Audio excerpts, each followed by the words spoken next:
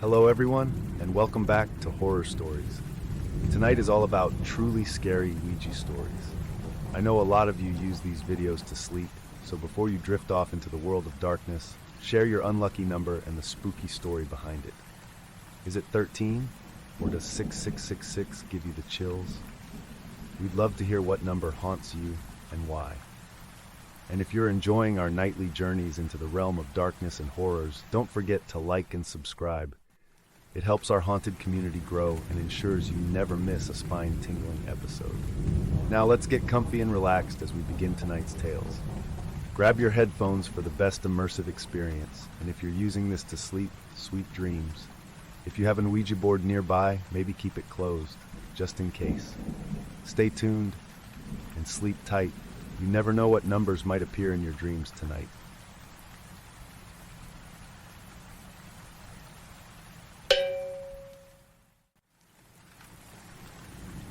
I can still hear the whispers at night, voices of the damned, trapped in an endless cycle of torment. It all started with a single foolish night. The storm outside was relentless, lightning crackling through the night sky and thunder rolling like an angry beast. It was the perfect setting for our adventure, or so we thought. The ancient manor loomed before us, an eerie silhouette against the storm's fury. Its windows were like dead eyes, watching, waiting. We were there to celebrate the end of our college years, a last hurrah before stepping into the adult world. There was me, Thomas, always the skeptic, brushing off ghost stories and superstitions. Sarah, with her wide eyes and insatiable curiosity, was enthralled by anything paranormal. Rachel's sharp wit often masked her own fears, while Mike, the rational thinker, considered it all a silly lark. Together, we decided on the mansion, driven by the thrill of the unknown and the storm that seemed to beckon us inside. The creaky door groaned in protest as we pushed it open, stepping into the decaying grandeur of the entrance hall. Dust particles floated in the air, disturbed by our intrusion. The mansion felt alive in its decay, every creak and groan echoing like a whisper of disapproval. "It's just a house," Mike said, his voice steady, though his eyes betrayed a hint of unease. Sarah spotted the attic door, a rope hanging like a forgotten piece of history. "Let's check up there. Maybe we'll find something interesting," she insisted, her enthusiasm infectious despite the growing tension. We followed her up the rickety stairs, our flashlights casting long, ghostly shadows. The attic was cluttered with the remnants of a bygone era, dusty trunks, broken furniture, and then near the back, an old, forgotten Ouija board. "Let's play," Sarah said, her eyes wide with a mix of excitement and trepidation. I laughed, shaking my head. "You really think this thing works?" "Only one way to find out," Rachel chimed in, though her attempt at bravado didn't quite mask her wariness. We gathered around the board, sitting cross-legged on the dusty attic floor, the storm outside an angry backdrop to our folly. Sarah lit a few candles, their flickering light creating dancing shadows that seemed almost alive. "Who's gonna start?" Mike asked, his doubt evident. "I will," Sarah declared, placing her fingers lightly on the planchette. We followed suit, forming a circle of intertwined fates. She took a deep breath, voice steady but eyes flicking nervously. "Is there anyone here with us?" The planchette moved slowly at first, a hesitant slide across the board. We watched in uncomfortable silence, laughter dying as the atmosphere shifted. "Whose idea was this again?" Rachel muttered, her voice a weak attempt to cut the tension. Then the planchette jerked sharply, spelling out a name. Caroline. I shivered involuntarily. "This is a joke, right? Who's moving it?" No one answered. The silence grew, thick and oppressive, as the planchette continued its erratic dance across the board. It spelled out more words, a series of confusing and deeply personal messages that gnawed at our nerves. DANGER. This is getting too real. We should stop. Mike's voice was shaking now, the calm facade completely shattered. But the planchette didn't stop. It kept spelling out things only we would know. Our deepest fears, our hidden traumas, the darkest corners of our souls. The room grew colder, our breath visible in the flickering candlelight. Sarah's face was pale, her fingers trembling. "What do you want?" she asked the board, her voice barely a whisper. RELEASE. The hair on the back of my neck stood up. Was this real? Could there be a spirit trapped, using us to find freedom? The thought was absurd, yet the fear was tangible, clawing at my rational mind. Suddenly, Sarah gasped, looking as if she had been struck. Her eyes rolled back and she collapsed, convulsing violently. We jumped to her side, the board forgotten as panic took over. "Sarah! Sarah, wake! Up!" I shouted, trying to hold her steady. Her eyes snapped open, wide and terrified, and she spoke with a voice that wasn't her own. "You mustn't leave. The cycle must continue. The whispers, the whispers." The room's temperature plunged. We dragged Sarah away from the board, the air thick with an oppressive, otherworldly presence.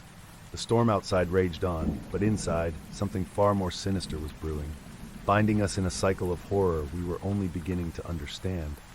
Sarah's eyes fluttered as she regained consciousness, but she looked more terrified than ever. "We need to end this," Mike said, his voice firm despite the tremor in his hands.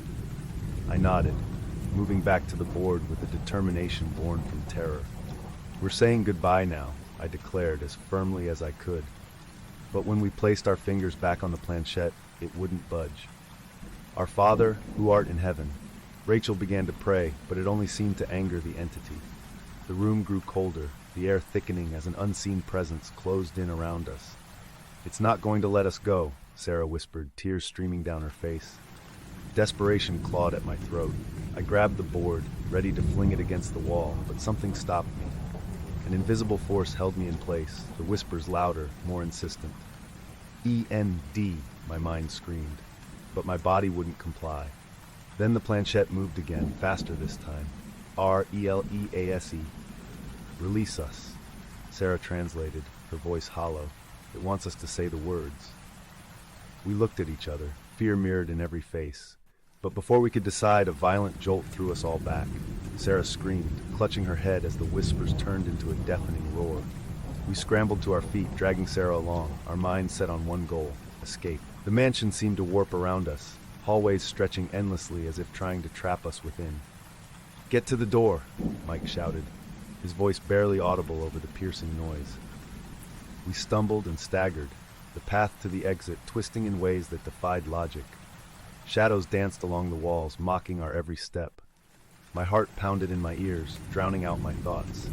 Finally, we burst through the front door into the cold night air, the storm's fury feeling almost a relief compared to the suffocating presence inside. We didn't stop running until we reached our cars, panting and wide-eyed, too shaken to speak. But the real horror followed us home. That night, and every night after, the whispers invaded our dreams, turning sleep into a torturous ordeal. We saw glimpses of the entity, a shadowy figure with eyes that bore into our souls, murmuring in tongues ancient and dreadful. Rachel started avoiding sleep altogether, her eyes haunted by exhaustion. "If I fall asleep, it wins," she said one day, her voice a broken whisper. Sarah's condition worsened. Her moments of clarity grew rare, her mind a battleground she couldn't escape. She rambled incoherently, eyes unfocused, as if perpetually caught in a nightmare. Mike, always the rational one, tried to research ways to break the curse, but his skepticism gave way to paranoia. He saw shadows where there were none, flinched at every whisper of the wind. And me, I could barely hold it together. The constant presence of the whispers, the never-ending torment, it all took a toll I couldn't measure. The worst part was the helplessness, knowing we had unleashed something we couldn't understand, let alone control. Sleep became a battleground where we fought night after night. I would wake up drenched in sweat, the echoes of the damned still reverberating in my ears. It felt like drowning in a sea of horror, gasping for breaths of sanity that never truly came. We tried to distance ourselves, but it made no difference. The entity had latched onto us, a parasite that fed off our fear. There was no escape, only moments of brief respite before the cycle began anew each night. God help us, we'd unleashed hell, and there was no way to put it back. Years slipped by, each one dragging us further into madness. Sarah remained in a coma, her body a shell devoid of the vibrant spirit she once had. Rachel moved away, attempting to restart her life, but it didn't help. The whispers found her, no matter where she hid. Mike, now a shadow of his former self, grew increasingly obsessed with breaking the curse. He spent his days buried in books and his nights in restless vigil, fending off the phantoms of his mind. And me, I felt an unshakable pull back to that mansion. The whispers morphed into a siren call, each night blending into a ceaseless plea to return.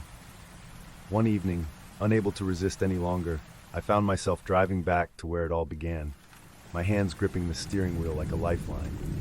The mansion loomed ahead, dark and foreboding, seemingly untouched by the passage of time. As I approached, an unsettling sense of déjà vu washed over me.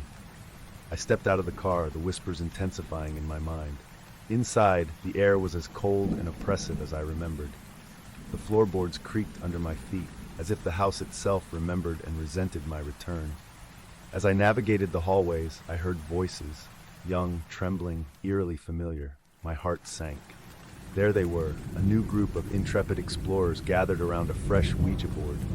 Fear and excitement warred on their faces, mirroring our expressions from that fateful night. I watched in horror as they placed their fingers on the planchette. "You need to stop," I called out, my voice trembling with urgency. They looked up, startled and confused. "Who are you?" one of them asked, a young woman with wide, terrified eyes. "I've been through this. You have to leave now. It's not a game." I stumbled towards them, each step feeling like wading through thick sludge. "No way, man. You're just trying to scare us," one of the guys scoffed, defiance masking his fear. Before I could argue, the planchette jerked to life. Their faces went pale as they spelled out R-E-L-E-A-S-E. Realization dawned with a chill that settled deep in my bones. The entity wasn't just tormenting us, it was drawing in new victims to sustain its grip on this world. The cycle was endless, feeding on fear and desperation. "Listen to me," I shouted, desperation edging my voice. "You don't know what you're dealing with. We unleashed something that won't let go. If you stay, you're all doomed." The room grew colder, the shadows lengthening, dancing more wildly. The young woman's eyes widened, and she looked at her friends with mounting terror. "I think he's right. This place, it feels wrong." The others hesitated, torn between pride and survival instincts. The whispers grew louder, a cacophony of doomed voices pleading and screaming. "Leave now, before it takes you too," I screamed, my voice raw with panic. They moved, driven by something more primal than logic. They gathered their things, the planchette still vibrating with an unseen force, and rushed towards the exit. I followed, every step syncing with the oppressive beat of the malevolent presence around us. Outside, the storm had calmed, but a weight still hung heavy in the air. They stood by their cars, breaths ragged, eyes wide with the realization of their narrow escape. What was that?" the young woman asked, tears streaking down her face. "A cycle of horror," I said, my voice hollow. "It never ends. Get as far away as you can, and never look back." I turned away, the whispers fading into a distant hum as they drove off. Alone, I faced the mansion, understanding the true horror at last.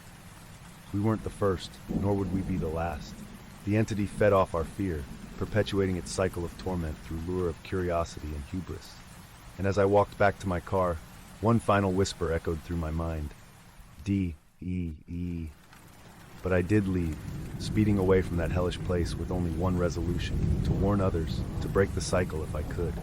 The whispers may follow, but I would refuse to listen. I owed it to Sarah, to Mike, to Rachel and myself, to whoever came next. If you've made it this far, the shadows have already begun to close in. Subscribe now to ensure you never miss a terrifying tale, and if you dare, hit the thanks button to buy me a cup of midnight brew. Your support keeps the nightmares flowing. Now brace yourself for our next story.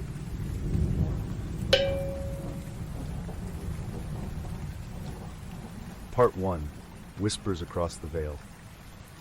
It was supposed to be a weekend of laughter and nostalgia. 5 old friends reuniting at a secluded cabin deep in the woods for our annual retreat. The air was crisp, tinged with the earthy scent of fall leaves, and the isolation promised a break from the relentless grind of city life.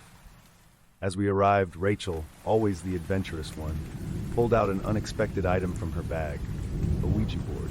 She had found it at an estate sale, she claimed, grinning ear to ear. The board was old, the letters and numbers faded, and the planchette looked worn from years of use. "We should totally use this tonight," Rachel suggested, her eyes sparkling with mischief. The rest of us chuckled, half-heartedly pretending to be scared, but there was a palpable sense of anticipation in the air. "You're kidding, right?" I smirked, giving her a skeptical look. "Come on, Ethan," she replied, nudging me playfully. "What's the worst that could happen?" I shrugged. "Fine, but don't expect me to take any of this seriously." That evening, as the sky darkened and the fireplace crackled, we gathered around the Ouija board. Rachel lit a few candles, their flickering flames dancing shadows across the walls. The atmosphere turned from cozy to eerie in a heartbeat. "Everybody ready?" Rachel's voice was a blend of excitement and caution. We all placed our fingers on the planchette. "Is there anyone here who wishes to communicate with us?" she asked. For a moment, nothing happened. The silence was thick, only punctuated by the crackling fire.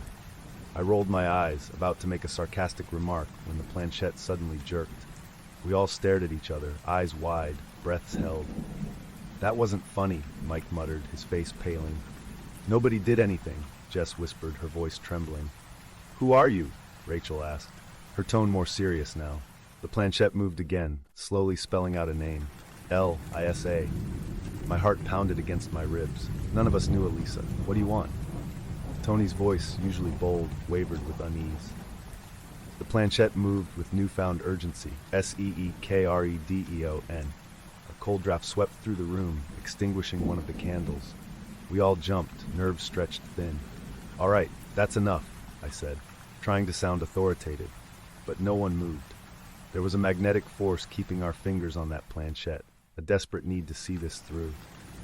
"How did you die?" Jess asked, her voice barely a whisper. There was a pause, and then the planchette moved again with a jolt. "B-E-T-R-A-Y-A-L.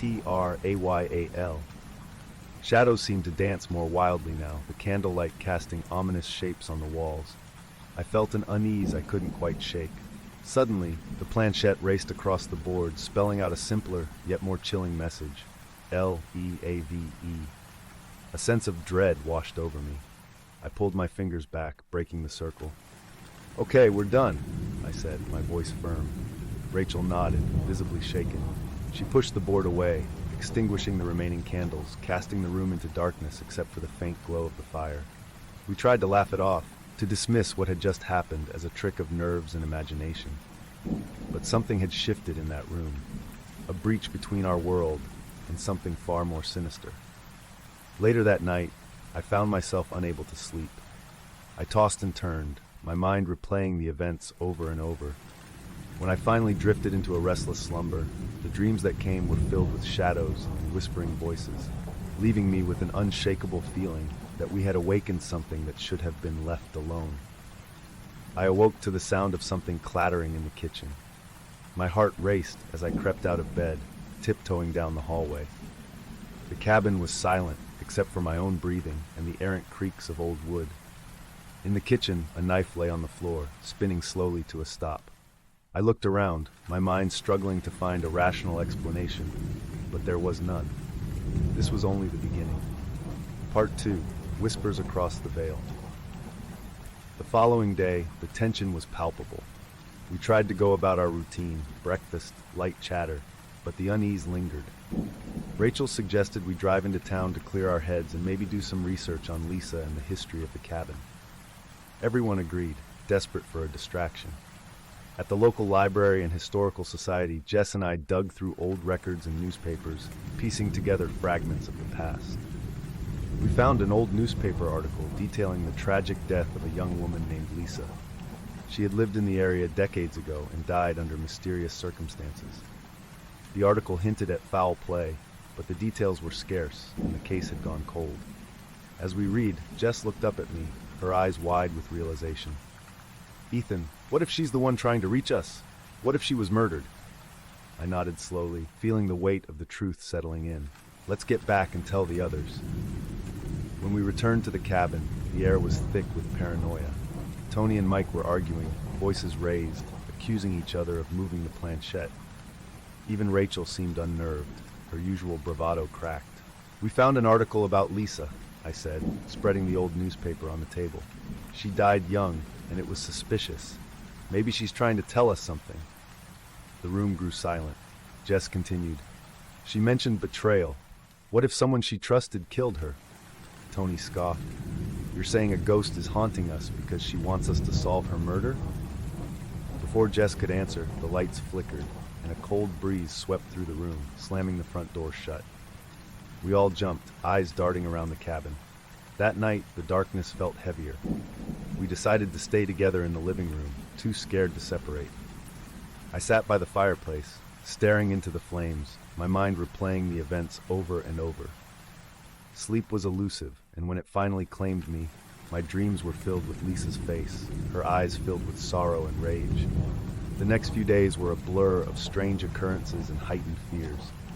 Rachel woke up with scratches on her arm, Jess heard whispering voices in her sleep, and Mike claimed he saw a shadowy figure moving through the woods. We were all on edge, our nerves fraying. Tony, in a bid to regain some semblance of control, decided to confront the spirit directly. One evening, he announced, "We're going to communicate with her again, find out what she wants." "Are you crazy?" I snapped. "Look at what's happening to us." "Do you have a better idea?" Tony shot back. His eyes were wide, desperate. Reluctantly, we gathered around the Ouija board once more. The planchette felt cold under our fingers, almost as if it had been left out in the frost. Rachel inhaled deeply and asked, "Lisa, are you here?" The planchette moved immediately, confirming her presence. We steadied our breaths, anticipation mingled with fear. "Why are you haunting us?" Jess asked, her voice barely audible. The response came quickly. "Torevealthetruth." A chill ran down my spine. Tony leaned forward, his jaw set. "What truth?" The planchette spelled out a message that made my blood run cold. TONYKNOWS. We all turned to Tony, whose face had gone ashen. "What is she talking about?" I demanded. Tony stammered, I don't know what she means." Rachel's eyes narrowed. "Tony, if you're hiding something, now's the time to come clean." Before Tony could respond, the room plunged into darkness, the temperature dropping suddenly. Panic set in, and we fumbled for flashlights and candles. When the lights flickered back on, we saw it on the wall above the fireplace. The letters were scrawled in what looked like soot or ash. LISA. The gravity of our situation hit us hard. The spirit was not just trying to communicate, it was manifesting its presence in our world. There was no denying it anymore. Tony had a connection to Lisa, and the spirit wouldn't rest until the truth was unearthed. Desperate to understand, I grabbed Tony by the arm and pulled him aside. "You need to tell us what you know. If you don't, this won't stop." Tony's eyes were wild with fear, but he nodded. "Okay, I'll tell you everything." Part 3, Whispers Across the Veil. We gathered around the fireplace, the flickering light casting eerie, dancing shadows on our faces. Tony took a deep breath, his voice trembling as he began. "When I was younger," he said, "I lived in this area. I had a friend, Lisa. She was kind, always helping others. One night, she confided in me about someone she trusted who hurt her. She was scared, didn't know what to do." Tony's eyes filled with regret. I didn't believe her, thought she was being dramatic. A few weeks later, she disappeared. Everyone assumed she ran away, but I always had this nagging feeling that something terrible happened. He paused, looking around at us. "I never told anyone because I thought it was my fault, if I had believed her." The room was silent, the weight of Tony's guilt hanging in the air. Jess's eyes softened, but there was no time for comfort. The room grew colder, and the Ouija board began to move on its own. The planchette spelled out a new message with deliberate slowness. TRUTH. Rachel shivered. "We need to help her." "But how?" I asked, frustration mingling with fear. "By acknowledging the truth," Tony said, his voice steadying. "We need to perform a ritual to give her peace. She needs to know she wasn't forgotten." Rachel nodded. "I remember reading about a ritual that could work. We need personal items, something that belonged to her, and something of Tony's to show repentance." We scrambled to collect what we needed. Tony still had an old bracelet Lisa had given him, a simple charm bracelet. It would have to do.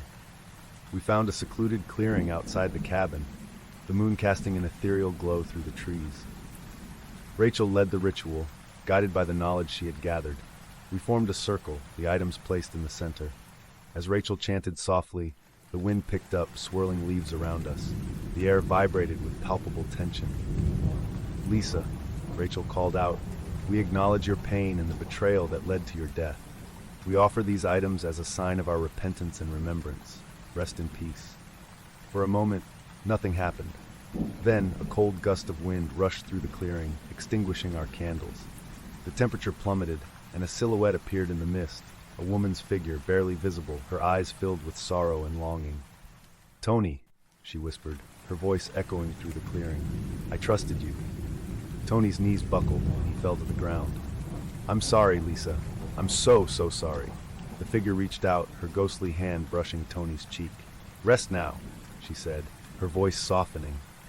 The wind stilled, and the figure began to dissipate, her presence fading into the night. We stood there in stunned silence, the realization of what we had witnessed sinking in. The oppressive weight that had hung around us lifted, leaving a profound sense of relief and sorrow. The next morning, we packed up and left the cabin. The events of the past few days etched into our memories. Relationships had shifted, the bonds between us tested and strengthened by the trauma we shared. Back in the city, I tried to resume my life, but things never returned to normal. The encounters with Lisa's spirit left an indelible mark. Nights were the hardest, shadows in the corners of my vision, whispering voices just beyond hearing. One evening, weeks after we returned, I found an old book in my apartment, one I had no memory of acquiring. I opened it, and there, on the inside cover, were the words, Bewarethth. A chill ran down my spine. Despite our efforts, the spirit's message lingered, a constant reminder of the night we had crossed the boundary between our world and the supernatural. I realized then that some truths are never truly put to rest, and the past can haunt us in ways we can never fully understand.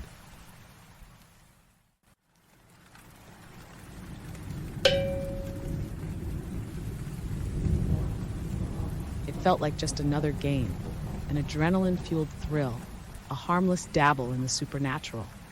But as the cold candlelight flickered in Jake's basement that stormy evening, the whispers from the Ouija board began to grow louder, promising an unsettling night ahead. 10 years ago, I was just 17, chasing shadows with my friends in Jake Summers' old basement. It was the beginning of summer, and a thunderstorm raged outside, making the night perfect for spooky adventures.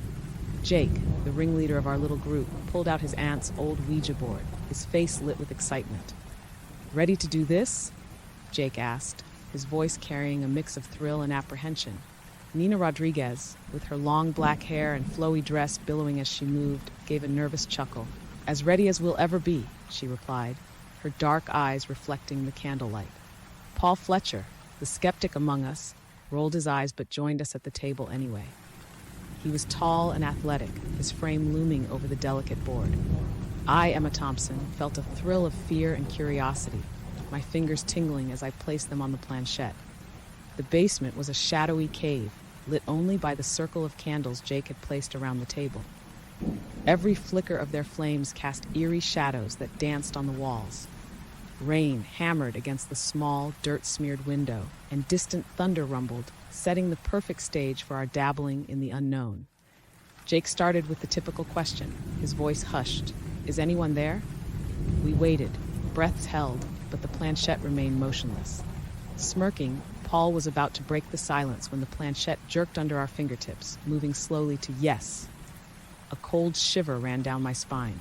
Nina's eyes widened, her voice barely above a whisper. "Who are you?" The planchette moved again, more steadily this time, spelling out a name that sent a shiver down our collective spines. Amarthiel. Amarthiel? Jake repeated, his voice betraying a hint of nervousness. "What do you want?" The planchette slid faster now, almost impatiently. "YOU." The air grew colder, our breaths turning to visible puffs of mist. Fear and excitement mingled in the thick, cold air. We exchanged glances, unsure of what to do next. The game had suddenly turned very real. "Should we keep going?" I asked, hearing the tremor in my own voice. "Yeah," Jake said, his determination masking his trepidation. "Let's see what it wants." "When will you leave us alone?" Paul asked, his skepticism starting to waver. The planchette didn't hesitate, spelling out another chilling phrase. WILLNEERLEAVE. That was when the candles flickered, their lights dancing violently before all went out, plunging us into darkness. We scrambled to our feet, bumping into each other, panic rising. "Jake, do something!" Nina cried out, her voice trembling. Jake found a flashlight and clicked it on, the beam cutting through the darkness to reveal our terrified faces. We were no longer naive teenagers seeking a thrill.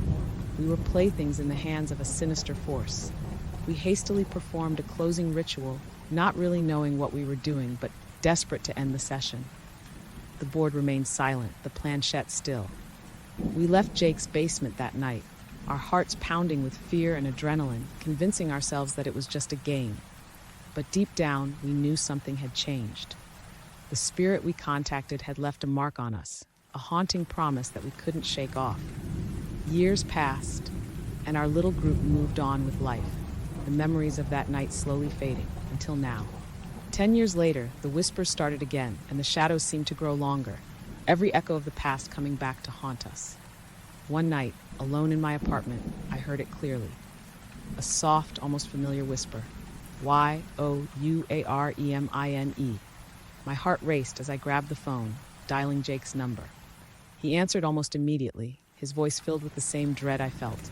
"Emma, it's happening again. We need to gather."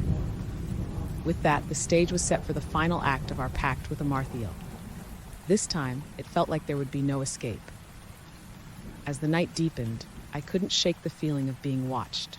Shadows moved in my peripheral vision, and a cold, suffocating presence seemed to linger just out of reach. Sleep was out of the question, and the night stretched on endlessly, filled with the sound of my own rapid heartbeat. The following day, I met up with Jake. His once vibrant blue eyes looked hollow, dark circles highlighting his exhaustion. "We have to bring Nina and Paul into this," he said, his voice resolute. Nina was the worst off. She had been in and out of psychiatric care, tormented by visions she refused to describe. When we visited her, her frail form seemed even more fragile. Her eyes darted around the room as if she could see the spirit lingering just outside our view. "It's still here," she murmured, clutching my hand so tightly that her nails dug into my skin. It never left. Paul, who had tried to forget that night with stubborn denial, was reluctantly drawn back into the fold. Despite his initial skepticism, the relentless insomnia he suffered had drained the color from his life. "I thought it was just a game," he muttered, running a hand through his disheveled hair. "I thought we were just being stupid kids." But the truth was undeniable now. The pact we made 10 years ago had bound us together in a way we never understood, and Amarthiel was coming to collect. That evening, with a sense of grim resignation, we gathered once more in Jake's basement. The atmosphere was oppressively heavy, the air almost electric with anticipation. It felt as if the storm from our past had returned, the howling wind and hammering rain echoing our rising dread. We placed the old Ouija board on the table, our fingers trembling as they touched the dusty planchette. The candles flickered ominously, casting twisted shadows that seemed to reach out towards us. Taking a deep breath, I asked the question that had haunted us for years. "Is anyone there?" The planchette moved immediately, forcefully, spelling out the response that froze my blood. Y-E-S. The air in the basement grew colder, the shadows lengthening and contorting as if they were alive. Our breaths became visible again, and the reality of our situation hit us like a freight train. We were no longer just playing with the supernatural. We were confronting a nightmare that had been waiting for a decade. "What do you want?" Jake asked, his voice steady but his eyes betraying his fear. The planchette moved so quickly it was hard to keep up. Y-O-U. And with that, the true horror of our situation became clear. This was no longer a game. It was a reckoning. The spirit we had summoned was here to claim what we had unknowingly promised. The candles flickered violently before snuffing out, plunging the room into an oppressive darkness. In the silence, we heard Nina start to sob, her fragile mental state unraveling further under the pressure. We scrambled for the flashlight, and when Jake finally managed to click it on, the beam cut through the darkness to reveal our terrified faces. The pact had come back to haunt us, and this time, we couldn't run away. The spirit had been patient, it had waited, and now it was time to collect. The real terror was just beginning. We knew we had to talk to Nina, as her torment had always seemed the most severe. The next day, Jake, Paul, and I drove to the psychiatric facility where Nina had been staying. The facility was bleak, its stark white walls and sterile halls amplifying the sense of despair. When we entered Nina's room, The sight of her frail form was heartbreaking. Her once lustrous black hair was now lifeless and tangled, her olive skin pale against the white sheets. She looked up at us with dark, haunted eyes, her hands trembling. "You came back," she whispered, her voice barely audible. "I knew you would." "Nina, we need to know what you've been seeing," I said softly, sitting on the edge of her bed. "We need your help to understand what's happening." She held my hand tightly, her grip surprisingly strong for someone so weak. "It's always there," she murmured, watching, whispering. "It won't leave us alone." Jake leaned in, his voice gentle but urgent. "Nina, what did it say? What did Amarthiel tell you?" She closed her eyes, tears streaming down her cheeks. "He wants us. He wants our souls for the pact. We have to go back to the basement. It's the only way." Her words sent a shiver down my spine. The basement. The place where it all began, and the place where it would all end. We had no choice. We had to confront Amarthiel and face the consequences of our actions. We brought Nina back to Jake's house, supporting her frail form as we descended into the basement. The air was colder than ever, an icy chill that seeped into our bones. The Ouija board was still on the table, the planchette waiting, almost as if it knew we would return. As we gathered around the table, Nina's eyes darted nervously around the room. "He's here," she whispered. "I can feel him." The planchette began to move on its own, spelling out a word that made my blood run cold. P-A-C-T. "What does that mean?" Paul asked, his voice shaking. "What is this pact?" The planchette continued to move, spelling out another chilling message. B-I-N-D. Nina started to tremble, her eyes rolling back as she screamed, "No, no, please leave us alone." Jake and I held her down, trying to keep her calm, but the temperature in the room dropped even further. Our breaths were visible, and the shadows in the corners seemed to grow, creeping closer. "We need to know what he wants," Jake shouted, his voice barely audible over Nina's screams. The planchette moved with frightening speed, spelling out a final message. Y-O-U-R-T-I-E-I-S-U-P. Suddenly, the room went silent, the candles snuffed out, and we were plunged into darkness once more.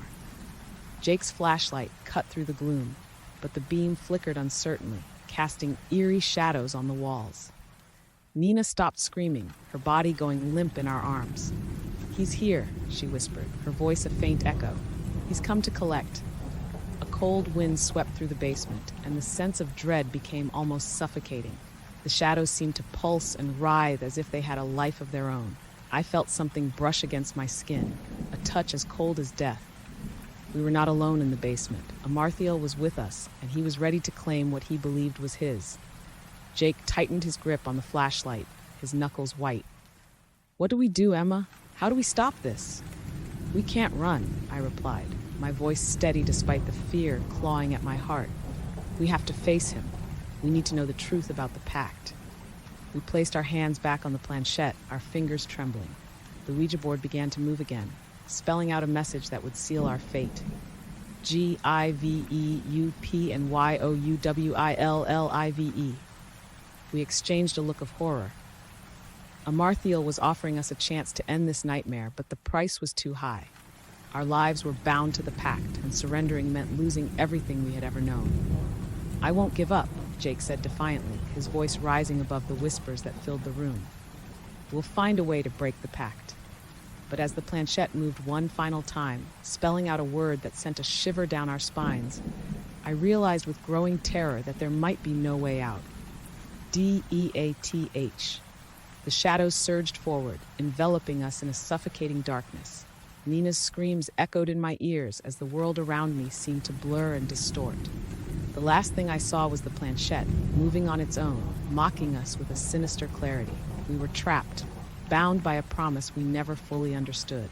And now, the spirit we had summoned 10 years ago was ready to collect its due. The oppressive darkness was suffocating, and I struggled to maintain my grip on reality. The air was so thick with cold that I could barely breathe. Nina's screams had subsided into haunting echoes, leaving the basement eerily silent. Jake's flashlight flickered and then died, plunging us into absolute darkness. "We need to find the candles," he said, his voice barely more than a whisper, filled with determination and fear. I fumbled blindly in the dark, my hands trembling as I searched for a match. My fingers brushed against the rough texture of the matchbox, and I quickly struck a match, the small flame casting an ephemeral circle of light around us. We managed to light the candles, their flickering flames barely holding back the darkness.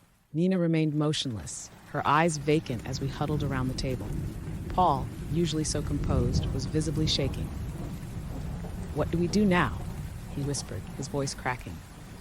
I picked up the voice recorder, my fingers shaking, and spoke into it in a trembling voice. "We're here in Jake's basement, trying to confront the spirit of Amarthiel. We've just received a message that our time is up. If anyone listens to this, know that we tried to break the pact, but the spirit is powerful. We can't seem to escape it." As I set down the recorder, a sudden bone-chilling wind blew through the basement, extinguishing the candles once more. We were plunged back into darkness, but this time an icy hand gripped my wrist. I gasped, feeling the cold seep into my bones. "He's here," Nina whispered, her voice echoing in the darkness. "He's going to take us." Jake's voice cut through the fear. "We need to stand together. We can't let him take us one by one." Just as he finished speaking, the darkness seemed to come alive. Shadows crept along the walls, extending ethereal tendrils that wrapped around Jake's leg. He struggled, trying to kick them off, but they held firm. "I won't let him take me," he shouted, desperation coloring his voice. In a moment of panic, Paul ran towards the basement stairs. But as he reached the steps, something yanked him back into the shadows. His scream was abruptly cut off, leaving only a chilling silence. With Jake fighting the shadows and Paul taken, I knew I was next. The air grew colder, and I could feel the malevolent presence closing in. I reached out, grabbing hold of Jake's hand. "We have to do this together," I yelled, trying to keep my voice steady. Jake nodded, his face set in a grim determination. "Emma, whatever happens, don't give up." We both placed our free hands back on the planchette, the one link we had to the spirit. The board moved once more, slowly, deliberately, spelling out a final message, SOULSMIN. The darkness surged forward, wrapping around us like a cloak. Jake's hand was ripped from mine, and his fading scream reverberated through the basement. I felt myself being pulled into the cold void, my grip on reality slipping. In the final moments, I managed to grab the voice recorder and spoke into it with my last ounce of strength. "I'm Emma Thompson. We tried to break free, but Amarthiel is too strong. This is not a game. If you find this recording, please don't make the same mistake." As my consciousness faded, I felt the icy grip tighten around me. The last thing I saw was the flickering light of the recorder, then nothing but darkness. I finished my tale, staring into the empty basement, realizing I was entirely alone. The weight of what had happened pressed down on me, the silence more deafening than any scream. I could feel the cold breath of the spirit on my neck, but I refused to give in to the fear. For now, I had to leave this record as a warning. With shaking hands, I set the voice recorder on the table and whispered, "This is Emma Thompson's final warning. He's still here, and he's coming for you." I stood slowly, feeling the presence looming over me. Step by step, I made my way up the basement stairs, each creak underfoot echoing like a death knell. As I reached the top, I turned back one last time. The basement was a void of darkness, and I knew in my heart that I would never truly escape. But maybe, just maybe, someone could learn from our folly and avoid the fate that awaited us. As I closed the door behind me, I heard the final chilling whisper of Amarthiel, Orenext. Terrified but resolved, I left the house, knowing that my story was no longer just a memory. It was a dire warning.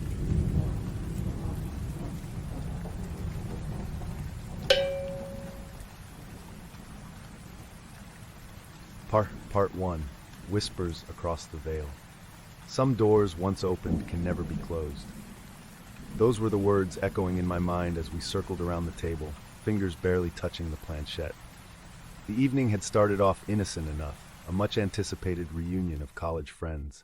We gathered at Liz's remote cabin, seeking to relive old memories and laugh about the good times. Liz, always the spiritual one, had brought out her prized possession, a Ouija board. It was something she claimed had been passed down through generations, brimming with stories of ghostly encounters. As the eternal skeptic, I couldn't help but roll my eyes. Spirits, ghosts, all figments of overactive imaginations. But Liz insisted, and being the loyal friend, I agreed to play along. The cabin, dimly lit by flickering candles, created an aura that was both cozy and eerie. Liz positioned the board in the center of an old wooden table as we took our seats. Me on one side, Liz directly across, and Scott to my right, with two other friends completing the circle. Nervous giggles and whispered jests filled the air as Liz closed her eyes and took a deep breath. "Is anyone there?" Liz asked in a soft, almost reverent tone. For a while, nothing happened. I grinned, about to make a sarcastic comment, when I felt it, slight resistance under our fingers. The planchette moved, ever so slowly but deliberately. My heart skipped a beat as we watched it glide across the board. Yes, a collective hush fell over the room. My eyes darted around the table, trying to catch someone in the act, but everyone seemed just as bewildered. Liz's voice wavered slightly as she asked, "Who are we speaking to?" The planchette shifted beneath our fingertips once more, drawing out each letter with deliberate force. A-N-T-O-N. Liz's face blanched. "That was my grandfather's name," she whispered, her voice tight with something that could only be described as fear. The atmosphere grew heavier, the air thick with a tense anticipation. "Anton, are you my grandfather?" Liz questioned, her fingers trembling. The planchette zipped across the board so forcefully it nearly tipped over. No. A chill crept down my spine. Whoever, or whatever, was communicating with us. It wasn't her grandfather. We should have stopped then, but curiosity and fear compelled us to continue. "What do you want?" Scott asked, his voice barely steady. The planchette moved once again, spelling out its chilling message. S-O-U-L-S. Panic set our nerves alight. "We need to stop this," Liz muttered, her voice urgent, trembling. We attempted to close the session, but the planchette wouldn't move to the corner. It was as though an invisible force was holding it down, refusing to let go. After what felt like an eternity, the planchette finally released, and the room plunged into an oppressive silence. We scattered from the table, breaths shaky, hearts pounding. The night didn't end with the session. The spirits, or whatever we had contacted, weren't satisfied. Each of us left with a lingering dread, and in the weeks that followed, that dread only grew. Strange occurrences began to unfold, subtle at first, like shadows flitting at the edge of my vision or whispers that seemed to emanate from empty corners. But soon, the hauntings became undeniable. Objects in my apartment moved on their own, doors creaked open in the dead of night, and the whispering grew louder, more insistent. One night, as I lay in my bed, teetering on the edge of sleep, I felt it. A cold breath against my ear, followed by a voice that seemed to reverberate within my very soul. Y-O-U-B-E-L-O-N-G-T-T-O-U-S-N-O-W. I sat up with a start, drenched in sweat, heart racing. The room was empty, but I knew then that the spirit had followed me home. Part 2. Whispers Across the Veil. The following week was a blur of restless nights and inexplicable occurrences. I couldn't shake the feeling of being watched, and the whispers became more frequent, more intense. It felt like the spirit was toying with me, savoring my growing fear. One night, as I was sitting in my living room trying to distract myself with some work, I heard the unmistakable sound of footsteps echoing through my apartment. My heart pounded as I stood up, the shadows on the walls seeming to stretch and warp in the dim light. I clenched my fists, moving cautiously towards the hallway. Suddenly, a picture frame flew off the wall, crashing to the floor. The whispered voices filled the space around me, suffocating in their intensity. Y-O-U-C-A-N-N-O-T-E-S-C-A-P-E. I froze, the cold chill of terror rooting me to the spot. It felt like invisible eyes were boring into my very soul. The next day, I received a frantic call from Scott. He was agitated, his voice trembling over the phone. "Marcus, something's happening," he said. "My tools, they're moving on their own. It's like someone's here with me, trying to hurt me." I drove to his workshop, unease growing with each passing mile. As I arrived, I saw the disarray, the tools scattered across the floor, drawers pulled open, evidence of a struggle. Scott looked pale, his eyes wide with fear. "It started small," he explained, rubbing his temples as if the act could erase what he'd witnessed. "First, tools went missing, then they flew off the walls. Yesterday, a wrench came at me, missed by inches." We stood there in silence for a moment, the weight of our mutual torment hanging heavy in the air. I knew then that whatever entity we had contacted wasn't just playing games, it meant to harm us.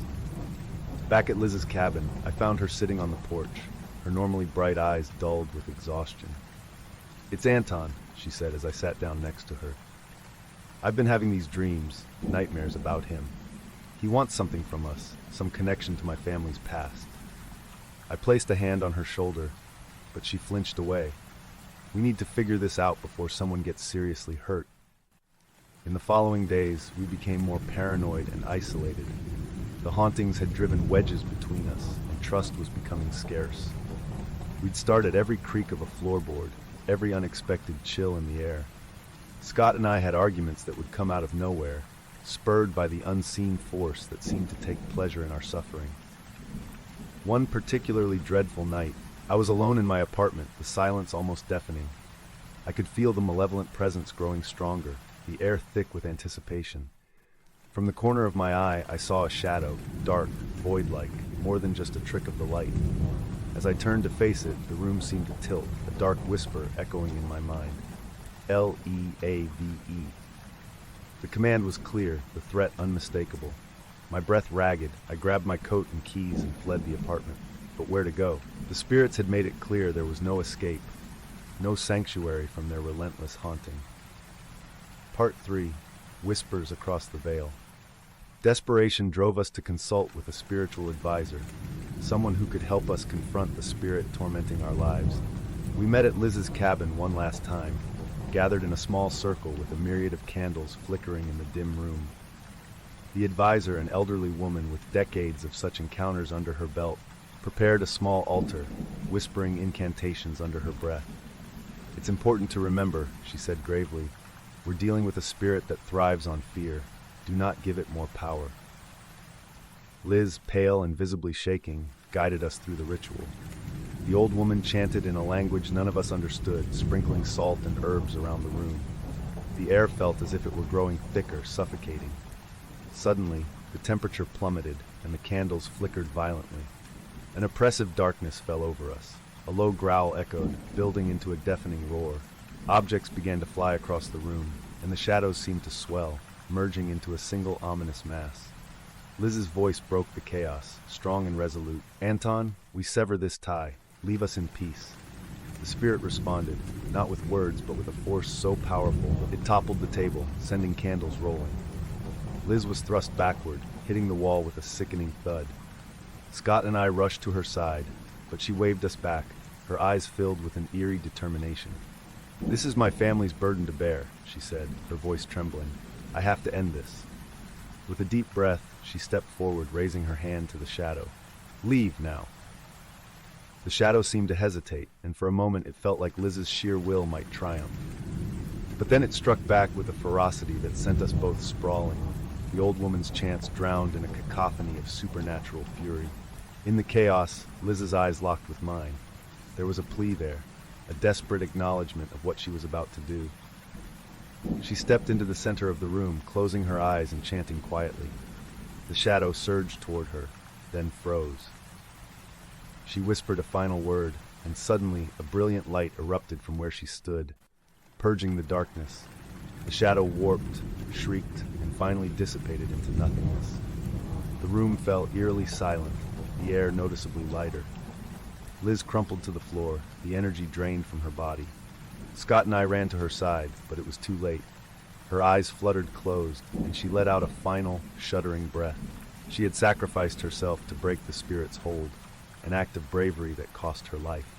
Weeks passed, and though the terror seemed to have abated, the scars it left on us were permanent. Scott and I met occasionally, both haunted by our own lingering fears and guilt. My apartment felt quieter, but no less unsettling. The whispers were gone, but the memory of them remained, a constant reminder of the horror we'd endured. Every night, as I lay in bed, I could still hear the faintest echo of that terrible night. Candles flicker in the corner of my eye, and shadows seem a little darker than they should be. The fear never truly left. It just settled deeper inside me, a permanent fixture of my psyche. And sometimes in the dead of night I still hear a faint whisper, almost tender but unbearably chilling. "You belong to us forever." The nightmare continues, subtle but unending. The spirit was cast out, but its mark remains indelible. Some doors, once opened, can never be closed.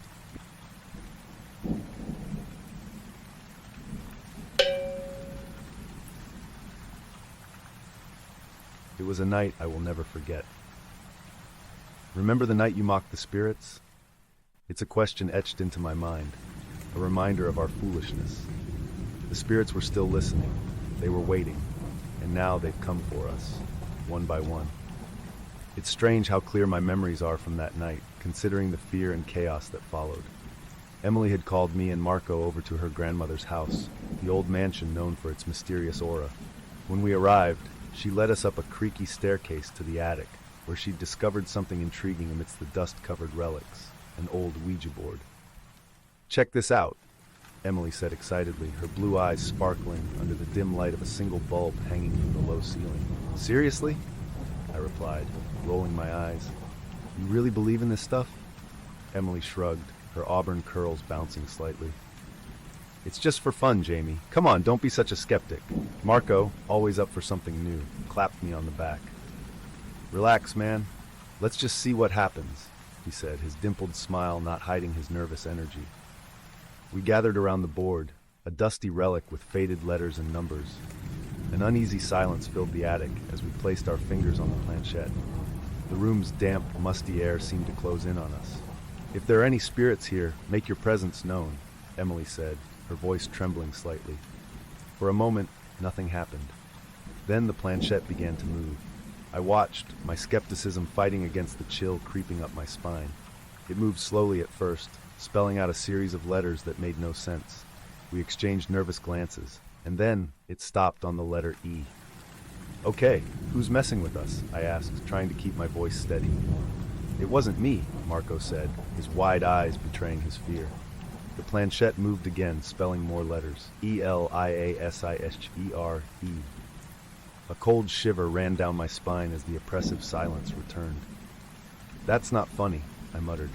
I didn't know why, but deep down I felt that I had to defy it.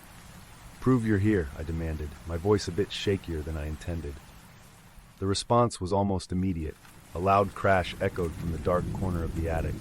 We jumped, hearts pounding, eyes straining to see through the shadows. The single bulb flickered ominously. "What was that?" Emily whispered, clutching Marco's arm. None of us dared to move. The silence felt like it was pressing in on us from all sides, as if the attic itself was holding its breath. A faint whispering sound started to permeate the room, growing louder and more agitated. We decided then that it was best to put the board away. As we hurried to leave the attic, I couldn't shake the feeling that something was watching us. Emily, Marco, and I exchanged forced laughs, trying to shake off the fear as we descended the creaky stairs. But none of us mentioned what the board had spelled out. A few days later, small things started to happen. It began with minor, easily dismissible events. The creaking of floorboards in our homes, cold drafts on otherwise warm days, familiar smells from the past suddenly filling a room. One evening, Emily called us over again. We sat in her backyard, the chilled autumn air crisp with the scent of fallen leaves. She looked visibly shaken. "Guys, remember what the board said?" "The name?" she asked, her voice unsteady. Marco and I nodded.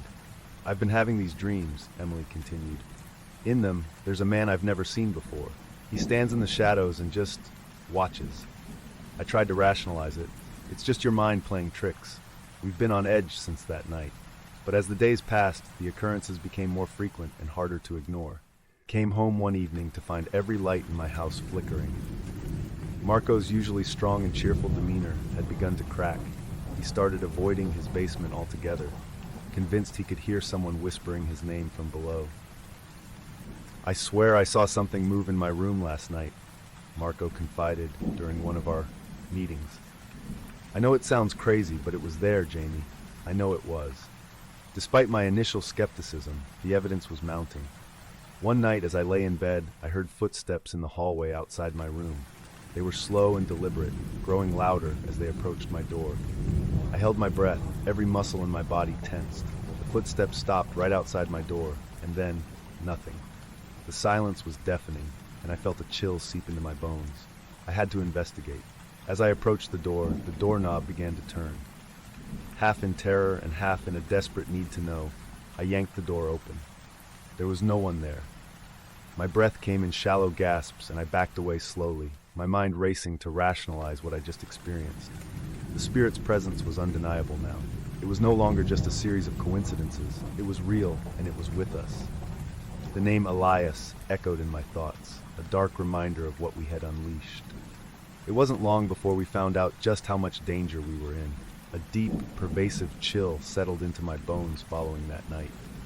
It was as if the very air around us had changed, charged with an uncomfortable heaviness that made the hairs on the back of my neck stand up. Emily called us over again. Her eyes were tired, underscored with dark circles, and her normally vibrant demeanor had dulled.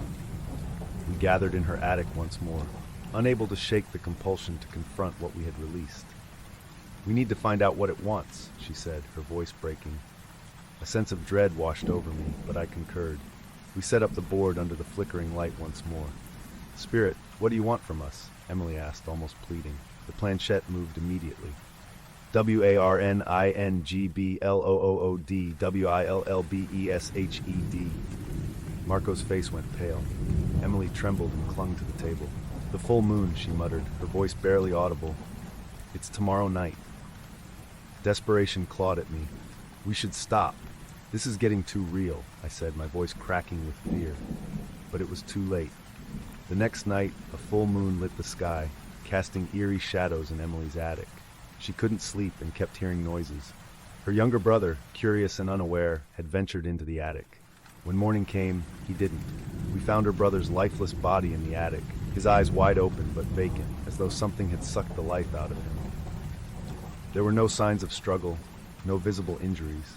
He simply ceased to be. The police arrived, flashing lights and curious neighbors, but they found no answers. The family was shattered, and Emily was inconsolable. We were haunted not just by the memories of what happened, but by our role in the horror unfolding around us. The once tight-knit bond among us began to fray. Emily withdrew, consumed by grief and guilt, while Marco became paranoid, convinced that something malevolent was following him. As for me, my once firm disbelief in the supernatural crumbled beneath the weight of the undeniable. Supernatural occurrences escalated. Objects in our homes moved on their own, doors slammed without reason, and cold spots materialized in otherwise warm rooms. Each night I heard whispers, soft, hissing voices that seemed to come from nowhere and everywhere at once. They repeated the same phrase, driving me to the brink of madness. REMMBERTHEPACT.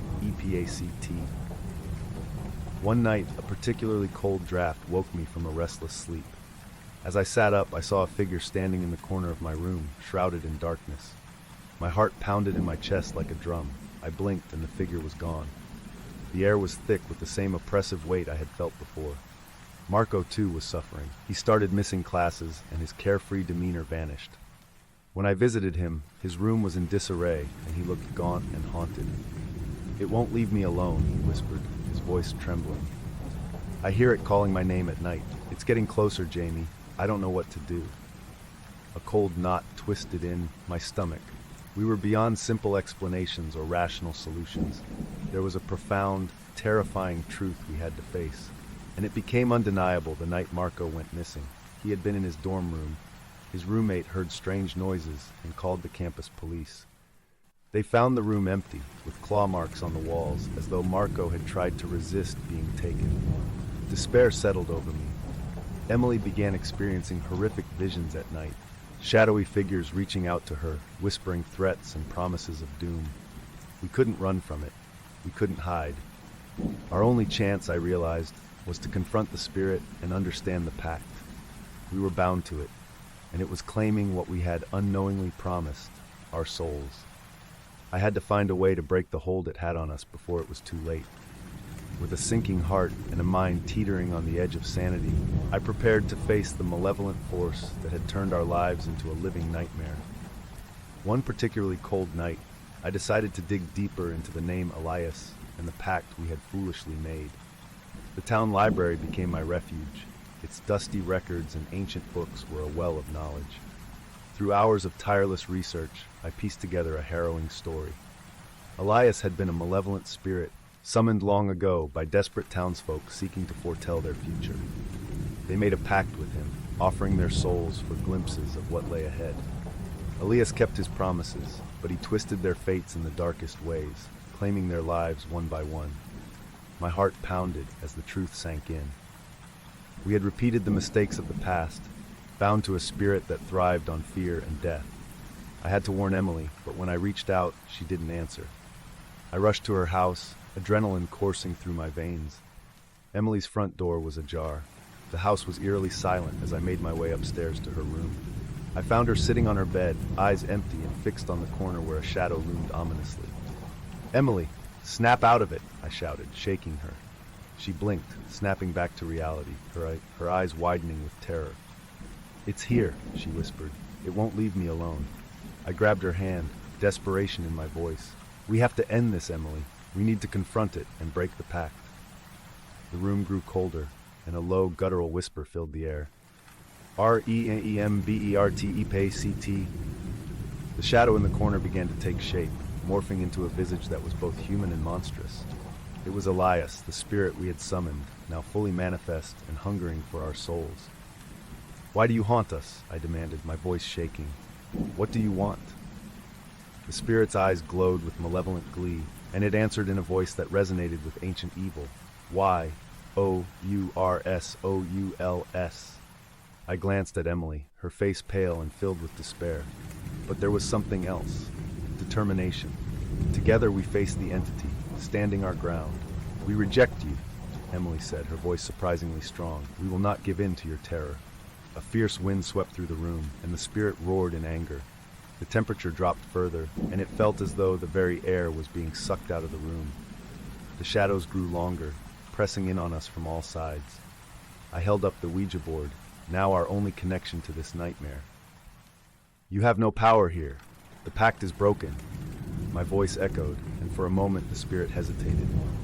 The room seemed to hold its breath, and I could feel the tension in the air. With a final, defiant roar, the spirit lunged at us, but a blinding light burst forth from the Ouija board, enveloping the room. The spirit screamed, a sound that reverberated with centuries of anguish before it was pulled back into the board, which shattered into pieces. The oppressive weight lifted immediately, and the cold dissipated. Emily and I collapsed onto the floor, exhausted but relieved. The nightmare was finally over.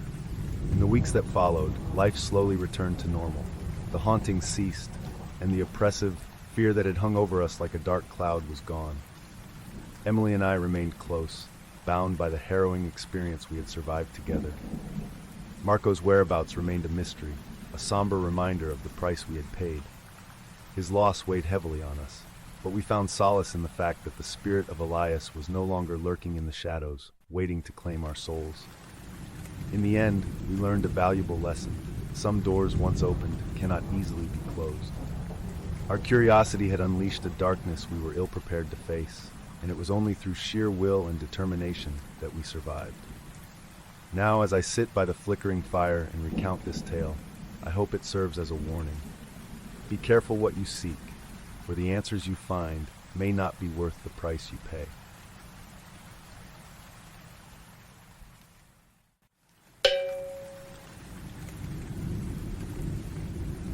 Not Part 1, The First Contact. Some doors should never be opened. It was a simple session to contact my sister Emma, or so we thought. Instead, we unleashed something sinister, something that feeds on our grief and fear.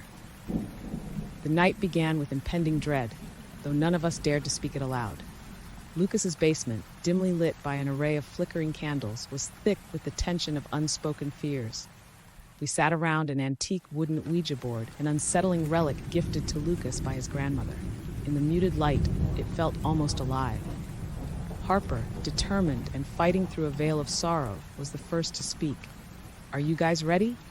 Her voice trembled slightly, a mixture of hope and trepidation.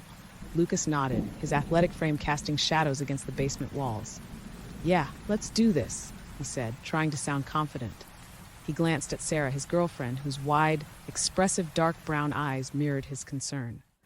Jason, Sarah's brother and the skeptic among us, smirked.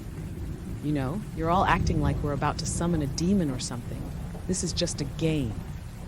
Ignoring Jason's sarcasm, Harper took a deep breath and gently placed her fingers on the planchette. One by one, the others followed, the cold wood a stark contrast to the warmth of their skin. "Emma, are you there?" Harper's voice broke the silence. filled with a desperate urgency. For a moment, nothing happened. Then the candles flickered as if an unseen breath had passed through the room. The planchette began to move, ever so slightly at first, then with a newfound speed. H-E-L-L, Harper's heart raced. "Emma, it's me, Harper. Are you okay?" The planchette moved again, this time more forcefully. The air seemed to grow colder, shadows lengthening on the walls. E-M-M-A. The planchette circled back to the middle of the board. Harper's eyes welled with tears, a mix of relief and sorrow. "Emma, it's really you. I miss you so much." Suddenly, the planchette jerked violently beneath their fingers. It moved with a life of its own, drawing erratic paths across the board. N-O-T-M-M. A chill ran down Harper's spine. The room seemed to hum with a menacing energy. Lucas's grip tightened on the planchette, and Sarah clutched her chest, her anxiety palpable. Jason's smirk faded, replaced with a look of bewildered confusion. "Who are you?" Harper's voice trembled, the fear creeping in. The board spelled another message, deliberate and slow. W-A-T-C-H-I-N-G. "What do you want from us?" Lucas demanded, his voice breaking through the growing tension. There was no immediate answer. Instead, the room grew colder still, the candles flickering more violently, as if threatened by an unseen gale. Shadows seemed to dance with malicious intent, whispering secrets in the language of dread. Harper stared at the board, a sinking feeling lodging itself in her gut. She felt as though they had crossed a line, one that shouldn't have been breached. Emma's fragile presence was replaced by something far darker, feeding on their collective fear and sorrow. The next few days were filled with an unsettling quiet. Harper found herself unable to sleep, each creak of her old house sounding like footsteps of an unseen watcher. She spent hours in Emma's room, searching for some clue, some reassurance that her sister was still at peace. One evening, while riffling through Emma's old desk drawers, she found a weathered, leather-bound journal. She opened it to reveal pages filled with Emma's neat handwriting, detailing her experiments with the occult and dark practices. Emma's words were an eerie echo of their recent encounter, warnings of a malevolent presence, accidentally summoned and now bound to Harper's grief. Harper felt a cold sweat form on her brow as she read, the sense of foreboding growing stronger. She needed to know more, needed to understand what they had awakened. She called Lucas, desperate for support. "Lucas, you need to come over. I found something." "Something Emma left behind," she said, her voice tinged with urgency. Lucas arrived within the hour, his concern etched on his face. Harper showed him the journal. "Emma knew," she said. "She knew about the spirit. We have to find a way to stop it." They spent hours poring over the journal. Emma had left intricate descriptions of rituals and protective measures, along with chilling accounts of her own experiences. As they read, the room around them seemed to darken, the air growing heavier with each passing minute. Suddenly, a loud crash echoed from the hallway. Lucas and Harper froze. The sound of footsteps, barely more than a whisper, approached Emma's room. The door creaked open slightly, revealing nothing but an unnervingly empty corridor. "We need to end this," Lucas said, his voice a determined whisper, "before it gets worse." In the coming days, Harper's determination grew. She knew they had to reunite the group and face the entity together, guided by Emma's journal. What they had summoned wouldn't leave them in peace, not until they found a way to banish it for good. The weight of what lay ahead was heavy, but Harper felt a spark of hope. She held on to Emma's journal like a lifeline, the pages a bridge between the sister she missed and the dark force they had to defeat. Little did she know, the worst was yet to come. Part 2. The rising tension. Days turned to weeks after that fateful night, but the entity's presence lingered like a dark cloud. Each of us dealt with it differently. Sarah had become a bundle of nerves, jumping at the slightest sound. One evening, she confided in me at her apartment. The normally cozy space felt oppressive, the air thick with an unseen weight. "I'm seeing things, Harper," she whispered, eyes darting around the room. Shadows that move, voices when no one's around. I placed a reassuring hand on her shoulder. "You're not losing your mind, Sarah. I've read Emma's journal. We need to get to the bottom of this together." Jason, on the other hand, dove into books and online forums, determined to find a rational explanation. Harper visited him one evening, His study was cluttered with papers, open laptops, and stacks of old tomes. The usually confident skeptic looked worn, his eyes bloodshot from sleepless nights. "There has to be a scientific reason for all this," Jason muttered, flipping through yet another old book. "Electromagnetic fields, psychological phenomena, something." "Jason, I know you want to understand this logically," Harper replied, showing him Emma's journal. "But we have to consider the possibility that this is real. We need your help with the rituals." Jason hesitated, taken aback by the sincerity and fear in Harper's eyes. "All right," he finally said. "I'll help, but I still think there's a logical explanation." As for Lucas, he remained a steady presence, doing his best to keep everyone's spirits up, but even he couldn't hide the strain forever. Harper caught him one night, staring at the scratches on his walls, messages etched by unseen hands. WATCHING. One particularly harrowing night, the group gathered at Harper's house. They sat in the living room, the air thick with a mix of fear and determination. They had decided to confront the entity head-on. Harper set up the room with protective symbols from Emma's journal. Candles were placed strategically in a circle, their flames flickering uncertainly. "All right, we need to all be fully committed to this," Harper said, her voice a mix of authority and fear. This could get dangerous. Lucas, Sarah, and Jason nodded, their resolve hardening. They joined hands around the circle, their eyes locked in silent agreement. As they began the chant, guided by the words in the journal, the room's temperature dropped sharply. A cold wind circled them, unnoticed drafts stirring the flames till they shivered and cast dancing shadows on the walls. The air seemed to crackle with tension, every breath a struggle against the unseen pressure. Jason's skepticism wavered as the symbols on the floor began to glow faintly, a visual affirmation of the dark presence they were calling forth. Harper, fighting through rising panic, continued to chant, her voice growing stronger with each passing verse. Then it happened.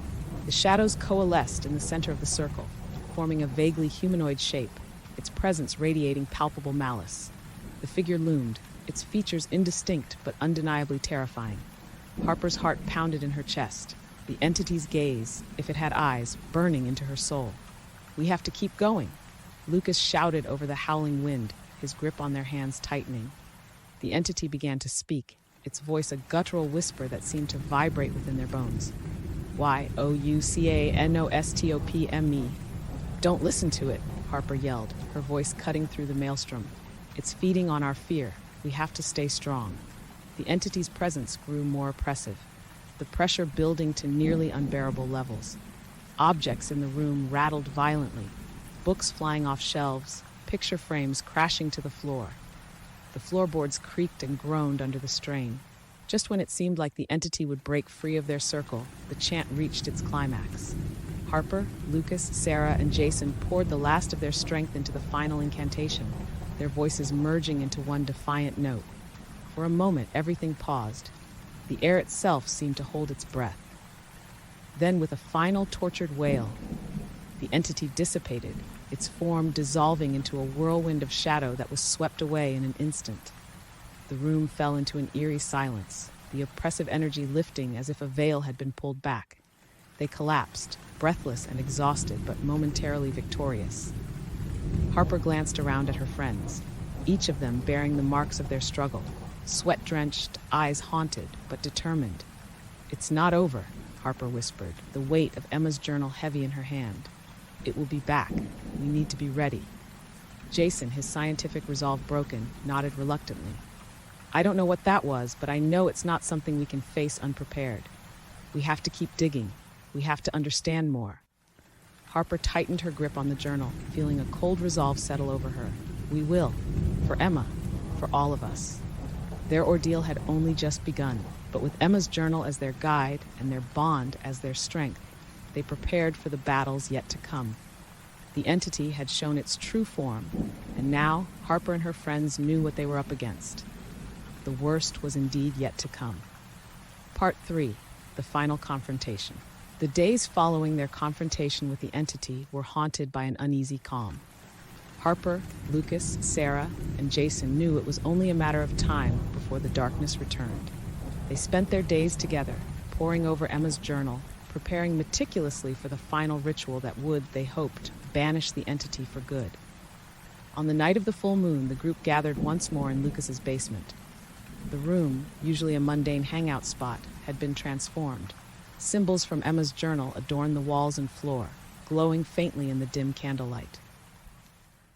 "We're doing this tonight," Harper announced, her voice steady but tinged with fear. "We need to perform the final banishing ritual." The group assembled in a tight circle, their faces resolute. Each held an object of personal significance to Emma, a cherished photograph, a piece of jewelry, a book she loved. Harper held the journal close, its pages filled with the weight of her sister's dire warnings and last words. Taking a deep breath, Harper began to chant the incantation, her voice clear and unwavering.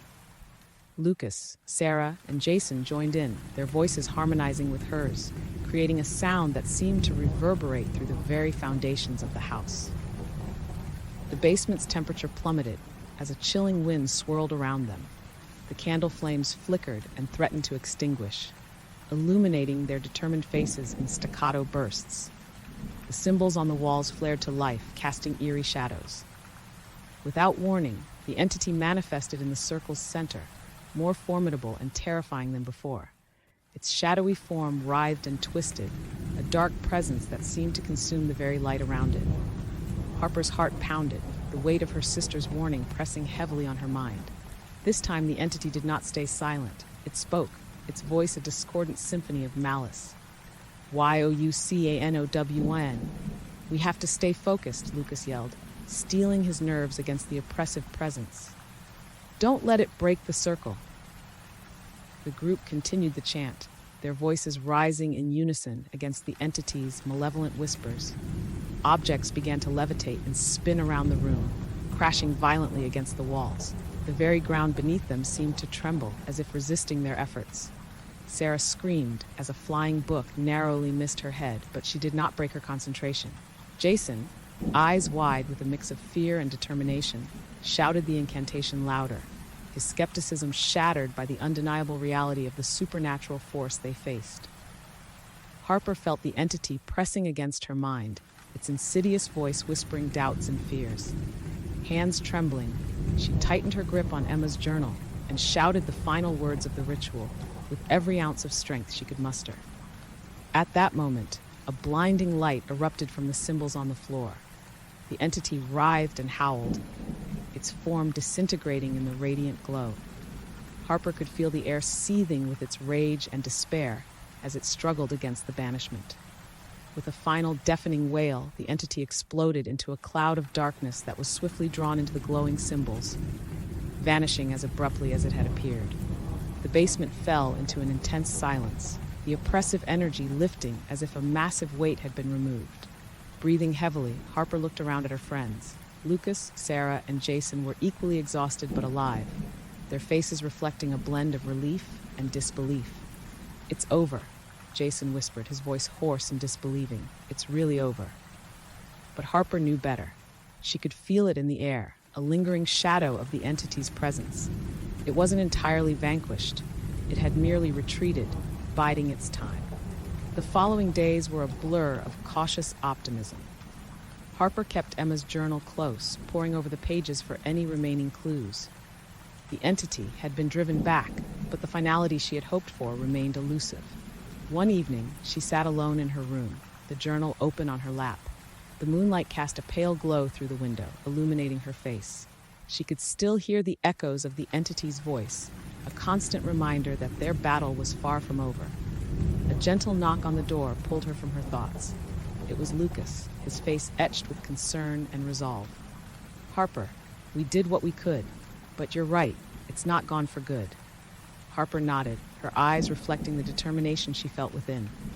"I know, but we're stronger now. We faced it together, and we can do it again if we have to." Lucas smiled weakly and sat beside her. "We'll be ready, no matter what it takes." As they sat in the quiet room, Harper felt a strange sense of peace. The entity's shadow still loomed over them, a sinister reminder of the darkness they had unleashed. But with Emma's journal as their guide and their unwavering bond as their strength, they knew they were not alone. It was a small comfort, but a vital one. The entity might return, but so would they, more prepared, more determined. The worst was yet to come, but they faced the unknown together. As Harper closed the journal for the night, she whispered a silent promise to her sister and to herself. They would be ready. For whatever came next, they would be ready.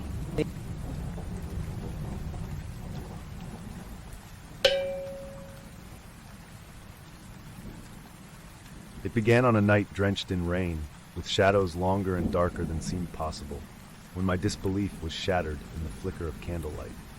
The storm outside was relentless, a cacophony of rain pelting against the windows and wind howling through the trees. Claire's house, with its old wooden beams and creaky floors, seemed to groan with every gust, as if protesting our presence. It was the perfect setting for what should have been a harmless game, only it turned out to be anything but. "Come on, James," Claire teased, her hazel eyes glinting in the candlelight. "Don't tell me you're scared?" I rolled my eyes, leaning back in the worn-out armchair. "Scared? Hardly. Just don't see the point in talking to furniture."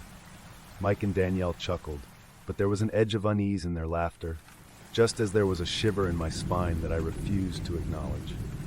Claire, ever the enthusiast of the bizarre, had promised us a night we wouldn't forget. She wasn't kidding. The Ouija board sat in the middle of the coffee table, surrounded by flickering candles that cast dancing shadows around the room. Claire, with her long curls tied back and her fingers adorned with rings and crystals, took her spot on one side of the board. "Just humor me, okay?" she said, her voice losing its teasing tone and taking on a note of sincerity. "If nothing happens, you can all say, 'I told you so,' in the morning." Mike, ever the thrill-seeker, with his scruffy blonde hair and green eyes, was the first to place his fingers on the planchette. Danielle followed, her petite frame shivering slightly despite the warmth of the room. I remained obstinate until Claire's pleading eyes finally wore me down. With a sigh, I joined them, placing my fingertips lightly on the heart-shaped piece of wood. "Is there anyone here who wishes to speak with us?" Claire intoned, her voice steady. For a moment, nothing happened, and I was prepared to give her hell for convincing me to join this ridiculous seance. But then, the air in the room seemed to chill. It wasn't a sharp drop, just a subtle shift, enough to raise goosebumps on my arms. And then the planchette moved. Mike's playful grin faded, replaced by a furrowed brow. Danielle's breath hitched. Claire's eyes widened with a mixture of fear and excitement. "No way," Mike murmured. "Who's messing around?" "Not me," Danielle whispered, her voice barely audible.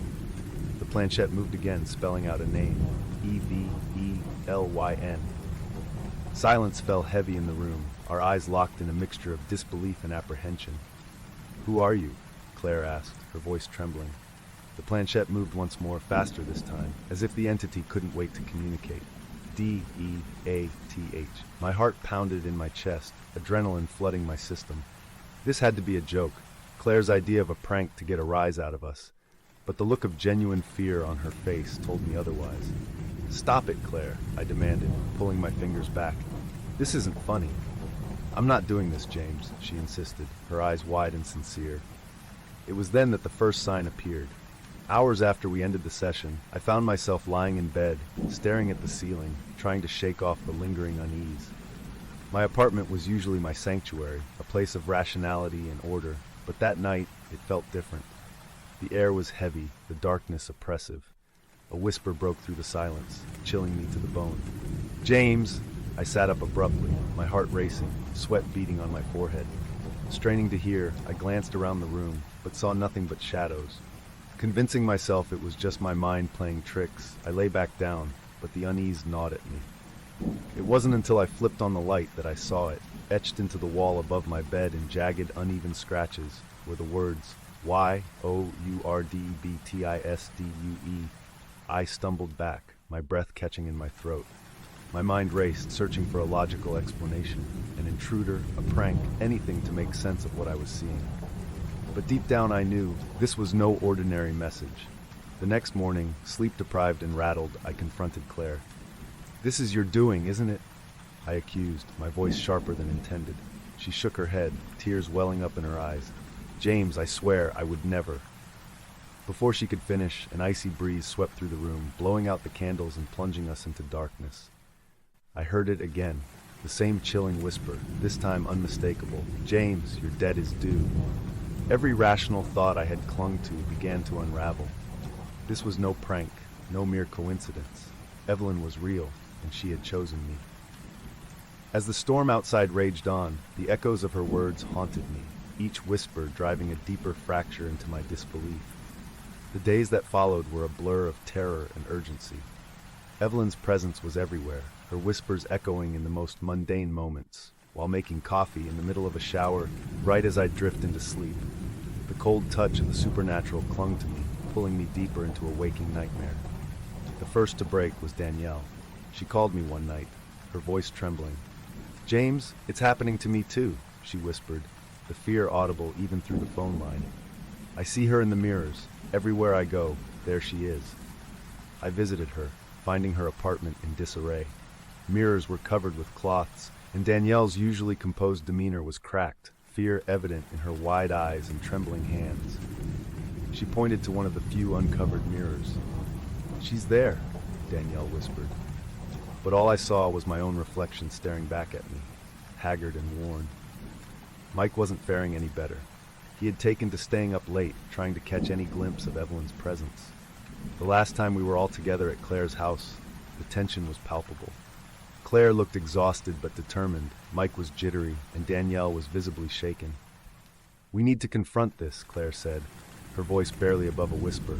"We need to understand what she wants." With reluctance, we agreed to another session. The room was suffused with a heavy, oppressive silence, as if the very air weighed us down. The candles flickered violently, casting grotesque shadows on the walls. "Evelyn," Claire called out, her voice firm despite the visible fear. "Why are you here?" The planchette moved, slowly at first, then with a speed that left us breathless. "R-E-L-E-A-S-E. What do you mean?" Claire pressed, her knuckles white from gripping the edge of the board. The reply came even quicker this time. "D-E-A-T-H. The candles blew out simultaneously, plunging us into darkness. I felt a cold breath on the back of my neck, a whisper so close it made the hairs on my skin stand on end. "Your debt is due." Panic surged through me. Scrambling back, I tried to make sense of the situation, but it was Mike who lost control. He stood abruptly, knocking over a candle and igniting a small, frantic fire on the carpet. Anger, fueled by fear, exploded out of him. "This has to end," he shouted, stamping out the fire with his foot. "We didn't sign up for this."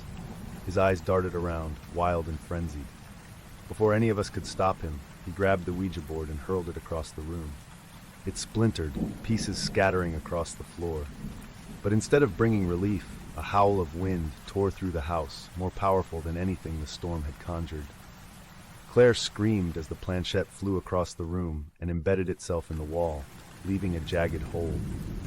The temperature dropped further, our breaths visible in the freezing air. A figure started to form in the shadows, a woman, her eyes like black voids, her mouth stretching into a grotesque grin. "James! Release me," the ghostly apparition whispered, each word dripping with malevolence. There was no denying it now. She was here, and she was stronger than ever. The next day, a sense of helplessness cloaked me. Claire remained resolute despite the previous night's terror, her obsession now bordering on reckless. She believed another session could offer clarity, even redemption. Mike was defiant, convinced that understanding Evelyn's motive would grant us power over her. Danielle, however, had distanced herself, her fear pushing her into isolation.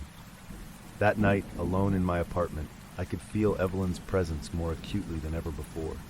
Mirrors reflected more than reality. Glimpses of shadowy figures, half-seen movements that vanished when I turned. It wasn't long before Claire called, her voice urgent. "James, I think I've figured something out. Meet me at my place." Desperation forced our reunion. I arrived to find Claire surrounded by books, her eyes wild with a mix of fear and excitement. Mike paced nervously, casting glances at the dark corners of the room. "She wants to be released," Claire said, her voice cracking. "Maybe we can find out how." We all gathered around the makeshift altar Claire had constructed. The final session began, and the air grew thick with tension. Evelyn's presence was palpable, a cold grip on our souls. "Evelyn," Claire called out, her voice trembling, "tell us how to release you." The planchette moved almost violently. "Why, oh you, me." I whispered, panic rising. Why me? Suddenly, an overwhelming force knocked me back, pinning me against the wall. Evelyn's whisper surrounded me, a cacophony of voices converging into one. Your debt is due, release me. Her ghastly form took shape once more, inching closer, the room filled with her malevolent energy. My vision blurred, the world spinning as I struggled against the invisible force. But Claire wasn't ready to give up. James, stay with us, she shouted. We'll figure this out. Mike joined in, desperately trying to pull me free from the wall's vice-like grip. Their faces were masks of determination and terror, but my grip on reality was slipping. Evelyn's presence consumed me, dragging me into an abyss of darkness. Then, everything went black. I woke up alone, the darkness of my apartment oppressive and suffocating. My head pounded, and my vision was blurred from the night's terror. The faint sound of whispers filled the room, and I could feel her, Evelyn, ever present, her cold touch on my skin like ice. The mirrors in my apartment reflected not just the room, but twisted images, echoes of the past and future melding before my eyes. Hazy visions of Evelyn's life, her death, and the torment she promised to bring upon me unfolded in spectral clarity. Desperation clawed at my sanity, the sense of helplessness overwhelming. I looked around frantically, speaking to the shadows. What do you want from me? For a moment, silence. Then the scratching started, words etching themselves across my walls in a terrible mimicry of her voice. Forever. My heart thudded with a relentless dread. She intended to make me her prisoner forever, a conduit for her suffering and malice. In a daze, I stumbled to my bookshelf, pulling volumes of myths and folklore, desperate for any semblance of an explanation, a way out. The whispers grew louder, indistinguishable words morphing into one coherent demand: release me. The line between sanity and madness blurred as I tried to piece together a solution. Every reflection, every shadow seemed to pulse with her presence. There was no escaping her. Not in the waking world, not in dreams. The final confrontation came unexpectedly. Exhausted, I collapsed on my couch, the whispers a constant torment. Darkness seemed to envelop me, pulling me into a realm where time lost meaning. There, amidst the void, Evelyn appeared, her form shifting between sorrow and rage, a specter of relentless despair. You took everything from me, she whispered, her voice infiltrating my very thoughts. Now you will give it back. I understood then. My life was the toll, my existence the bridge for her vengeance. Evelyn's grip tightened, her spectral hands cold as death encircling my throat. There was no escape, no redemption. It was the weight of inevitability, pulling me into an abyss with no return. In that surreal, yawning darkness, the realization dawned on me painfully clear. My fate was sealed. My existence would be the price for meddling with forces far beyond understanding, forever haunted by the whispering echoes of a spirit demanding release. In the end, there was no dramatic resolution, no heroic salvation. The apparitions of those days merged into a singular, eternal torment. Her whispers never ceased, growing louder with each passing moment, each syllable a reminder that I was hers, forever bound across the veil. Evelyn's laughter echoed in the hollow chambers of my mind, sealing my fate in a darkness where only her voice remained, a ceaseless reminder of the debt that could never be settled. James! And so the days blend into nights, my mind trapped in a perpetual loop of torment. The weight of her presence forever pressing down, my reality twisted by the constant refrain of her call. I am no longer just James. I am the prisoner of the whispers across the veil.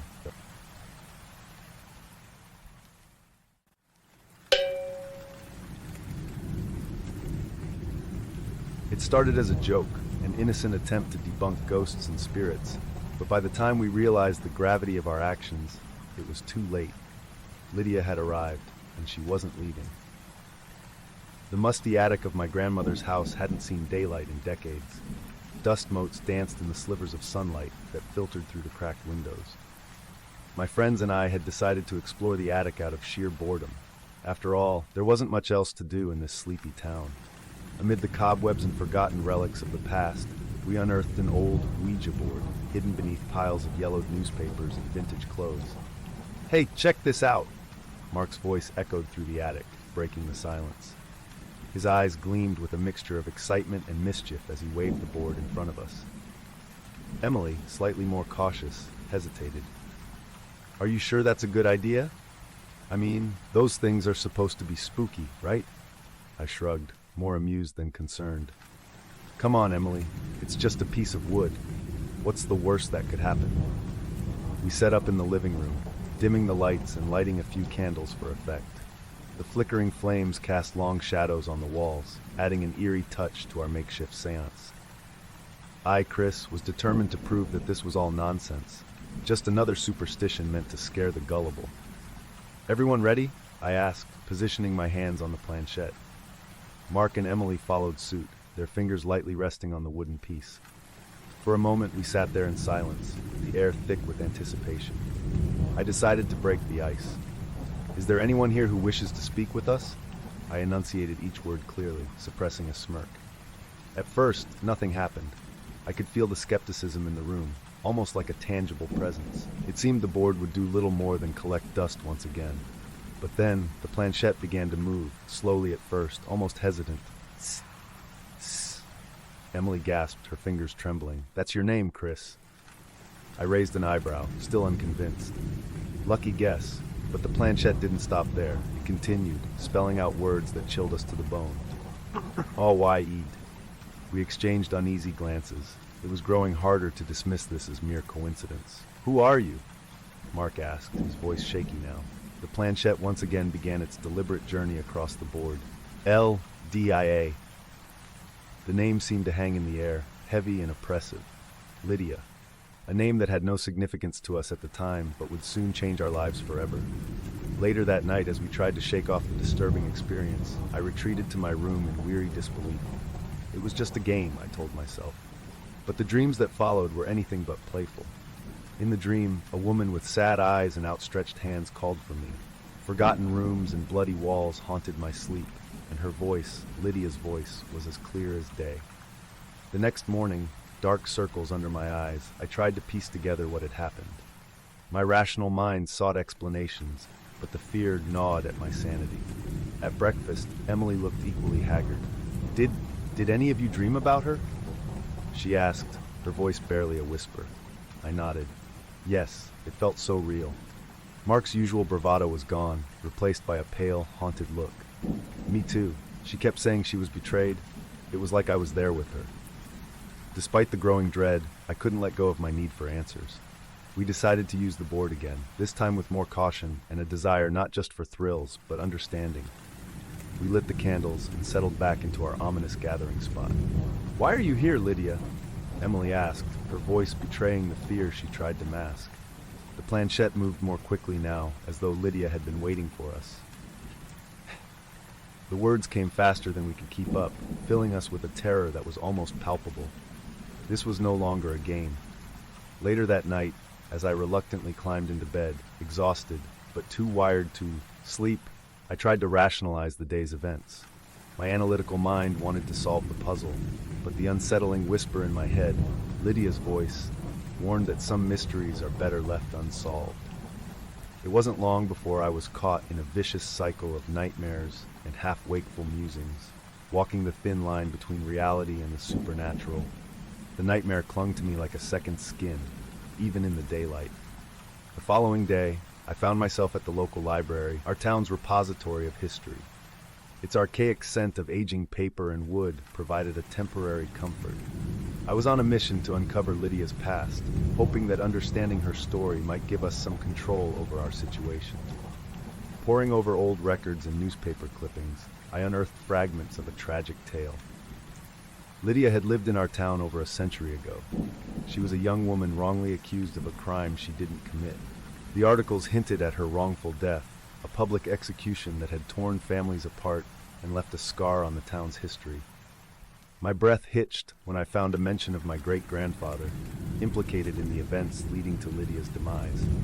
The strings of fate binding us to Lydia became more evident, yet deeply disturbing.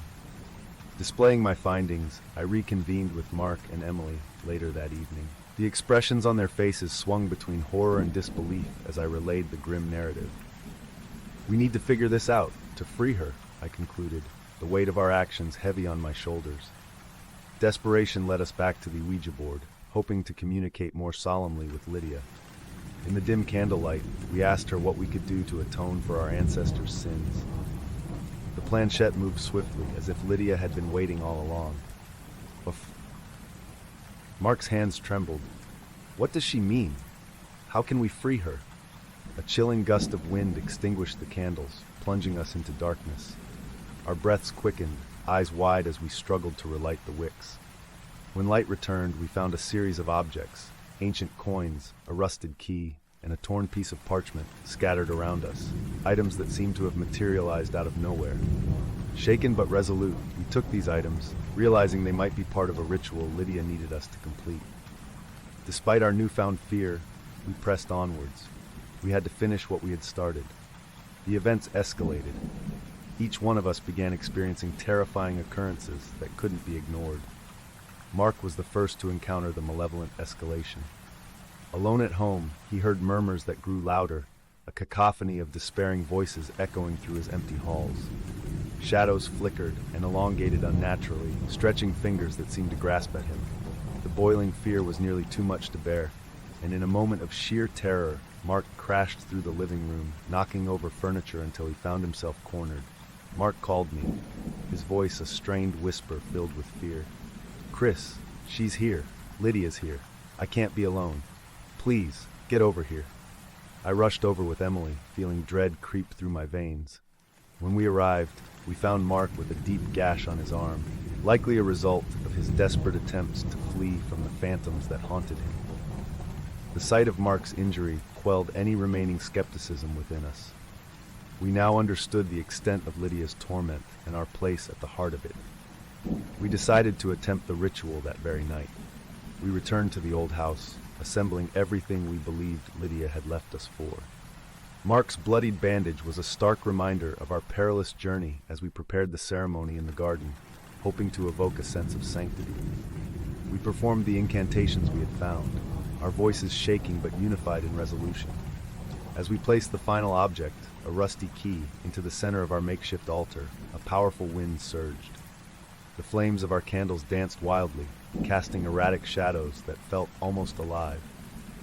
We completed the final words of the ritual, expecting the oppressive weight to lift, but instead, everything intensified. A deafening silence followed the gust, and for a moment it felt as if the world itself had paused. Then they came, the whispers. Not just Lydia's anymore, but countless others. Their spectral voices filled the air with sorrow and rage. It was clear our ritual had failed. Instead of freeing Lydia, we had only drawn more spirits into our reality. My heart pounded as I realized that what we had unleashed was far beyond our understanding or control. Racing back to the living room, the urgency of the situation washed over us. Emily's eyes glistened with tears. Mark clutched his arm, and I was engulfed in a tempest of guilt and fear. We huddled together, seeking comfort as the spirit's whispers grew denser, flowing into an overwhelming chorus that seemed intent on driving us mad. The oppressive weight of our failure left us grasping at straws. Desperation drove us to perform another ritual, one I had uncovered in an old text buried deep within the local library's archives. The instructions were vague but hinted at something more powerful than anything we had attempted before. It spoke of a final desperate attempt to break the chains binding Lydia and the other spirits. We gathered in an abandoned churchyard on the outskirts of town, its ruins illuminated by flashes of lightning from the approaching storm. Rain began to fall in heavy sheets, arriving as if the heavens themselves were aware of what we were about to do. The ancient trees surrounding the church swung like specters in the wind, adding to the eerie atmosphere. The ritual's intensity pierced our composure as we placed the Ouija board on a stone altar and arrayed the ancient items around it. We lit candles, their flames struggling to stay alive in the downpour. Feelings of fear and determination churned within us as we chanted the incantations. Lydia, hear us. We seek to free you. We offer this sacrifice in good faith. The storm raged as our voices echoed through the abandoned churchyard, almost swallowed by the wind. Emily placed her palm over the planchette, her fingers trembling. Mark followed, despite the blood soaking his makeshift bandage. I joined last, praying that this final act would bring peace. As we completed the chant, a piercing shriek filled the air, cutting through the storm. Shadows coalesced into human shapes, and we found ourselves surrounded by translucent figures. Men, women, children, all with expressions of torment and despair. Lydia was among them, her eyes locking onto mine with a pleading intensity. Suddenly she spoke, her ethereal voice clear and resonant amidst the chaos. The pact demands a soul, a life willingly given to balance the scales. My eyes widened in terror as her words sunk in. The ritual required a true sacrifice, an actual life for life. For a moment, everything became eerily still. From the corner of my eye, I saw Emily and Mark grapple with the horrifying realization. Emily's tears mingled with the rain on her face as she turned to me, her expression reflecting the same dread. The weight of what had to be done became unmistakably clear. Before any of us could react, a blinding flash of lightning struck the altar, engulfing everything in brilliant white light. When it subsided, the ghosts, Lydia included, seemed even more tangible, their presence suffocating. As the spirit's wails grew deafening, reaching a fever pitch, we knew we had no other options. We staggered backwards, our hope dissolved into despair. There was no reasoning with Lydia now. The pact demanded its due, and we were powerless to change its terms. Defeated, we fled the churchyard, the weight of the spectral eyes following us into the storm. When we reached the safe confines of the house, something inside me shattered. The constant whispers, the creeping shadows, they had become permanent fixtures in our lives. Days turned into weeks. The hauntings evolved but never ceased. We were no longer just a group of friends bound by an experience. We were marked, shadowed by the consequences of an ancient sin. Lydia's face haunted my dreams, while her whispers surged in every dark corner of my waking hours. Emily, once a beacon of hope, withdrew into herself, her artistic talents now tainted with the darkness we had invited. Mark grew increasingly paranoid, his injuries healing but his mind splintering under the relentless stress. One night, as I lay awake listening to the incessant whispers, I felt reality slip further from my grasp. There was no escape. We had become permanent conduits for the aggrieved spirits, a living testament to the horror we had unleashed. My skepticism had been replaced by an unending nightmare, and I grasped the grim truth. Some mysteries are indeed better left unsolved. The finality of our fate settled deep within me. Lydia and the others would never find peace, and neither would we. Our curiosity had opened a door to another realm, and it refused to close, leaving us forever entangled in a spectral loop of sorrow and despair.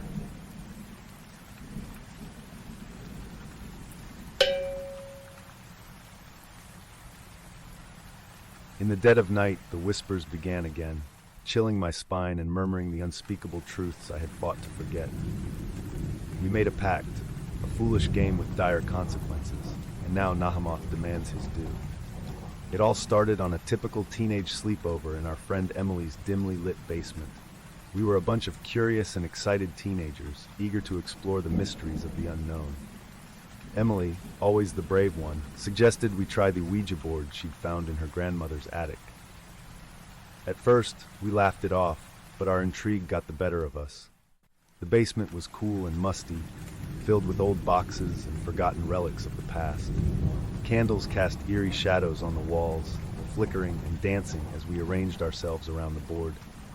I could feel the tension in the air as we held our breath, waiting for something, anything to happen. Emily placed the planchette in the center of the board, and we all put our fingers lightly on it. I remember her voice, steady and curious, asking if there was anyone there who wanted to speak with us. "Is there anyone here who wishes to speak with us?" Emily's voice died down to a whisper, eyes darting around the group. The planchette moved. We all froze, staring at it with wide eyes. E.S. Emily felt a chill run down her spine, but pressed on. "What's your name?" she asked, trying to keep her voice steady. "Nahemoth. None of us knew what it meant. We shrugged, thinking it was just a prank, a trick of our minds, but the air turned heavy and a dark presence seemed to wrap around us. "What do you want from us?" Thomas asked, his voice tinged with skepticism but an underlying note of fear. The planchette stayed still for a moment, then moved slowly, almost reluctantly. T. We laughed nervously, Prairie, misunderstanding the gravity of the situation. "How about a pact?" Emily suggested, grinning wide as if to downplay her own nervousness. "We must trust each other, no matter what." We each placed our hands over the planchette, making a pact to stick together, to trust each other, and this mysterious spirit. It felt stupid and silly at the time, a harmless game among friends. Years passed and we drifted apart, the memory of that night fading into the background, until the whispers began. The shadows flitting at the edge of my vision, the cold spots that would appear out of nowhere. One night my phone rang, cutting through the silence of my apartment. It was Emily. Her voice was frantic, filled with an urgency that sent chills down my spine. "There's someone in my room, Sarah," she whispered, voice cracking. I saw. The line went dead. Panic surged through me as I dialed her number again and again, but there was no answer. The next morning, I drove to Emily's house, heart pounding in my chest. Her boyfriend answered the door, his face pale and eyes wide with terror. "She's gone," he said, barely able to meet my gaze. "Disappeared without a trace." The police found no clues, no signs of a struggle. It was as if she had vanished into thin air. The rest of the group tried to brush it off, but the unease grew stronger. Thomas was next. He'd started hearing voices, whispering his name when no one was around. One evening, I visited Thomas. His room had turned into a chaotic mess of scattered occult books and hastily written notes. He looked at me, eyes wild with fear. "It's happening," he muttered. "Nahimoth. We're in danger, Sarah." Nahimoth, the name from that night, the pact. It all came flooding back. A few days later, Thomas too vanished without a trace, leaving behind cryptic messages scrawled on his walls. "It wants our trust. It's taking us." I was left alone, haunted by guilt and terror. The whispers grew louder, the shadows darker. My only thought was how to break free, to end this nightmare once and for all. I dove into the world of occult practices, desperate for answers, chasing ghosts and phantoms in a desperate hope of salvation. But the entity tightened its grip, its presence more oppressive with each passing day, driving me to the brink of madness. And now, as I sit here, the air growing unbearably cold, I realize the truth. I was never meant to survive. The pact, the damnable pact, cannot be broken. It lives on through the echoes of the damned, and I am its final torment. Then came the night I visited Thomas. I couldn't stand the mounting isolation and fear that clung to me like a second skin. Thomas's house was dark and foreboding, and his room was an even more disconcerting sight. Books on the occult, ancient tomes mixed with hastily scribbled notes, covered every surface. The air was thick with a festering anxiety, and Thomas's eyes were wild, reflecting a desperation that mirrored my own. "It's happening," he whispered, pacing around the room. "Nahimoth. We're in danger, Sarah." "Thomas, what are you talking about?" I tried to keep my voice steady, but fear made it tremble. "Nahimoth, the pact," he exclaimed, gesturing frantically towards the notes on his wall. "We made a promise, we gave our trust, and it demands what we offered." I looked at the scattered notes, trying to piece together the horror they contained. "Thomas, we need to find a way to stop this. There must be something we can do." "I've been trying," he said, voice growing more frantic. "Rituals, incantations, anything to break the bond. But it's stronger than us. It's feeding off our fear." Thomas's desperation hit me like a punch in the guts. I knew he was right. The pact was consuming us. We hugged, a silent promise to keep fighting, until Thomas disappeared too. Days later, I returned to his empty, eerily quiet house. The walls of his room were covered in cryptic warnings. "Tear us, it wants our trust. It's taking us." I shuddered, feeling the weight of imminent doom. The nights that followed were filled with terror. I would wake up shivering, my room feeling like an icebox despite the warm season. Whispers grew louder, more menacing. "Essalj," they called out, each syllable stretching time, each sound chilling my bones. I decided to seek help. I consulted books, sought guidance from self-proclaimed experts, performed cleansing rituals. One evening, I found myself in a secluded clearing in the woods, surrounded by protective symbols and candles. A ritual of banishment, my last hope. The night was pitch black, the forest silent save for the rustling leaves. With a trembling voice, I chanted ancient words, pleading for protection, for release from this relentless torment. "Abi soel vidi me," I pronounced, my voice echoing in the still air. "Fire Pete vivera ti justo." For a moment, the air seemed to hold its breath. It was as if the forest itself paused, waiting for something to happen. But then an icy wind blew out the candles, plunging me into darkness. A mocking whisper followed, caressing my ear. Ne'imoth, it hissed, sending shivers down my spine. The presence was stronger now, oppressive and inescapable. I knew then that my efforts were in vain. The pact was unbreakable. Desperate and defeated, I returned home, my hope extinguished like the candles in the forest. The whispers taunted me through the silence of my apartment. Shadows danced mockingly at the edges of my vision. I was ensnared, a prisoner of the very game I had thought was harmless. But giving up wasn't in me, not yet. I dove deeper into research, scouring libraries, desperate for any clue that could end my suffering. One evening, surrounded by dusty books in the occult section of the local library, I found a reference to Nahimoth, an old, malevolent entity that thrived on trust and fear. With each new revelation, the weight of our pact grew heavier. The entity wasn't merely haunting us, it was devouring our essence, growing stronger with each act of trust it consumed. Lightheaded and desperate, I clung to my consciousness, piecing together the last fragments of hope. My heart raced as I realized the true depth of our folly. The pact we thought was harmless had bound us to Nahimoth for eternity, an agreement that could not be undone.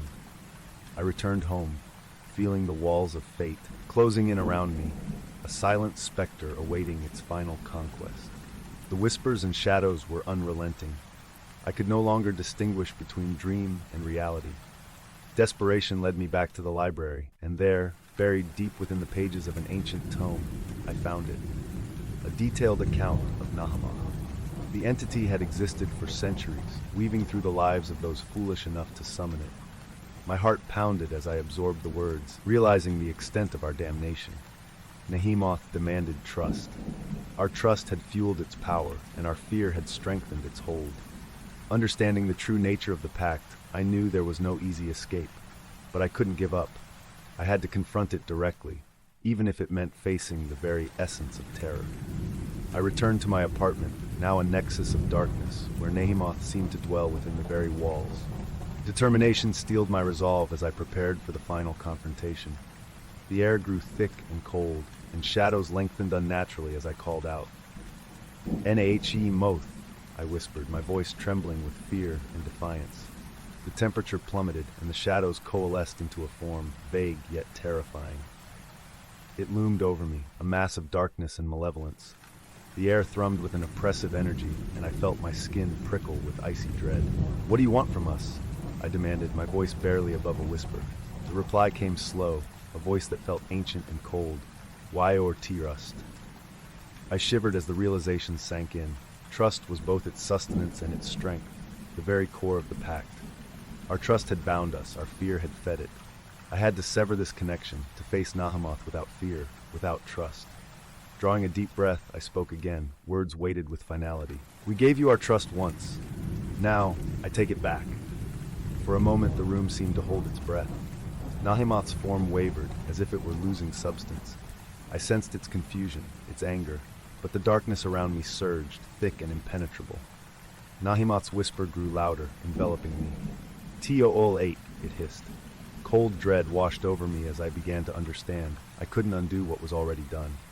Memories of Emily and Thomas flooded my mind, their faces twisted with fear, their last moments tethered to this malevolent force. The pact was more than a promise. It was a binding contract, one that Nahimoth would ensure was fulfilled to the very end. I sank to my knees, the weight of the revelation too much to bear. My breath came in ragged gasps, each one filled with the realization of my impending fate. Nahimoth loomed closer, its presence an overwhelming darkness. In my last moment of clarity, I whispered a final warning into the void. "If you hear the name Nahimoth, don't respond, don't play, run." With that, the darkness enveloped me completely. Nahimoth's cold, ancient power seeped into my very being, a weight pulling me into the depths of despair and inescapable fate. The last thing I heard was the echo of my own voice in the chilling stillness.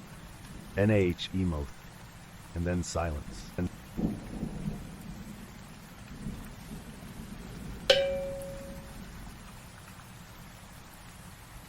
Part 1. The beginning. Even in death, she tried to warn me, but it was too late. The spirit we unleashed didn't just want revenge. It had a score to settle with my family. The rain hammered against the windows, a relentless storm outside echoing the turmoil inside me.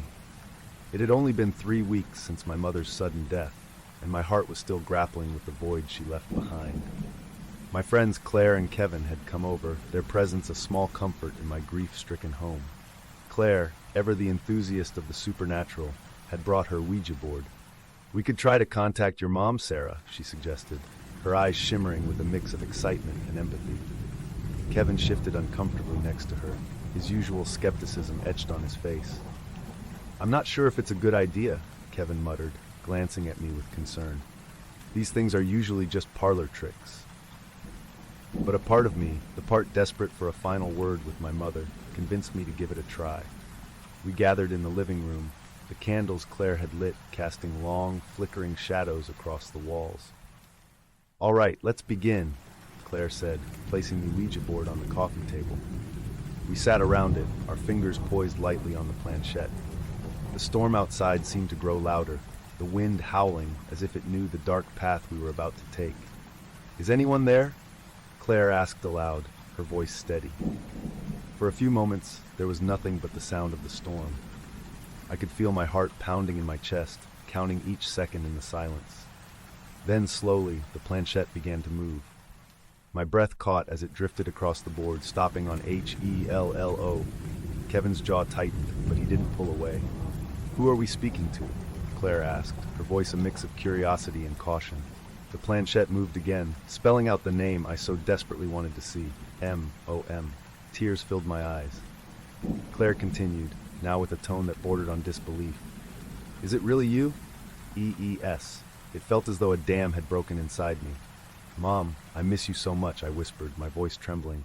The planchette moved once more, S-O-R-R-Y. A chill seeped into the room, cutting through the warmth of the candles. "Why are you sorry?" I asked, my voice barely above a whisper. There was a long pause, our collective breath held in the silence, before the planchette moved again. G-E-T-O-U-T. A shiver ran down my spine. The atmosphere in the room shifted, becoming dense and oppressive. Then the planchette started to move more erratically, as if disturbed by an unseen force. C-L-A-R-E. It spelled her name before darting to the word no. "What's happening?" Claire's face had turned ghostly pale. She tried to lift her fingers off the planchette, but they felt glued in place. Kevin looked at me, fear now shadowing his previously skeptical eyes. And then it spelled out a name that none of us recognized. D-A-N-I-E-L. "Daniel?" I echoed, the name sending a spike of unease through me. We stared at each other, the room suddenly feeling much colder. Without warning, a cold wind whipped through the room, snuffing out half the candles. The remaining flames flickered violently, casting monstrous shapes on the walls. The atmosphere was thick with something malevolent, something that felt wrong. G-E-T-O-U-T. The board repeated, insistently. My hands trembled as I tried to speak, tried to question further, but the feeling of dread had settled into my bones, making every inch of skin prickle with fear. There was no mistaking it. We had contacted something dark, something that did not belong in our world. "We need to stop this," Kevin said urgently, his voice rising with panic. But the planchette seemed to have a mind of its own now, sliding frantically across the board. D-A-N-G-E-R. The air grew colder still, and the oppressive feeling intensified as though the walls themselves were closing in. And as the final letter spelled out our doom, the last of the candles went, plunging us into darkness. Part 2, the unsettling escalation. The house was eerily quiet, save for the now distant sound of the storm outside. None of us dared to speak for a moment, each contemplating the darkness that seemed to have wrapped itself around us. Kevin finally moved, fumbling for a lighter to reignite the candles. The small flames brought meager comfort as they cast a dim glow across the room. "We should stop," Claire said shakily, pulling her hands from the Ouija board. The look in her eyes was no longer one of curiosity, but of real, gnawing fear. Before we could collect ourselves, an icy draft swept through the room, making us shiver. We exchanged nervous glances, each of us trying to make sense of what had happened. Suddenly, I heard a faint whisper, almost too soft to catch. It was like the wind was speaking, words brushing past my ears just beyond comprehension. "What was that?" Kevin asked, his eyes darting around the room anxiously. "Did you hear it?" I nodded, my heart pounding even harder. Claire was visibly shaking, her eyes wide.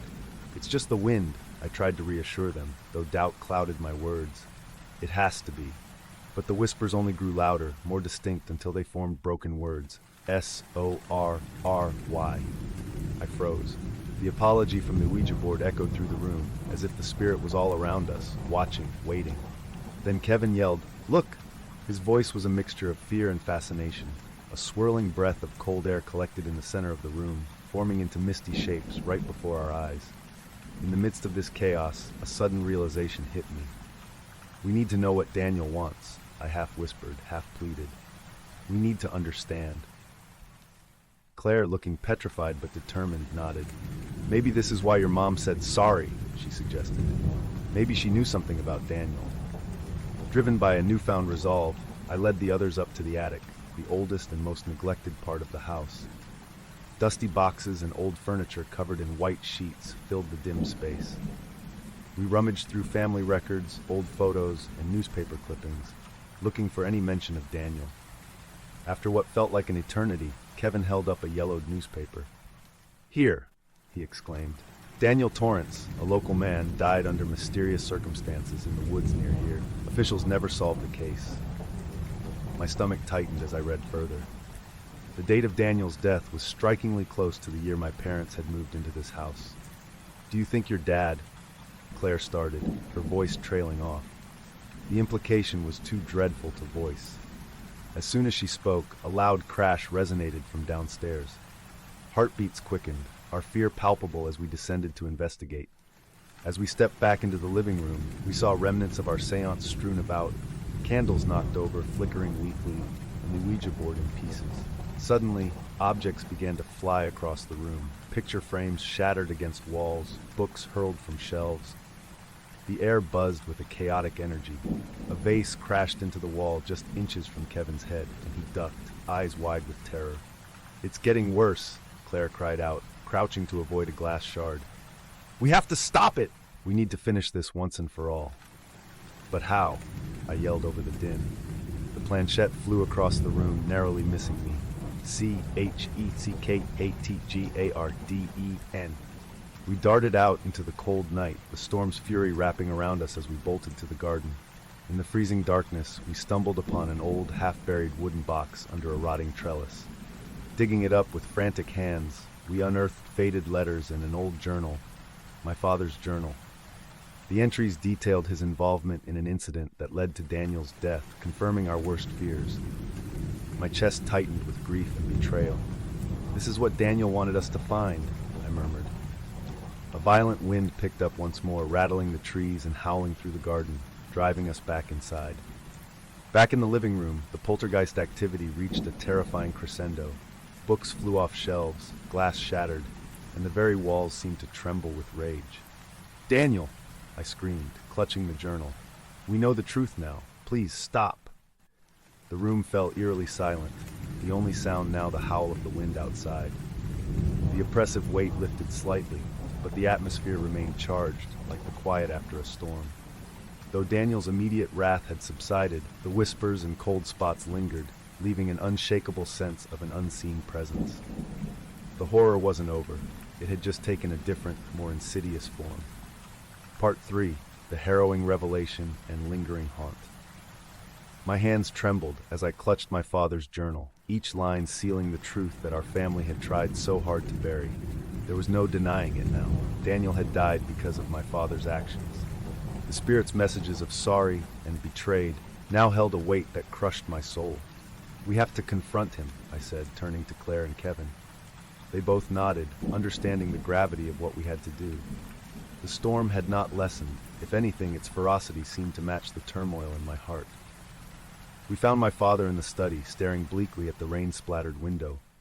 He turned as we entered, and his eyes, hollow and weary, met mine. "Dad," I began, my voice trembling but resolute, "we know about Daniel." He flinched as if struck, his face paling as his gaze fell on the journal in my hands.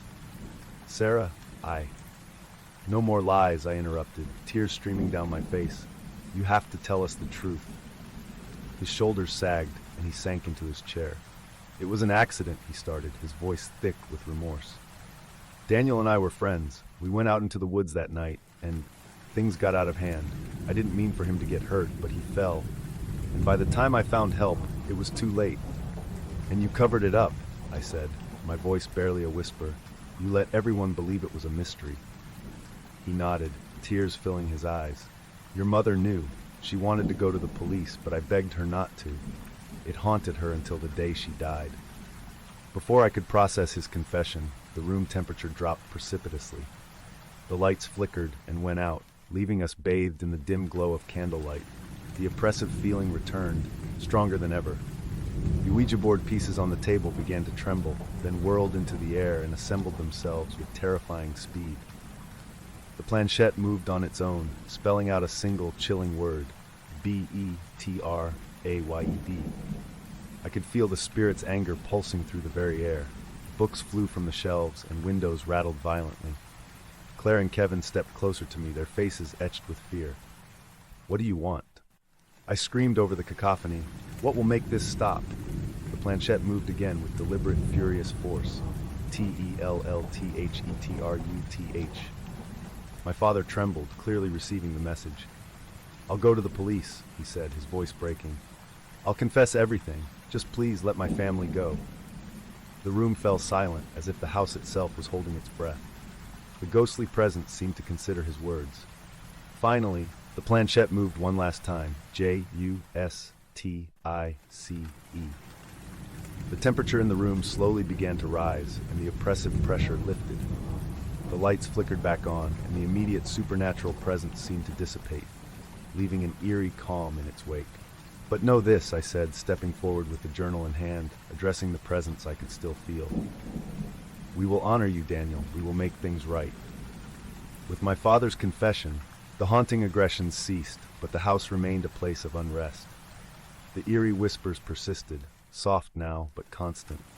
Cold spots appeared without warning, and every so often I would feel a gentle but chilling touch on my shoulder. The nightmare was not truly over. It had simply shifted to a lingering, unnerving reminder of the past. Each night was a new struggle with the shadows that flickered at the edge of my vision and the whispers that filled the silence. Living in the house where Daniel once sought justice felt like walking a fine line between two worlds. The spirits were calmer, resigned perhaps, but always present. A reminder that some wrongs can never be fully righted, and some spirits never fully rest.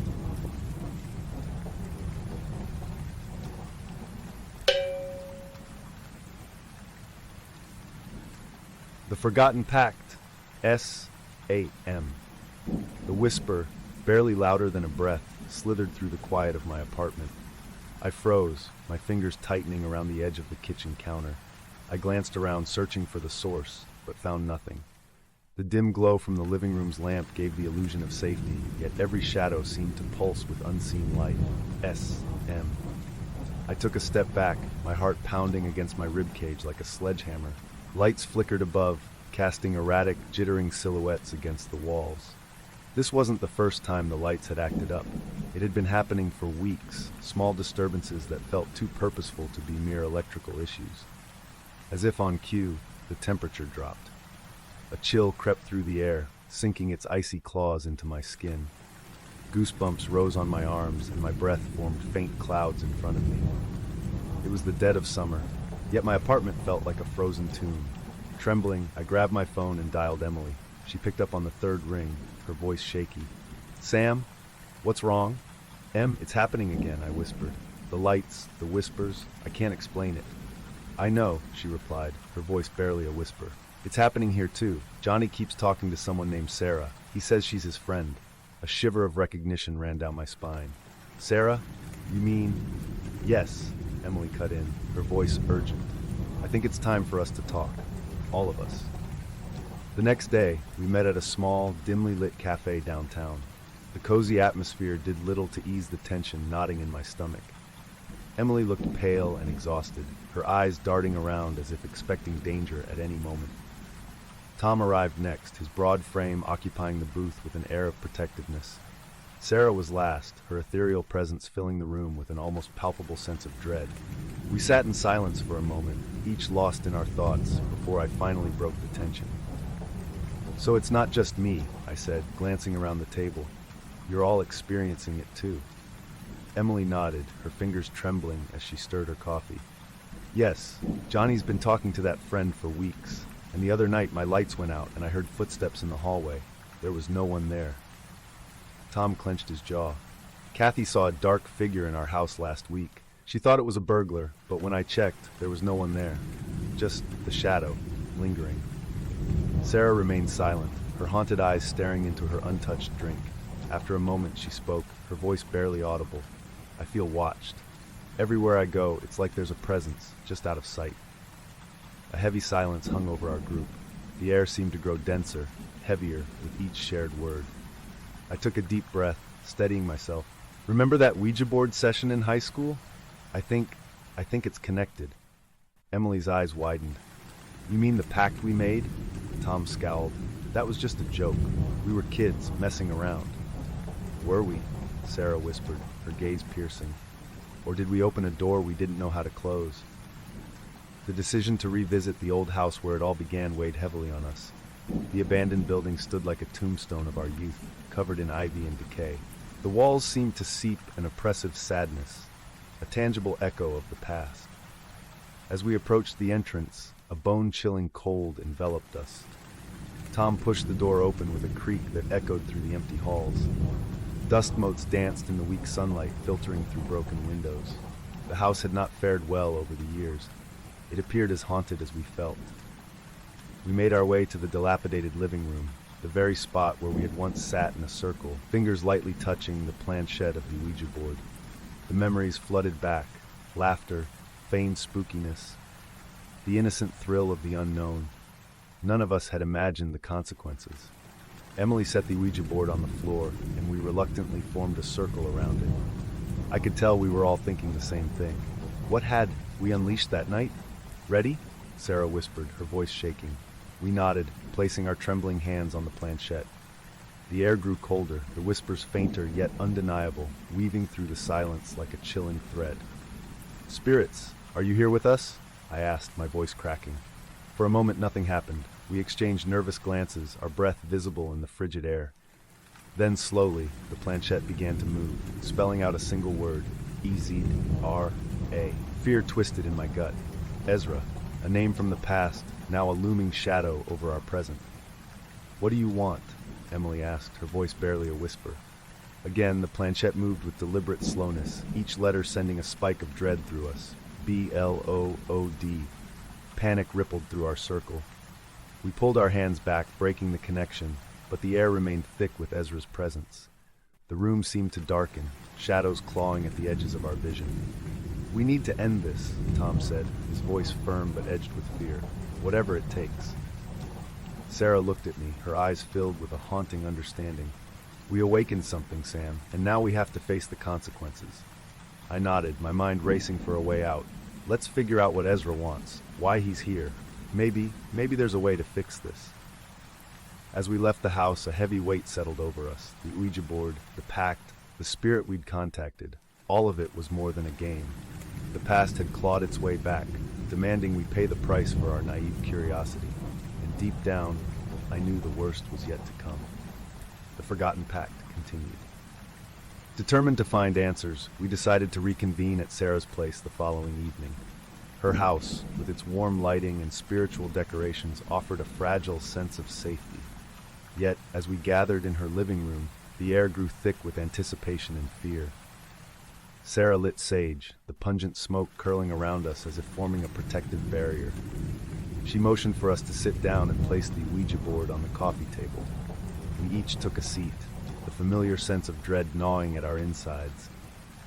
We need to know what Ezra wants beyond just blood, Sarah said, her voice steady but low. Maybe there's a way to reason with him, to understand his connection to us. Reluctantly, we placed our hands on the planchette once more. Ezra, I called out, my throat dry. Why are you here? What do you want from us? The planchette moved instantly, as if Ezra had been waiting for the question. It spelled out, H-E-L-P-M-E. Tom frowned. Help you how? What do you need? Again, the planchette skittered across the board. F-R-E-E-D-O-M. A chill ran down my spine. He's trapped, I whispered. Bound to the board by something, or by someone. Sarah's eyes darkened with realization. The night we used the board, did we bind him here? Is he connected to us because of the pact? The planchette moved once more, this time faster, more urgent. S-A-C-R-I-F-E-C-E. Emily gasped, pulling her hands away from the board. No, we can't. There has to be another way. The room grew colder. Shadows seemed to stretch and pulse around us, the oppressive presence of Ezra closing in. The planchette moved again. L-O-D. Panic surged through me. We have to find out more. Why is he bound? What can we do to release him without a sacrifice? Sarah nodded. We need to research. Old records, paranormal experts, anything that can provide answers. Over the next few days, we dove into research, contacting anyone who might have insights into Ezra's past. We discovered an old newspaper archive detailing the gruesome death of a man named Ezra Myers over a century ago in the very town we grew up in. The article mentioned his interest in the occult and hinted at a ritual gone wrong. Armed with this new information, we met again at the abandoned house, hoping to piece together the mystery. The place felt even more oppressive than before, the shadows darker, the air colder. We set up the Ouija board, the weight of our apprehension almost tangible. Ezra, I began, we know about your past, your death. Were you trying to perform a ritual before you died? The planchette moved immediately.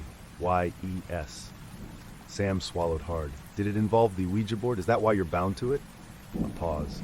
Then Y-E-S. Sarah leaned in, her voice thick with emotion. If we help you complete the ritual, will you leave us alone? Will that free you? The planchette didn't hesitate. Y-E-S. Tom clenched his fists, trying to maintain control. What do we have to do to complete it? The planchette started spelling again, but before it could finish, the temperature plummeted. Frost formed on the windows, and our breath fogged the air. An overwhelming force seemed to press down on us, as if the house itself were alive with Ezra's presence. The lights flickered and the shadows seemed to move of their own accord. The planchette continued slowly, each letter dragging out S-A-C-R-I-F-I-C-E-B-L-O-O-D. Emily screamed, backing away, her eyes wide with terror. No, we can't do this. We have to.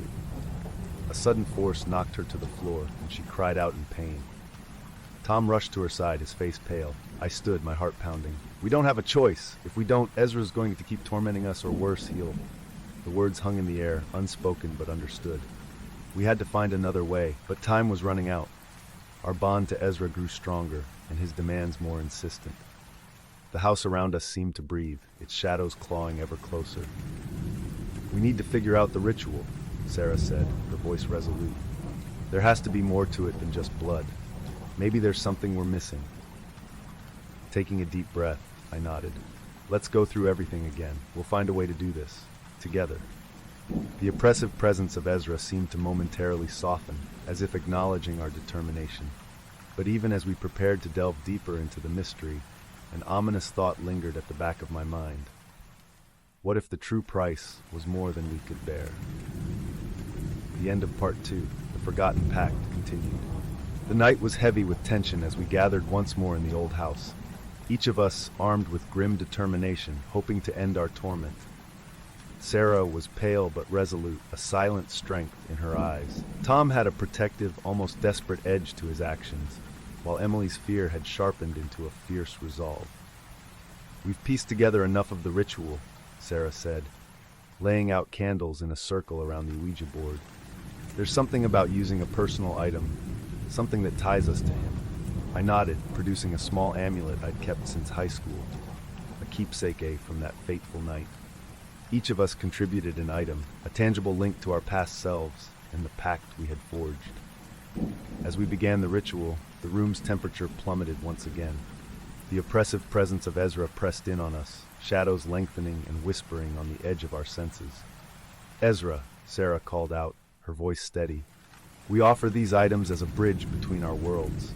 We seek to complete what was started over a century ago. The candles flickered, their flames stretching unnaturally high. The planchette began to move, spelling out S-A-C-R-I-F-I-C-E.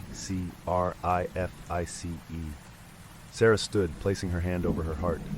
If it's blood you need, take mine. Sarah, no, I shouted, reaching for her, but an unseen force pushed me back.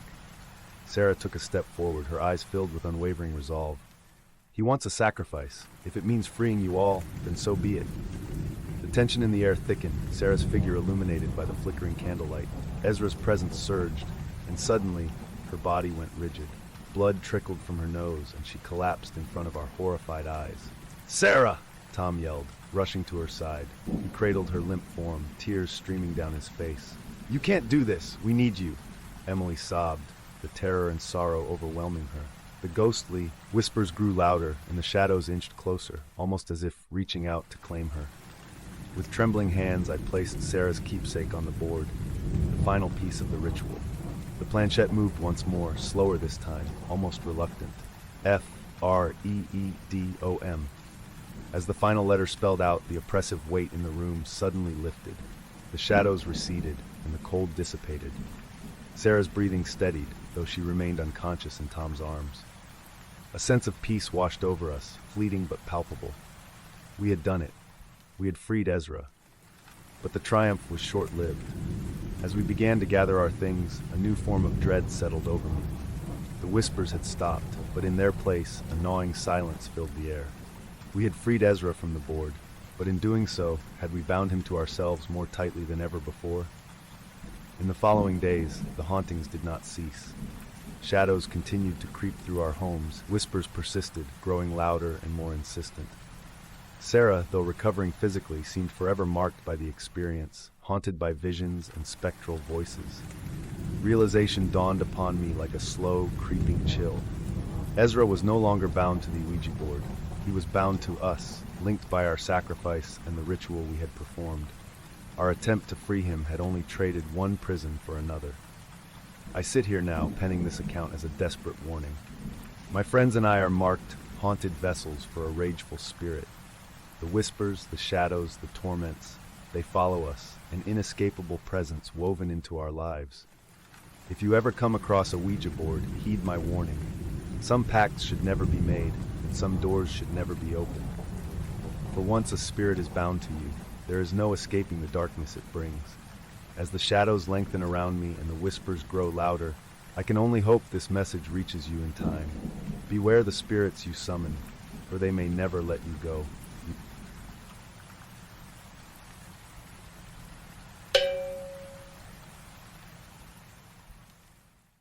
Echoes of the damned. It was just a Ouija board. That was the thought running through my mind as the wooden planchette moved beneath our fingers, lit only by the flickering flames of a dozen cheap candles scattered around the attic.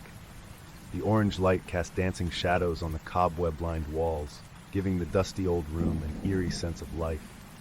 Halloween night, a time for scares and whispers, and the thin veil between worlds.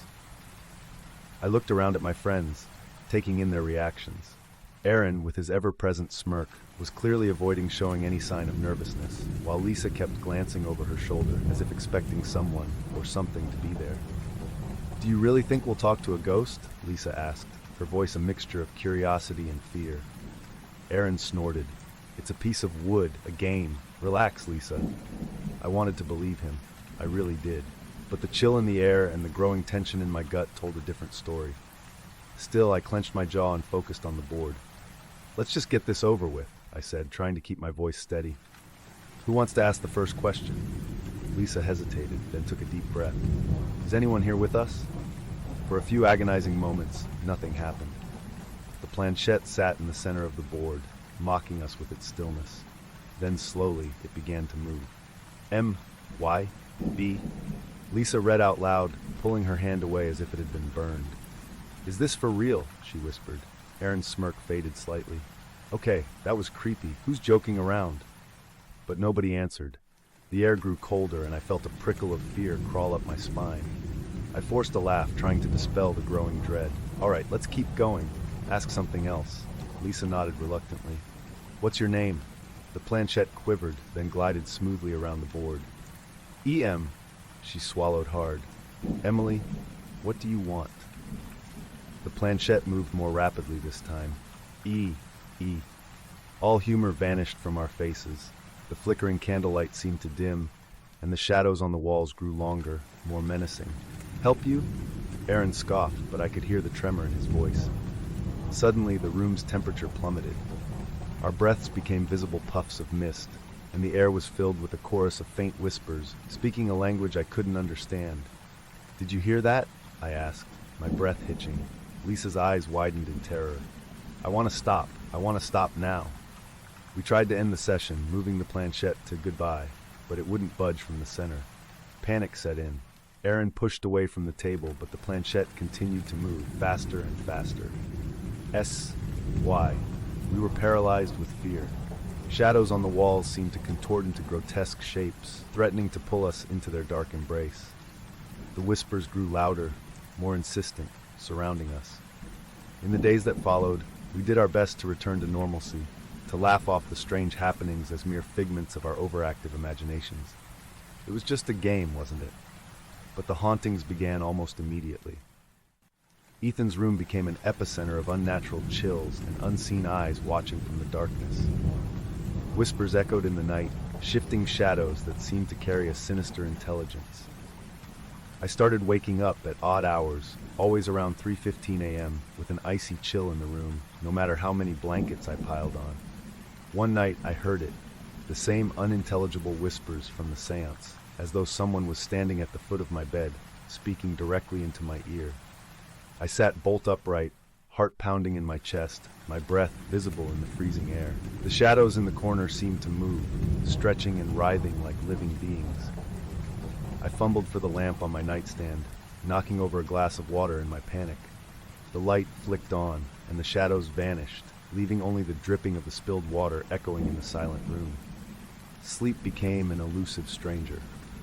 Every creak of the house, every flicker of the lights made my heart race. I tried to rationalize it, stress, leftover fear from the seance, maybe even some prank from Aaron. But deep down, I knew. I knew we had called something we couldn't send back. And then the diary came into our lives. It happened one day when Lisa and I were cleaning out the attic, trying to reclaim some sense of normalcy.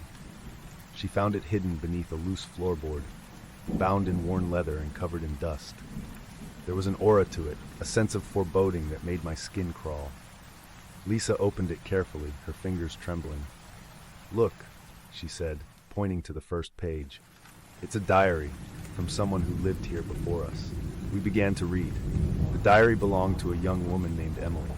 She had lived in the house over a century ago, and her entries spoke of a malevolent force she had accidentally summoned with a Ouija board. She had tried to seal a pact to protect herself, but it had only trapped her in a cycle of suffering and despair. "I think this is the same Emily," Lisa whispered, her face pale. The diary spoke of the entity's growing strength, its insidious whispers and dark promises, and Emily's growing realization that she was eternally bound to it. And now, because of our seance, it was bound to us too. The only way to end the haunting was to destroy the object tying the entity to our world, the diary itself. Determined to end our torment, we resolved to burn the diary that night, but fate had other plans. Aaron's lack of belief was his downfall.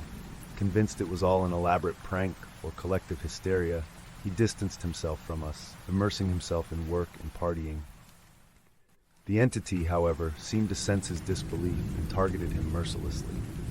I got the call late one night. Aaron had taken his own life, unable to bear the relentless hauntings. Even in death, he couldn't escape the whispers and shadows.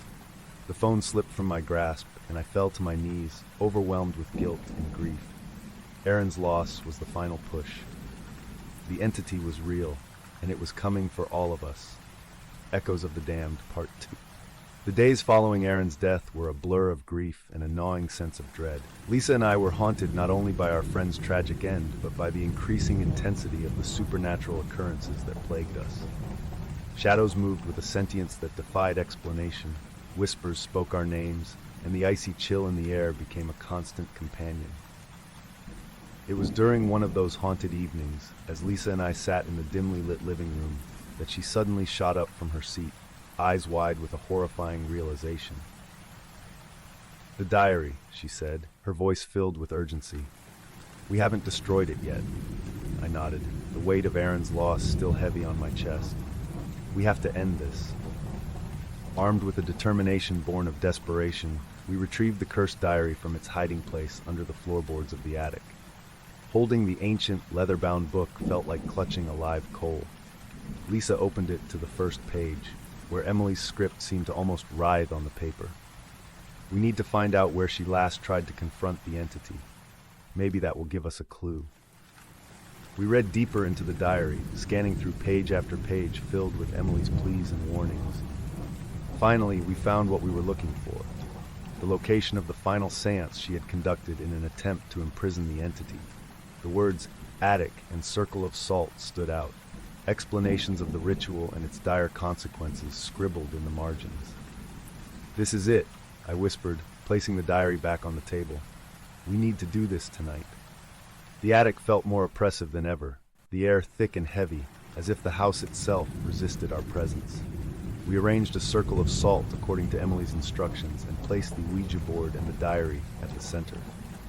Lisa lit the candles, their flickering flames casting ominous shadows around us. We sat down, shoulders touching for courage, and took a deep breath. "Emily," Lisa began, her voice trembling, "we need your help. Please tell us how to end this." The planchette moved slowly at first, as if waking from a long slumber. Then it picked up pace, spelling out with deliberate clarity, "B-U-R-N." My hands shook as I looked at Lisa. "We need to burn the diary." At that moment, an icy wind blew through the attic, extinguishing the candles simultaneously. The temperature plummeted, and the shadows on the walls writhed and twisted, becoming darker, more solid. The entity was here. The whispers returned, louder now, almost deafening. They spoke in a cacophony of voices, each one layered upon the other. The planchette moved again, but this time there was no mistaking the force behind it. The attic's darkness pressed in on us from all sides. Shadows reached out with elongated, claw-like hands. Lisa screamed as one of the shadows wrapped around her wrist, yanking her toward the center of the salt circle. "Hold on!" I yelled, grabbing her other hand and pulling with all my strength. The entity's grip was cold and relentless, like death itself. "We have to burn it now!" Lisa cried, her voice a mix of terror and resolve. With a final, desperate tug, I freed her from the entity's grasp. I grabbed the diary, feeling its malevolent power pulse through my fingers, and raced down the attic stairs with Lisa at my heels. We burst out into the yard, the cold night air a stark contrast to the horrors inside. I struck a match, my hand trembling as the tiny flame danced in the darkness. For a moment, I hesitated, the dreadful weight of our actions hanging in the balance. "What are you waiting for?" Lisa shrieked, her eyes wide with urgency. I nodded, throwing the match onto the diary. As the flames engulfed the leather, a horrific wail filled the air, a scream that seemed to come from everywhere and nowhere. The entity's form twisted and writhed in agony, its screams echoing across the night. The fire blazed higher, the heat intense and consuming. And then, just as suddenly, it was gone. The diary was nothing more than ash, and the oppressive weight lifted, leaving an eerie silence in its wake. Breathless and shaken, Lisa and I stared at each other, the realization dawning that we might have finally ended the nightmare. We embraced, a mixture of relief and sorrow washing over us. But as we stood there, catching our breath, a chill ran down my spine. The whispers had stopped, but something far more foreboding lingered in the back of my mind. The pact, Emily's last words echoed, still hauntingly clear. "Ethan, do you think it's really over?" Lisa asked, her voice barely a whisper. I think so," I replied, trying to convince myself as much as her. But deep down, I knew the truth. The shadows may have receded for now, but the darkness we had invited into our lives had left its mark, a mark that couldn't be erased so easily. Echoes of the Damned, Part 3. We watched as the last embers of the diary cooled and turned to ash. The oppressive weight that had clung so fiercely to our lives seemed to lift, leaving us in an eerie, almost frightening calm. The following days were surreal. We cleaned up the attic, hoping to never see another Ouija board again. The whispers ceased, the shadows no longer moved on their own, and the frigid chills that had become a normal part of our existence finally faded. The silence that followed felt almost suffocating. Without the constant terror, we were left alone with our grief and the haunting memories of what we had endured. Yet the sense of relief was undeniable. For the first time in years, Ethan felt a semblance of peace. Lisa and I decided to part ways, both needing time and space to heal from our shared nightmare. She moved to another city, hoping the distance would help her forget the horrors we had faced.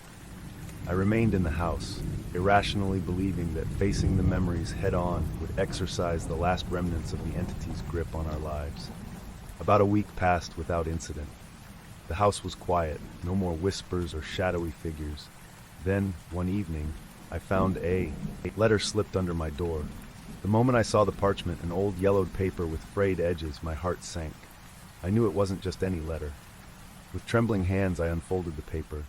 The writing was familiar, a long-lost echo from that cursed seance.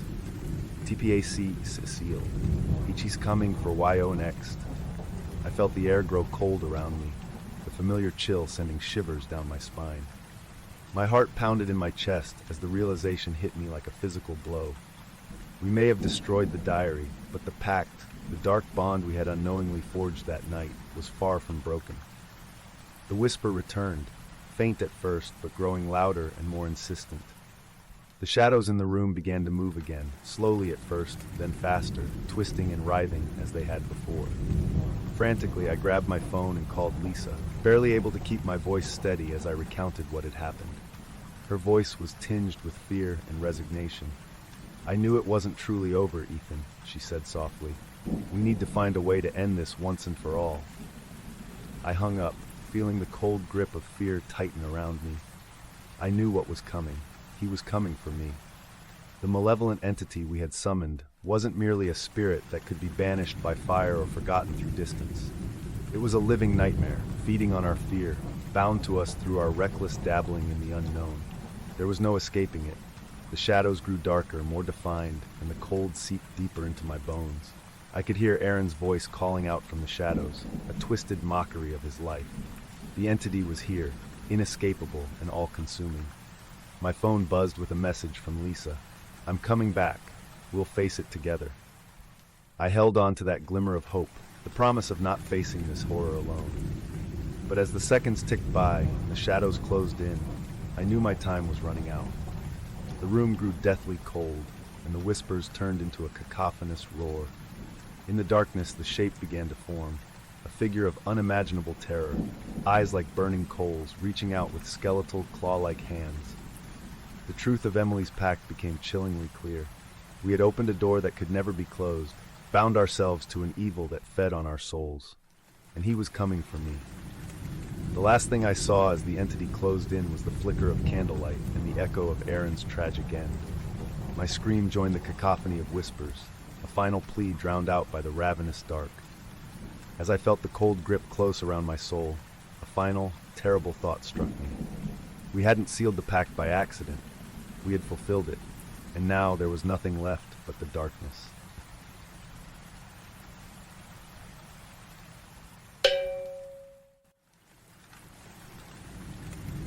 The Last Message, Part 1. Even in the dead of night, the whisper of Sam's name sends a chill through my heart. I thought his death was the end of my torment, until we invited something far worse into our lives. It began on the 1-year anniversary of Sam's death. The weight of his absence had grown unbearable, pressing down on my chest like a vice. Sam wasn't just a friend, he was my brother in all but blood. Tom, Lisa, Sarah, and I had gathered in Sarah's dimly lit basement, a place that once echoed with our laughter and now felt like a crypt filled with unspoken grief. "Are we really doing this?"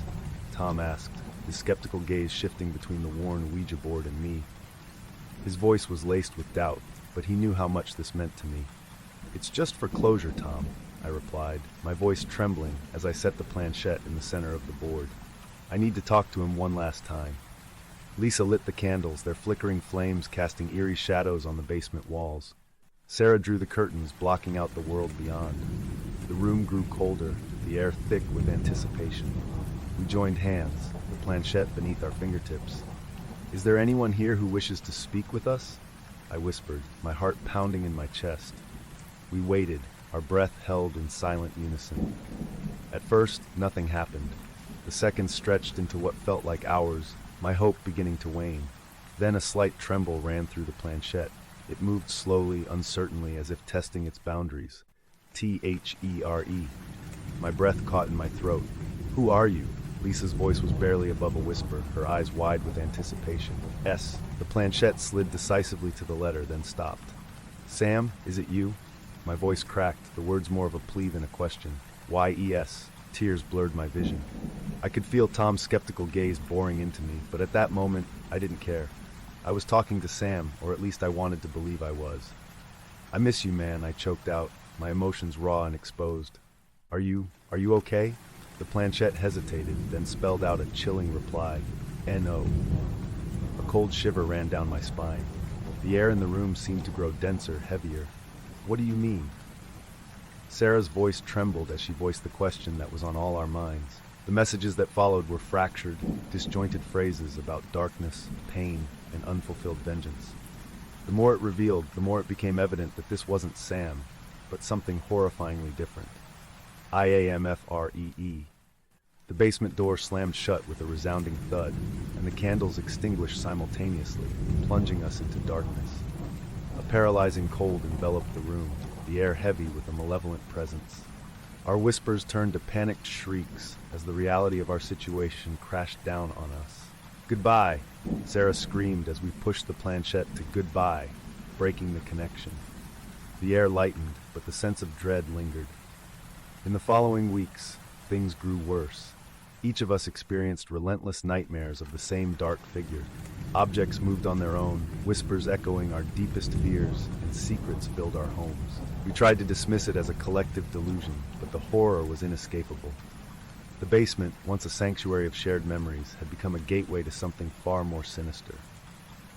And as the weeks turned into months, we began to understand the horrifying consequences of our actions. The malevolent spirit we had unleashed was not bound by the board, it was bound to us. I spent my nights in torment, an endless cycle of regret and fear. This is my warning. Never play with the veil between worlds. Some doors once opened can never be closed. The Last Message, Part 2.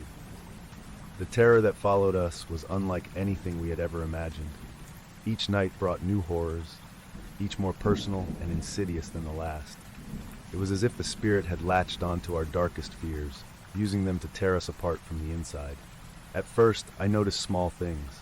Objects would shift slightly from where I had left them. My phone would ring in the middle of the night, the caller ID displaying Sam's name. Sleep increasingly became a battlefield, the darkness filled with whispers that echoed my guilt. Each morning, I woke drenched in cold sweat, the dread of another night looming over me. Tom, who had been the most skeptical, was the first to experience a blatant manifestation. One evening, as he sat alone in his apartment, the lights flickered violently before plunging him into darkness. He fumbled for his phone, its feeble screen casting an eerie glow. As he dialed my number, he saw it, silhouetted against the hallway light, a shadow standing deathly still. And then it moved, a slow, deliberate advance towards him. Tom's voice trembled as he recounted the experience the next day. It knew things about me, Ethan, things no one else could know. It spoke in Sam's voice, but twisted, mocking. Lisa's experience was more subtle, but no less terrifying. She often woke in the middle of the night to the feeling of being watched. Her artwork began to change too. Drawings she didn't remember making appeared on her sketch pads, dark and menacing images of twisted faces and shadowy figures. The most disturbing of all was a recurring symbol she couldn't identify, but she felt a primal fear whenever she saw it. But Sarah's experience was the breaking point. One night, she woke to find herself unable to move, a heavy weight pressing down on her chest. In the dim light, she saw it, an indistinct shadow with burning eyes, leaning closer, whispering poison into her ears. It whispered about the accident, taunting her with details only Sam could have known, twisting the knife deeper into her already wounded psyche. We couldn't ignore it anymore. The spirit was not bound by the board. Frantic and desperate, we decided to meet again, this time armed with research. I had spent countless hours digging through archives, old news reports, and hidden corners of the internet. The history of the Ouija board we had used was drenched in dark tales, each more horrifying than the last. One particular story stood out, a spirit trapped within, escaping only through the grief of those who inadvertently summoned it. We gathered once more in Sarah's basement, now a graveyard of broken memories. Lisa had drawn protective symbols she learned from obscure texts. Tom brought a Bible, holding on to a once-dismissed faith. We lit the candles, their flames casting ghostly shadows, and placed the Ouija board before us. "This has to work," I said, more to myself than to the others. Our hands hovered over the planchette, our resolve wavering, but our desperation driving us forward. "We need to send it back." As we began, the cold settled around us, an all too familiar presence making itself known. The planchette moved almost immediately, a sinister confidence in its movement. WELCOME. "Who are you?" Tom demanded, his voice steady despite the fear etched in his eyes. The response was swift, precise. "IAMSAM. "No," I said through gritted teeth. "You're not Sam. What are you?" The planchette paused, then moved slowly, deliberately, spelling out its chilling truth. EVL. The candles flickered violently, the air growing impossibly colder. A shadow began to form at the edge of our circle, taking shape, coalescing into something almost human. Its eyes burned with a malevolent light, a twisted parody of my friend's image. The tension in the room was palpable, our breaths coming in ragged gasps. "Stay strong," Lisa urged, her voice nearly cracking under the strain. "We need to send it back. Everyone, focus!" In unison, we forced the planchette towards goodbye, but the spirit resisted, its presence growing stronger. The basement filled with a roar, a cacophony of screams and whispers that disoriented us. The planchette spelled one final message, each letter a hammer blow to our resolve. IREE. The shadow lunged, and the candles flickered out, plunging us into a suffocating darkness. The last thing I heard was the sound of my own scream, echoing in the void. The last message, Part 3. In the deafening silence that followed, I fought to control my breath. The darkness was complete, swallowing any trace of light. My heart pounded like a drum inside my chest, the echoes of our scream hanging in the air. Slowly, the candles reignited, their weak flames revealing the aftermath of our struggle. The basement was in disarray, objects tossed aside like playthings, and the Ouija board lay upside down, its letters glaring at us accusingly. The spirit was gone, but its presence lingered, a malevolent whisper in the back of our minds. We sat in stunned silence for what felt like an eternity, our bodies trembling. Sarah was the first to break the silence, her voice a fragile whisper. "What have we done?" "We have to fix this," Tom said, his resolve wavering but unbroken. "We can't let it stay free." It was Lisa who noticed it first, the faint, almost imperceptible series of scratches on the wall, forming a grotesque symbol we had never seen before. "We need help," she said, her eyes wide with a mix of fear and determination. Professional help. But professional help wasn't an option. We had crossed a boundary beyond the understanding of any expert. The spirit was free, and we were left to face the consequences of our actions alone. The days that followed were a blur of paranoia and fear. Each night, the nightmares worsened. Dark figures haunted our periphery, whispers of damnation seeping into our very souls. Tom was the first to break.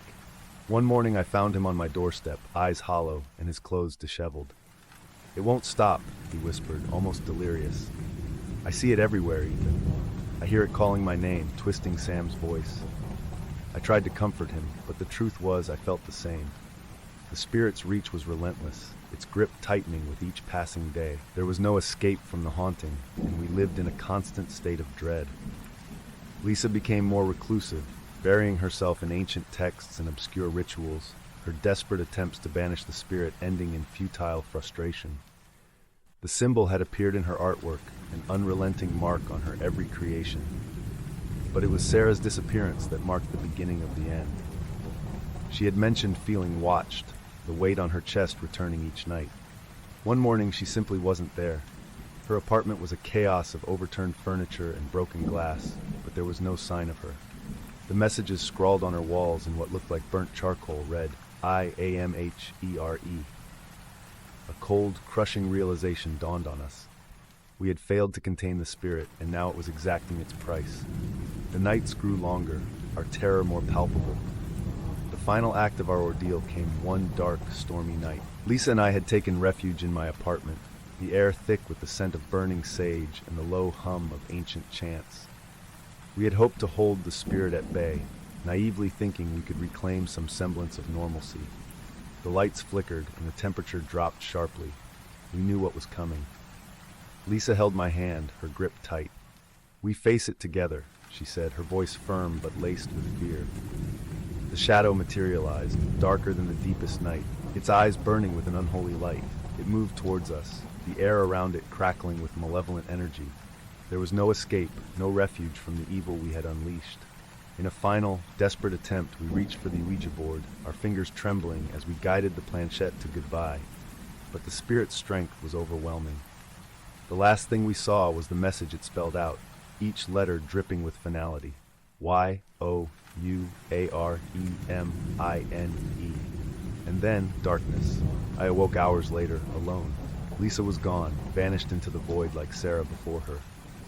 The apartment was eerily silent, the air heavy with the loss of my friends. The spirit had won. Now I live with the constant fear that it will come for me next. The whispers never cease. The shadows never retreat. I know that this malevolent force is forever tethered to my soul. This is my warning. Never play with the veil between worlds.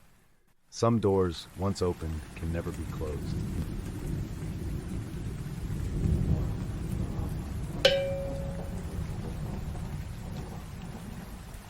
Number Part 1. Echoes of the Forgotten Pact. Every night the same nightmare, a cold, dark room, the faint glow of the Ouija board, and whispered words of a pact we were too naive to comprehend. I'd wake up drenched in sweat, the echo of laughter and screams still ringing in my ears, knowing deep down that the spirit was never truly gone. The autumn air hung heavy in my bedroom, wrapping me in a chilling embrace. I sat upright, heart pounding, breath that came in short, sharp bursts. The nightmare had returned, more vivid than ever. Shadows danced in the corners of my vision as if mocking me with their presence, teasing the edge of my sanity. It had been years since that playful college night with the Ouija board, a night that now seemed cloaked in a dark haze. Back then, I was a different person, skeptical, carefree, and dismissive of anything otherworldly. But time had a way of reshaping beliefs, especially when night after night an unseen force whispered hauntingly personal messages into your ear. I rubbed my eyes, trying to shake off the remnants of sleep. The room felt foreign, as though an unseen presence had shifted everything slightly out of place while I slept. I glanced at the clock. 2:22 a.m. Typical. I pushed back the covers and moved toward the kitchen, seeking the solace of a lukewarm glass of water. The wooden floors creaked beneath my footsteps, a rhythmic accompaniment to my racing thoughts. The kitchen seemed normal at first glance, the soft hum of the refrigerator a comforting constant. But then I noticed the knife. It lay on the counter, gleaming under the dim kitchen light, distinctly out of place. My pulse quickened. I was certain I had left it in the drawer. As I reached out to put the knife away, the lights flickered. A rush of cold air prickled my skin. The hairs on the back of my neck stood on end. Suddenly, the knife slid an inch towards me. I jerked my hand back, heart thumping painfully in my chest.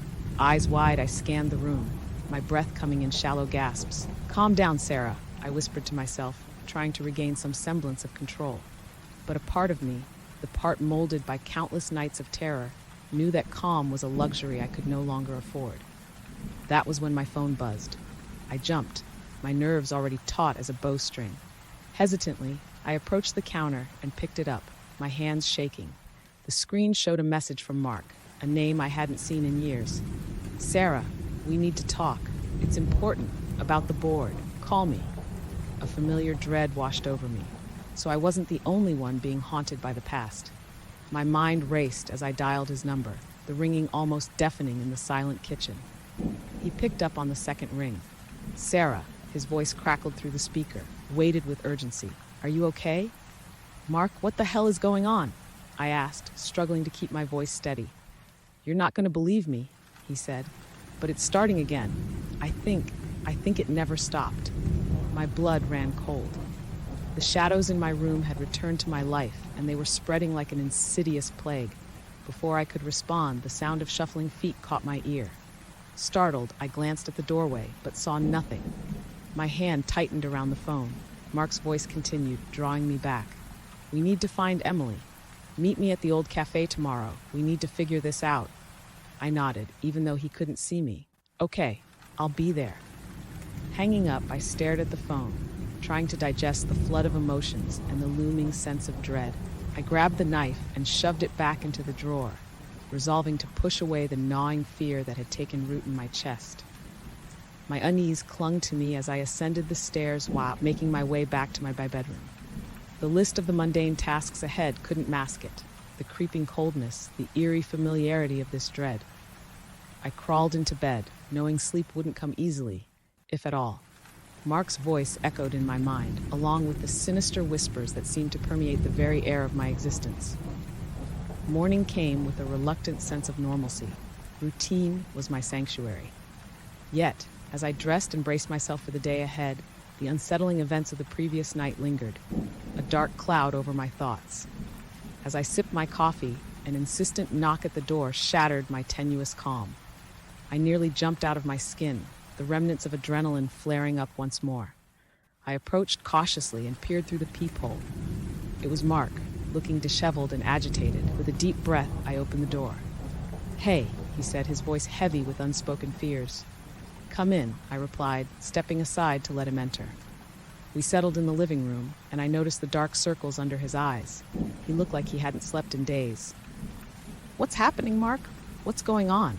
I asked, unable to hide the quiver in my voice. He leaned forward, running a hand through his short-cropped hair. It's back, Sarah. The spirit.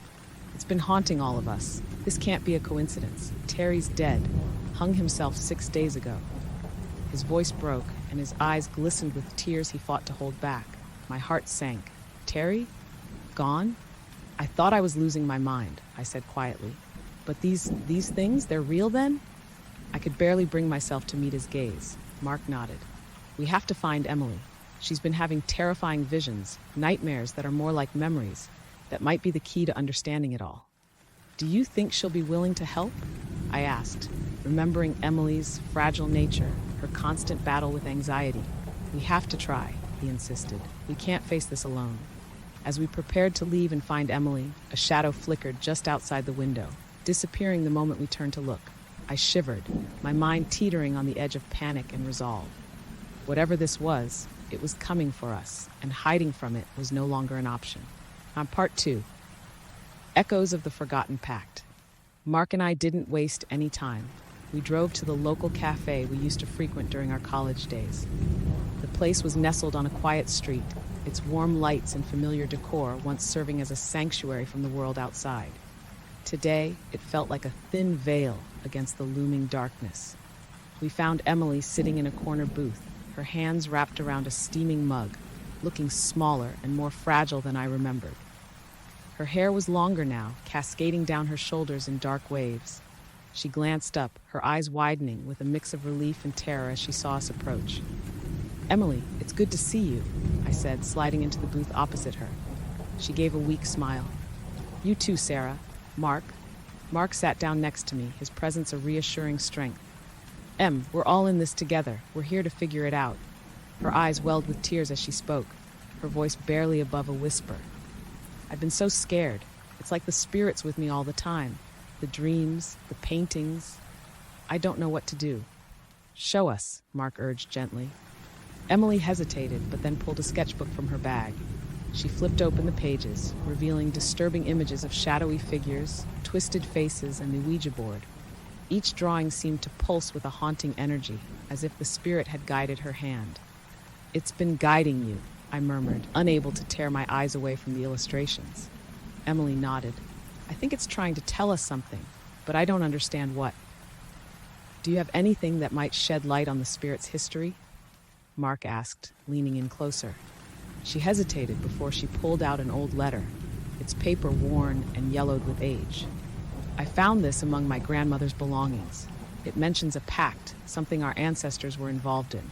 It's in another language, though." Mark and I exchanged glances. This letter could be the key, but we needed someone who could decode it. We decided to visit Mark's apartment, where he had accumulated a collection of research materials over the past few weeks. Books, letters, and articles that might help us. As we gathered our things, an unsettling feeling settled over me, a sensation of being watched. The cafe's warm ambience suddenly felt cold and foreboding. I glanced around but saw nothing out of the ordinary. Still, I couldn't shake the feeling. We left the cafe together, Mark leading the way with determined strides. Emily clutched her sketchbook to her chest as if it were a protective talisman. My thoughts were a maelstrom of fear and urgent questions. What had we unleashed? And more importantly, how could we stop it? Arriving at Mark's apartment, we were greeted by the sight of cluttered surfaces covered in documents and books. It was clear he had been obsessively trying to piece together the puzzle. His living space turned into a chaotic library of horror research. "Make yourselves comfortable," Mark said, gesturing at the couch. Emily and I sat down, while Mark rummaged through a pile of papers. He emerged with a triumphant look, holding a book that appeared to be a translation guide. "I found this guide that might help us translate Emily's letter," he explained, flipping through the pages. The minutes ticked by as we pored over the letter, cross-referencing the old language with the translation guide. Gradually, a chilling narrative unfolded. The story of a vengeful spirit bound by a pact made generations ago. It spoke of betrayal and sacrifice, echoing the themes that had haunted our dreams and visions. "We're dealing with something ancient and vengeful," Mark said gravely. Suddenly, Emily gasped, clutching her head. Her eyes widened in terror, and she started to shake. "It's here! It's here!" Before we could react, the temperature in the room plummeted, our breaths visible in the sudden chill. A shadowy figure materialized in the corner of the room, its form twisting and contorting as if struggling to maintain a shape in the earthly realm. The lights flickered, and a low, guttural growl emanated from the figure. Emily screamed, her voice raw and filled with fear. Mark and I sprang into action, trying to pull her away from the malevolent presence, but it felt as if an invisible force was holding her in place. "Emily, get out of there!" I yelled, my own voice shaking with terror. With a surge of adrenaline, Mark lunged forward, breaking the invisible grip and pulling Emily away from the entity. The spirit snarled, its cry piercing the air and causing the lights to burst, plunging us into darkness. We stumbled out of the apartment, our breaths ragged with fear and exertion. Once outside, we didn't stop running until we reached the safety of the streetlights.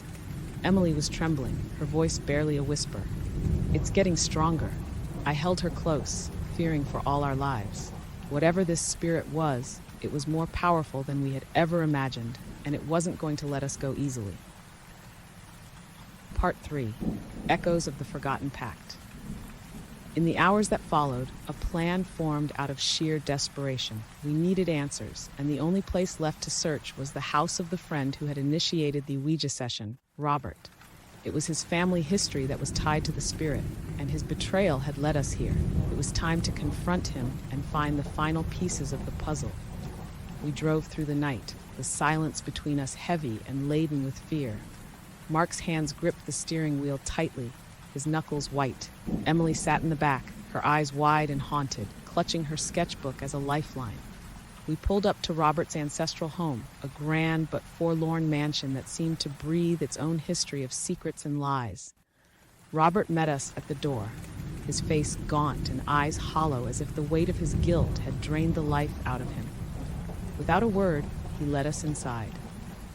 The house exuded a chilling aura, and the air felt thick with a menacing presence. We gathered in the living room, the flicker of candlelight casting eerie shadows on the walls. Robert's voice was trembling as he began to speak. "When I suggested the Ouija board that night, I didn't realize what I was fully doing. I thought it was just a game, a way to share my family's dark history. I didn't know it would lead to this." "The spirit," Emily whispered. "Tell us about it."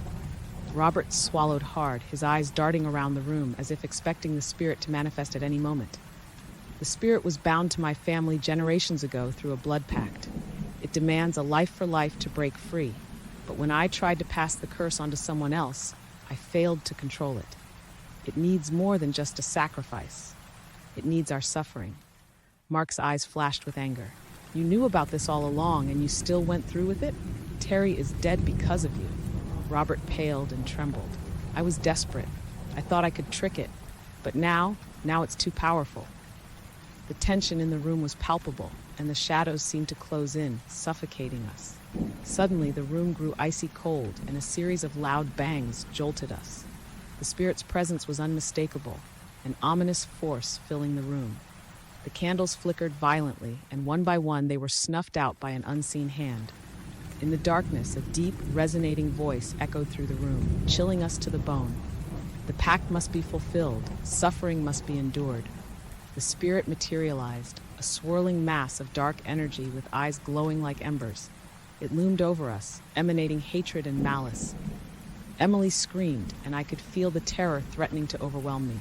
But in that moment of sheer panic, I realized something. Our fear was its power. "Stop!" I shouted, my voice steady despite the quaking of my body. "We made a mistake, but we won't be your pawns anymore." The spirit's bleak eyes fixed on me, and it surged forward. Mark stepped protectively in front of Emily, and Robert fell to his knees, sobbing. Desperation clawed at my mind. There had to be another way to end this.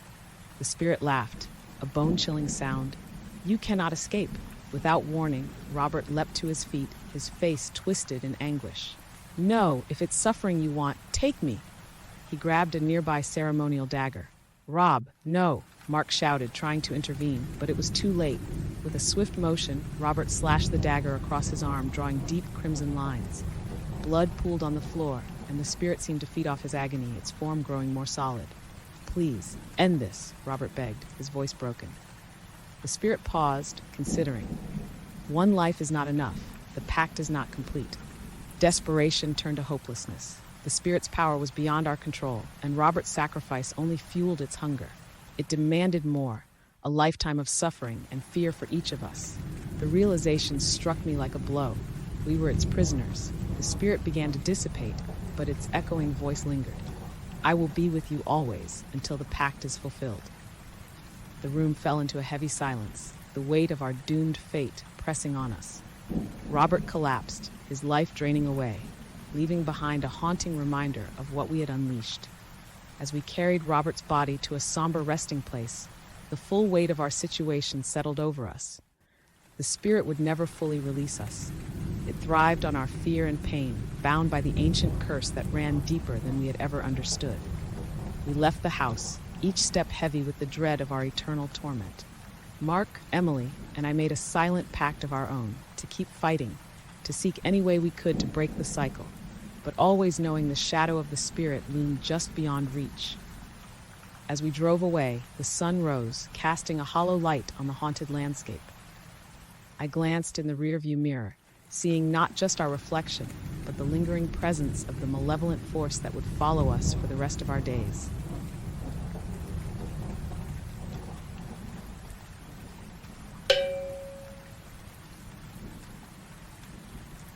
I thought it was just a game. The night we placed our fingers on that Ouija board, I never imagined it would open a gate to something so vile, so hungry to break through into our world. The wind howled outside Sarah's old Victorian house, its creaks and groans almost a third participant in our ghost stories. The dim light from candles scattered around the room flickered against the walls, casting eerie shadows that danced ominously on the aged wallpaper. We huddled around the coffee table, its mahogany surface nearly as ancient as the house itself. The centerpiece was the battered Ouija board Sarah found in her grandmother's attic, its letters barely visible, the once glossy planchette now a dull relic of the past. Sarah's eyes sparkled with excitement, a stark contrast to Jason's furrowed brow and my own skeptical curiosity. She placed the board in the middle of the table with an almost reverent care, as if she believed its power. "Come on, Ethan, don't be such a spoil sport," she teased, her voice a mix of mischief and encouragement. I shrugged, trying to mask my growing unease. All right, but if anything weird happens, I'm blaming you." Jason chuckled nervously. "Yeah, Sarah, this was your idea after all." We placed our fingers on the planchette. It was ice cold against my skin, sending a shiver down my spine. Sarah began the ritual, her voice a soft murmur barely audible over the wind. "Spirits of the past, we seek your presence. We wish to communicate. Give us a sign." For a long moment, nothing happened. The candle flames flickered in the draft, but the air felt thicker, as if holding its breath. Just as I was about to make a joke, the planchette moved. It was subtle at first, barely a twitch, but it quickly gained momentum. ELIAS. The name sent a chill down my spine. No one spoke. I glanced at Sarah, Her hands trembled slightly, her face pale. Jason's eyes were wide, disbelief etched across his features. "Is this some kind of trick?" I asked, but my voice lacked conviction. Deep down, I knew none of us were capable of moving the planchette like that. Sarah shook her head slowly. "No, I don't think so." We asked more questions, but the answers only grew more cryptic and disturbing. Elias seemed to know things about us, secrets from our past, fears we never voiced. The air grew colder, and shadows seemed to move just beyond the edge of the candlelight. "Let's stop," Jason said, his voice shaky. "This isn't funny anymore." Sarah hesitated, her fingers still on the planchette. I could see the conflict in her eyes, a mixture of curiosity and dread. "Maybe we unlocked something. We can't just—" Suddenly a loud thud echoed from the hallway, cutting her off mid-sentence. We all froze, silence gripping us in a chokehold. The thud came again, closer this time, as if something heavy was being dragged. Jason was the first to break the silence. "We should check that out, make sure it's not, an intruder." We agreed, if only to break the oppressive atmosphere. We stood, the floorboards creaking under our weight, and edged cautiously toward the hallway. Every step felt like walking through molasses. The air grew heavier, the shadows darker. The sound led us to the staircase leading to the attic. Sarah hesitated, looking back at me and Jason. It came from up there. Jason swallowed hard, his face a mask of reluctant bravery. "All right, let's get this over with." The wooden steps groaned as we ascended, each creak a testament to the house's age. The flickering light from a single hanging bulb barely penetrated the darkness, casting an uneven glow that made the shadows seem alive. When we reached the attic door, it stood ajar, the edges darkened as if touched by soot. With a quiet nod, Sarah pushed it open, revealing the room beyond. Dust hung in the air, caught in the beam of our flashlight. Old furniture, covered in white sheets, loomed like forgotten specters, their shapes distorted and menacing. There, in the middle of the room, an old trunk stood open, its contents strewn about haphazardly. Papers, photographs, and trinkets from a bygone era lay scattered across the floor. At the edge of the chaos, an open diary caught my eye, the name Elias prominently scrawled across the yellowed pages. Sarah picked it up, her hands trembling. "This must be my grandmother's," she whispered, flipping through the worn pages. Before we could make sense of it, the attic door slammed shut behind us with a deafening bang. We spun around, hearts racing, but saw nothing. A cold breeze brushed against our necks, carrying the faint, hollow whisper of a word we couldn't quite catch. Elias. We were no longer just playing a game. The darkness we had invited was real, and it had intentions of its own. Sarah's fingers traced the name in the diary, her eyes wide with a mix of fear and curiosity. This must be the spirit we contacted. But why is he here now? Jason stepped closer, glancing over her shoulder at the faded handwriting. Maybe it's some kind of warning or a record of what happened before. I felt a growing sense of dread as Sarah continued reading aloud. The entries recounted how her grandmother and her friends had once summoned Elias during a seance, only to realize too late the malevolent nature of the spirit. They had made a blood pact to seal him away, a pact that seemed fragile and disturbingly easier to break. "We need to leave," I said, my voice barely above a whisper. "We should get out of this house right now." Sarah clutched the diary to her chest as if it were a lifeline. "No, we need to understand what we're dealing with. Maybe there's a way to stop it." A low creak echoed through the attic, and we all spun around. For a split second, I could swear I saw a shadowy figure at the door, its form barely distinguishable from the darkness. The temperature dropped, and the whispering returned, growing louder and more insistent. "Elias, Elias." Jason grabbed my arm, pulling me towards the stairs. "Ethan's right. We can't stay here." But Sarah was rooted to the spot, her eyes glazed over as she stared into the shadows. "Elias, what do you want?" she called out, her voice shaky but steadied by an intense need to know.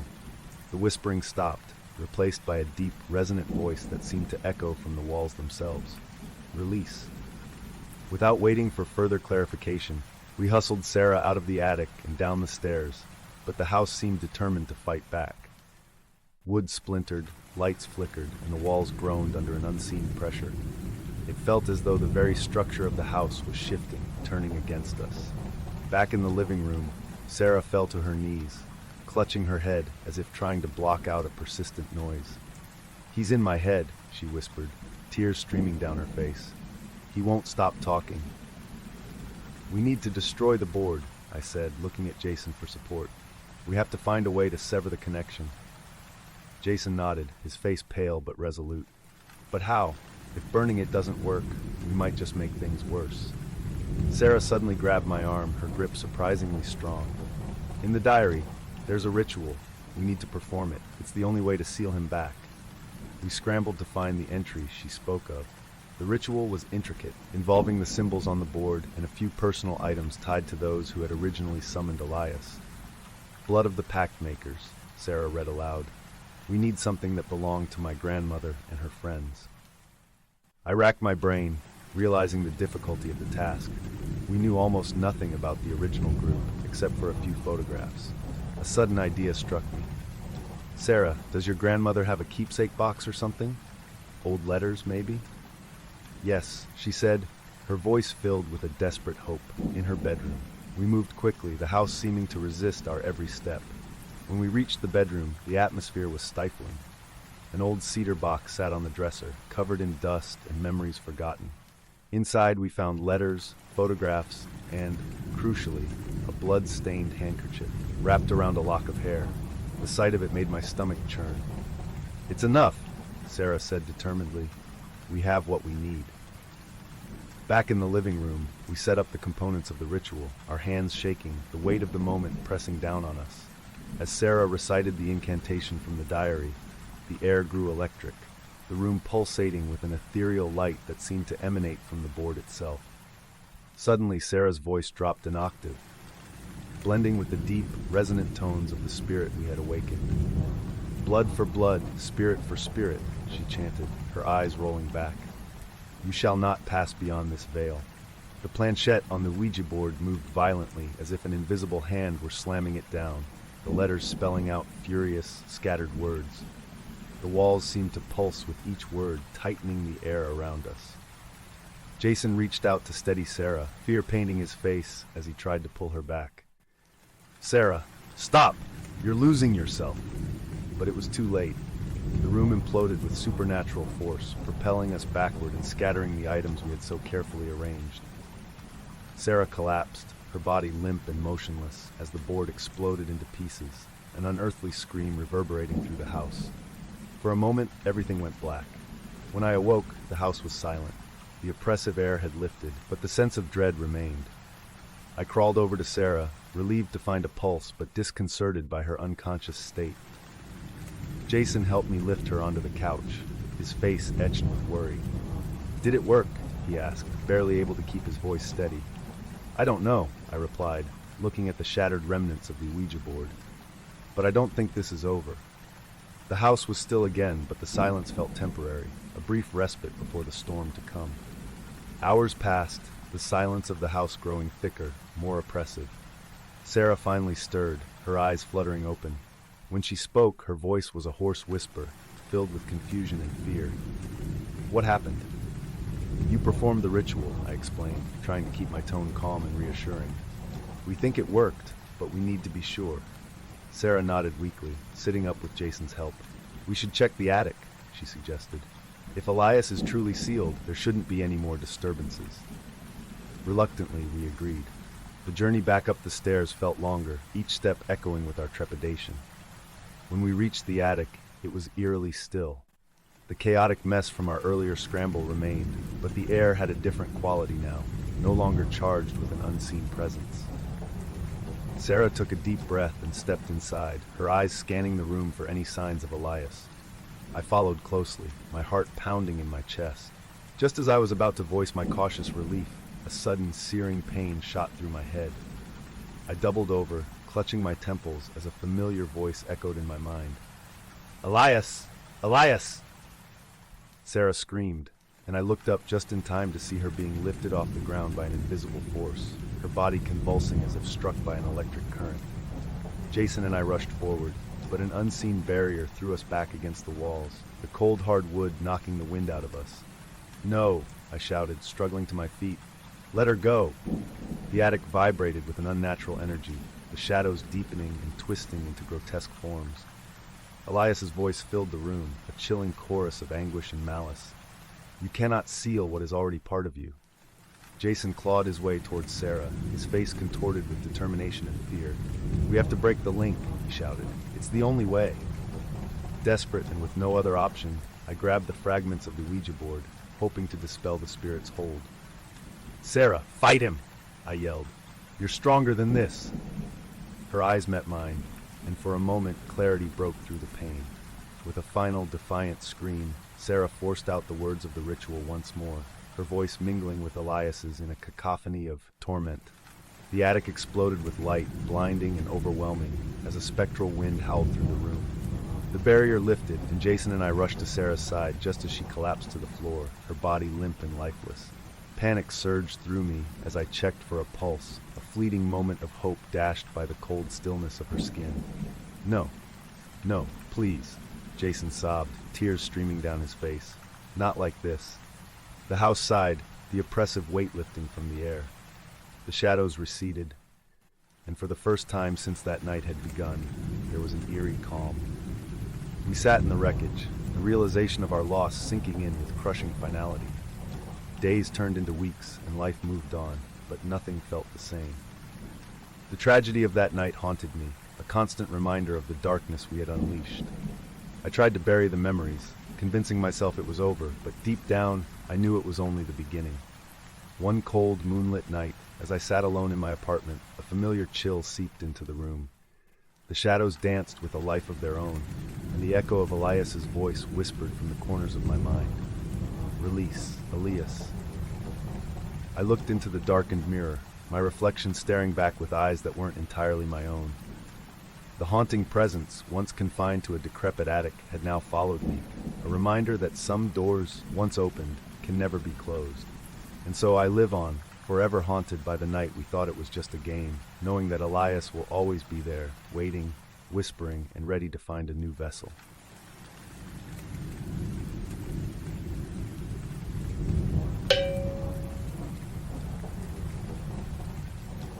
He's lying, the whisper crawled into my ear, slithering through the silence of my locked bedroom. The same chilling voice that had haunted our Ouija board session now hounded my thoughts. One of my closest friends was not who they seemed, and I feared the storm outside was the least of my dangers. The night it all began was steeped in an eerie stillness.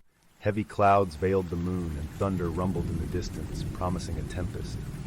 Inside my cozy living room, dimly lit by flickering candles, the tension among us was palpable. Jessica, with her trademark ponytail and confident smile, opened the dusty wooden box she found in her grandmother's attic. Inside lay the ancient Ouija board, its edges worn and symbols faded. I can't believe you actually brought this, I said, trying to mask my unease with a chuckle. What? Thought we could use a little thrill, Jessica replied, her eyes sparkling with mischief.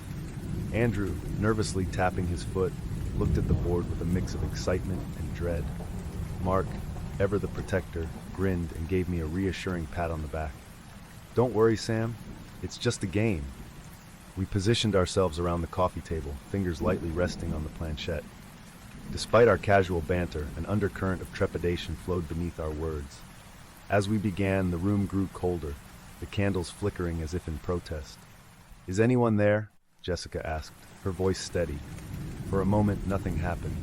Then slowly the planchette began to move. My heart pounded in my chest as Andrew's eyes widened in astonishment. It glided across the board, spelling out Hello. Who are you? Mark asked, leaning in, his casual demeanor faltering. The board replied. A little girl? I muttered, goosebumps rising on my arms. We continued to ask questions, and Lily's responses seemed innocuous at first, simple greetings and vague descriptions of her life. But then, her messages turned cryptic, darker. What do you want? Andrew asked, his voice barely above a whisper. Betryal. Before we could react, the candles flickered violently, and the planchette flew across the board, as if an unseen force yanked it. Panic erupted. Mark accused Jessica of pushing the planchette, while Andrew stammered that he didn't feel well. We ended the session abruptly, shoving the board back into its box. The unspoken agreement was clear. We would never speak of this night again. But the unsettling atmosphere lingered, the word Lily spelled out echoing in my mind. Over the next few days, Andrew's condition worsened. Dark circles framed his eyes, and he appeared more anxious with each passing day. One night, as the storm outside raged, he called me with trembling urgency in his voice. "I can't sleep, Sam. The dreams, I'm trapped in a dark void, and I can hear her laughter, that eerie, malicious laugh." His voice broke, and I felt a cold knot form in my stomach. I tried to reassure him, but his fear was infectious. The whisper in my room that night was the final straw, a chilling reminder of the malevolent presence we had awakened. "He's lying," it had hissed, close to my ear. I whipped my head around, but I was alone, or so I thought. This was just the beginning of our descent into a nightmare we could not escape. Andrew's confession replayed in my mind as I lay in bed that night, the storm's howls mimicking the fear stirring within me. I wrapped my arms around myself, trying to shake off the feeling of being watched. Despite the locked door, despite the silence of my house, I heard it again, softer, more menacing. "He's lying." I jolted upright, eyes darting around the room, the whisper fading into the shadows. It was then I knew something was terribly wrong. Andrew's condition was just the beginning. This malicious force was rooted deeper than any of us could comprehend. The next days were a blur of paranoia and dread. Andrew's absence loomed over us like a specter. We searched for him tirelessly, called the authorities, but it was as if he had vanished into thin air. The entire time, Mark's behavior grew increasingly erratic. His charming, protective demeanor turned cold, almost hostile. One afternoon, while Jessica and I combed through the local library, desperate for any answers, I stumbled upon old newspaper clippings about the house's history. The stories spoke of disappearances, mysterious deaths, all linked to the use of a Ouija board. The more I read, the more a pattern of possession and betrayal emerged. "Sam, look at this." Jessica's voice startled me from my thoughts.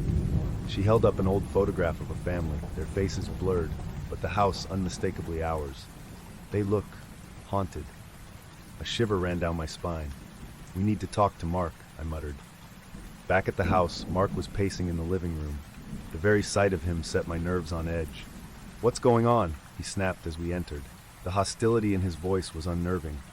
"Mark, we need to tell you something," Jessica began. But before she could continue, the lights flickered. The planchette from the Ouija board slid off the shelf and fell onto the floor with a thud, sending a chill through the room. "Mark," I said, my voice trembling, "we think this isn't just about Lily. There's a pattern of possession linked to this board, and you think I'm possessed?" He spat, eyes narrowing. "You think I'm the one lying?" The whispered words from my bedroom echoed in my mind, and fear twisted in my gut. I glanced at Jessica, who seemed equally unsettled. "We're just saying there's something wrong, and we need to fix this before it's too late," she said. Mark sneered. "You're paranoid, both of you." He stormed out, leaving us in tense silence. As night fell, I locked myself in my bedroom, the weight of unresolved fear pressing down on me. Sleep was elusive, every creak and whisper making my heart race. I knew I had to dig deeper, find more links to the past, and understand what we were up against. My gut told me that the answers lay in the past, tangled in the history I had just begun to uncover. And as much as I was afraid of what I might find, I knew I had no choice but to continue. The following day, I returned to the archives alone. The librarian gave me a sympathetic look as I requested more records.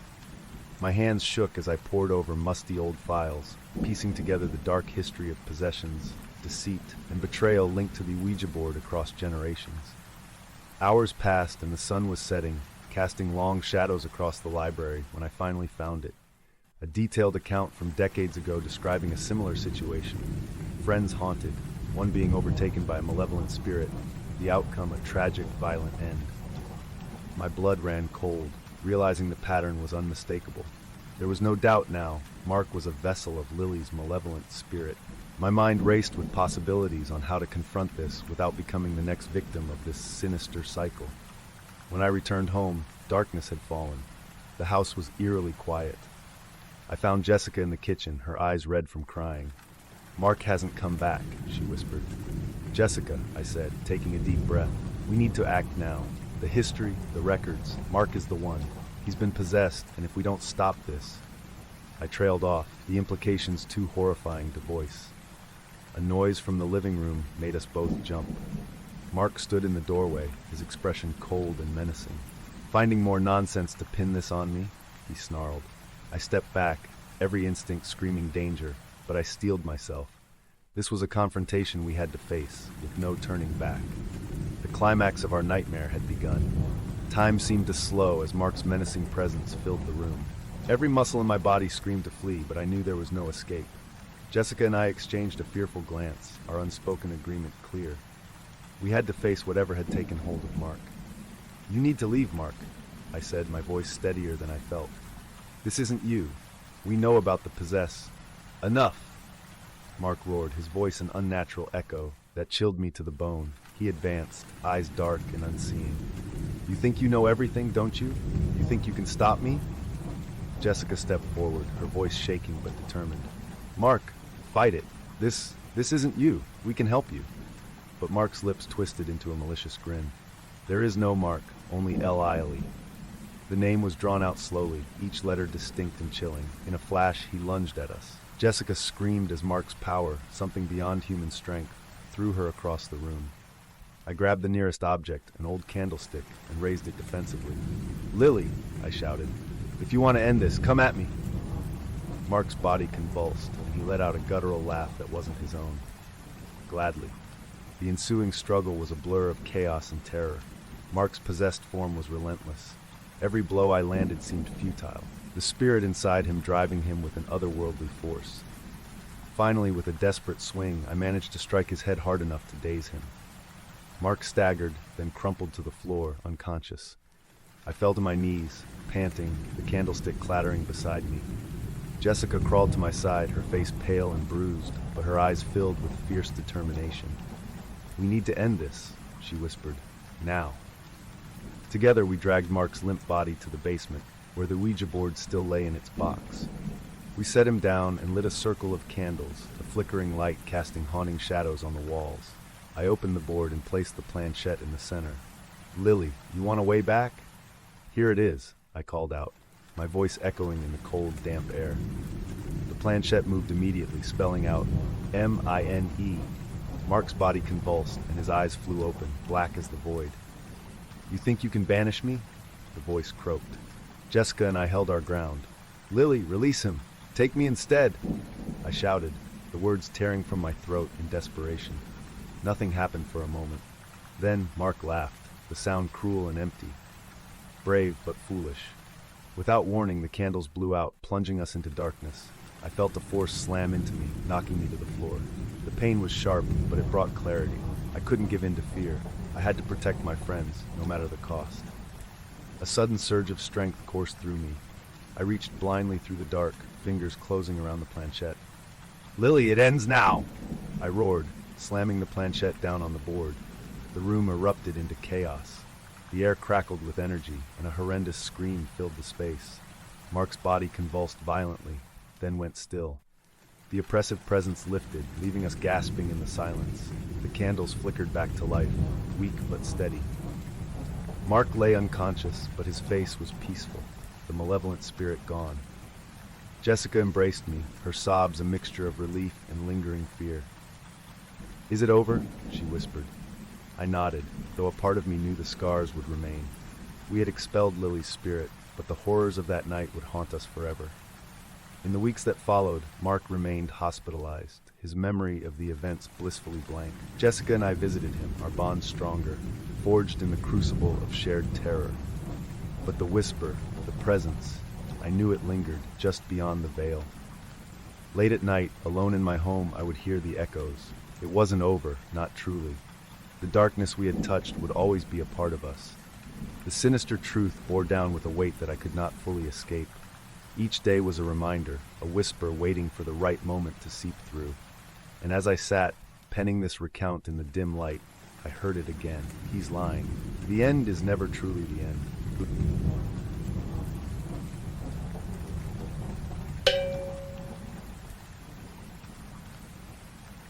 Sometimes the echoes of our past are not just memories, they are voices calling back from the dark. It was nearly midnight when my phone rang, jolting me out of a deep sleep. I groggily reached over to the nightstand, blinking at the unfamiliar number on the screen. Against my better judgment, I answered. Mike? A voice stammered, filled with a desperate urgency that instantly sent chills down my spine. It was Megan, one of my old high school friends. Her voice was almost unrecognizable, a mix of sobs and panicked breaths. Megan? What's wrong? I asked, sitting up and switching on the lamp. It's Jake and Sarah. They're both dead. She choked out, her words barely coherent through her sobs. My heart dropped. Jake and Sarah? Dead? The news hit me like a freight train. Memories of our teenage years flashed through my mind, centering on one night in particular, the night we played with the Ouija board. We used to laugh about it afterward, chalking it up to our wild imaginations. But here was Megan, unraveling on the other end of the line, and I couldn't ignore the gnawing feeling that something was horribly wrong. What happened? I demanded, a cold sweat forming on my brow. Accidents, both of them. Jake died in a car crash last week, and Sarah just 2 days ago. The same way, she managed to say before breaking into more sobs. As the reality of her words sank in, the room felt suddenly colder. I couldn't shake the eerie connection to our past. I knew I had to go back, confront whatever it was we had summoned that night. Megan, we need to meet, I said firmly, already pulling on my jeans and a t-shirt. Our hometown hadn't changed much. The same small coffee shop where we used to hang out still stood on the corner a few blocks away from Sarah's place. I parked my car and walked in, scanning the room for Megan. She sat in the back, her once vibrant eyes now hollow and ringed with dark circles. I could see the haunted look that matched the one I had seen in the mirror that morning. Mike, she said quietly as I approached, her voice barely more than a whisper. Megan, I nodded, taking a seat across from her. The shop's warmth did little to thaw the chill inside me. They weren't just accidents, Mike, she began, her hands trembling as she reached for her coffee. I know it has something to do with that night. I let out a deep breath, the weight of her words sinking in. The Ouija board, I stated flatly. She nodded, tears welling up again. We have to go back to Sarah's house. We need to know. Against every logical fiber in my being, I agreed. That basement held too many memories, the kind that scratched at the back of my mind ever since her call. We left the coffee shop in silence, a heavy sense of foreboding hanging over us. Sarah's childhood home stood eerily quiet, as if it were a mausoleum. The driveway was overgrown with weeds, and the house had an air of abandonment, with its chipped paint and broken shutters. Megan had the key. Sarah's parents had entrusted it to her until they settled her affairs. We walked slowly through the house, every creak of the floorboards echoing through the vacant rooms. The basement door stood at the end of the hallway, closed but not locked. Megan paused, her hand on the doorknob, her breath shaky. Are you ready? She asked, glancing at me with fear-filled eyes. I nodded, though the truth was far from it. Yes, let's do this. The basement smelled of mold and dust. The darkness seemed almost alive, wrapping around us as we descended the creaky stairs. The old Ouija board sat on a small table in the center, just as we had left it years ago. We lit the candles we had brought, their flickering flames casting wavering shadows on the concrete walls. The board seemed to glow with an unnatural light, a silent promise of the terror we were about to unleash. Who do you want to contact first? Megan's voice trembled as she posed the question.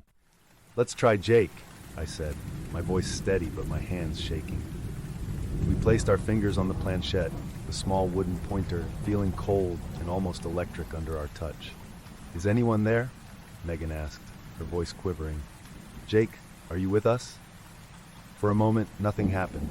Just when I was about to release the breath I had been holding, the planchette jerked to life. It moved with a frighteningly deliberate speed, spelling out YES. My heart pounded louder than ever as we continued, the basement's temperature seemingly dropping with each letter the planchette revealed. But the next message was the one that made my blood run cold. N-O-J-A-K-E. Megan gasped, eyes wide with horror. The planchette moved again with a terrifying speed, letters flying beneath our fingers. E-A-R-E-Y-O-U-R-E-A-D-Y. The candles flickered wildly as a cold wind seemed to sweep through the basement. Our breaths turned visible in the freezing air. With growing dread, I realized that whatever was communicating with us had been waiting for this moment all along. "We need to stop," I said, my voice breaking. But before Megan could respond, the planchette darted across the board one last time, spelling out a chilling message. ITRICKED-YOU. A sense of dread settled over us as we backed away from the board, realizing the entity we had unleashed years ago had only just begun its torment. The air in the basement felt heavy, oppressive. I could see our breath in the frigid room, and my heart thudded painfully in my chest. Megan clutched my arm, her eyes wide with terror. "We have to leave," she whispered, her voice barely audible over the pounding of our hearts. I nodded, and we turned to ascend the creaky stairs. The house seemed to hum with an unseen energy, shadows stretching and contorting in the candlelight. We reached the top of the stairs and closed the basement door behind us, both of us breathing heavily as we tried to push back the sense of overwhelming dread. "We need to figure out what we're dealing with," I said, trying to keep my voice steady. "There has to be more information out there, someone who knows how to stop this thing." Megan nodded, her expression resolute despite her obvious fear. "I know a place. There's an old occult bookstore downtown. If anyone knows about spirits and Ouija boards, it's the owner." The bookstore was a cramped, dimly lit place, with shelves overflowing with dusty, ancient tomes. The smell of incense and aged paper filled the air. The owner, an elderly man with piercing blue eyes and a long silver beard, looked up as we entered. "Can I help you?" he asked, his voice gravelly but not unkind. Megan and I exchanged a glance before I stepped forward. "We need information about a spirit we contacted through a Ouija board. It's already claimed the lives of 2 of our friends." The man's eyes darkened, and he beckoned us to follow him to the back of the store. He led us to a small, cluttered office where he motioned for us to sit. "Tell me everything," he said, his gaze intense. We recounted the events of our teenage years and the recent horrors. The man listened without interruption, his face growing graver with each passing moment. "You've encountered a malevolent entity," he said finally, rubbing his temples. "These spirits are ancient, powerful, and extremely dangerous. They thrive on fear and misery. You must take great care." "How do we get rid of it?" Megan asked, desperation evident in her voice. The man sighed deeply. "There are ancient rituals that might help, but they are risky. Such entities do not leave willingly. You'll need to perform the ritual at the place where you first contacted the spirit." The warning settled over us like a dark cloud. With the instructions and a few essential items for the ritual in hand, we left the bookstore and drove back to Sarah's house. The sun had set by the time we arrived, casting long, ominous shadows over the property. As we stepped inside, the house felt even colder than before, the malevolent presence palpable. We made our way to the basement, candles flickering in our hands. The light cast eerie, dancing shadows on the walls, giving the illusion that the darkness was alive and watching us. We set up the items as instructed, creating a makeshift altar in the middle of the basement floor. I could hardly focus, every nerve in my body screaming at me to leave, but there was no turning back. Megan began to chant the incantation softly, her voice a fragile thread in the oppressive silence. Suddenly, the room seemed to vibrate, the shadows on the walls twisting and writhing. A low, guttural growl echoed through the space, sending shivers down my spine. Objects around us began to shake, and the candles flickered wildly, as if a gust of wind had swept through the room. "We have to keep going," I shouted over the chaos, trying to steady my trembling hands. Megan's chanting grew louder, more forceful, as the air around us seemed to thicken. The planchette on the Ouija board moved of its own accord, spelling out incoherent messages, and the temperature plummeted further. Abruptly, a loud crash echoed through the basement as an unseen force knocked over a shelf, scattering old tools and debris. Megan screamed, and I felt a rush of adrenaline, my mind a jumbled mix of fear and determination. I grabbed her hand, pulling her away from the falling objects. "We have to finish this," I yelled, clutching the ritual items tightly. Megan nodded, her face pale but resolute. Finally, as the last words of the incantation left her lips, there was a moment of intense stillness. The basement seemed to hold its breath, the oppressive atmosphere lifting slightly. But then, with a bone-chilling howl, the entity made its final stand. The candles extinguished themselves, plunging us into darkness. I fumbled for my flashlight, but before I could turn it on, an icy hand gripped my shoulder. I spun around, facing the malevolent spirit's glowing eyes. The overwhelming stench of decay filled the air, and I felt paralyzed with fear. "Megan, run!" I shouted, tearing myself from the spirit's grasp and pushing her towards the stairs. We stumbled through the darkness, the entity's enraged growls and howls echoing behind us. As we reached the top of the stairs, the basement door slammed shut, cutting off the spirit's advance. Panting and shaken, we bolted out of the house and into the night. The cold air a stark contrast to the warmth of our fear-driven flight. We didn't stop running until we reached the safety of my car, collapsing into the seats and gasping for breath. "It's not over," Megan whispered, her voice filled with dread. The realization struck me like a punch to the gut. The entity had retreated, but it wasn't vanished. We had only angered it further, and its cryptic messages and violent manifestations were far from over, and so the nightmare continued. The drive back to Megan's apartment was tense and silent, both of us weighed down by the impending dread. My mind raced, trying to come up with a new plan. The ritual had failed, and the entity was angrier than ever. As we stepped into her dimly lit living room, I couldn't shake the feeling of being watched. The shadows seemed to twitch and reach out toward us. Megan looked exhausted, her eyes darting around the room. "We need to rest," I said, though the words felt hollow. Neither of us would find any real peace tonight. Megan nodded weakly, her face pale and drawn. "I'll try to sleep," she murmured, heading toward her bedroom. I settled on the couch, my mind too restless to consider sleep. I replayed the events over and over, searching for any clue we might have missed. As the hours crept by, the silence of the apartment grew heavier, more oppressive. Suddenly, a blood-curdling scream shattered the stillness.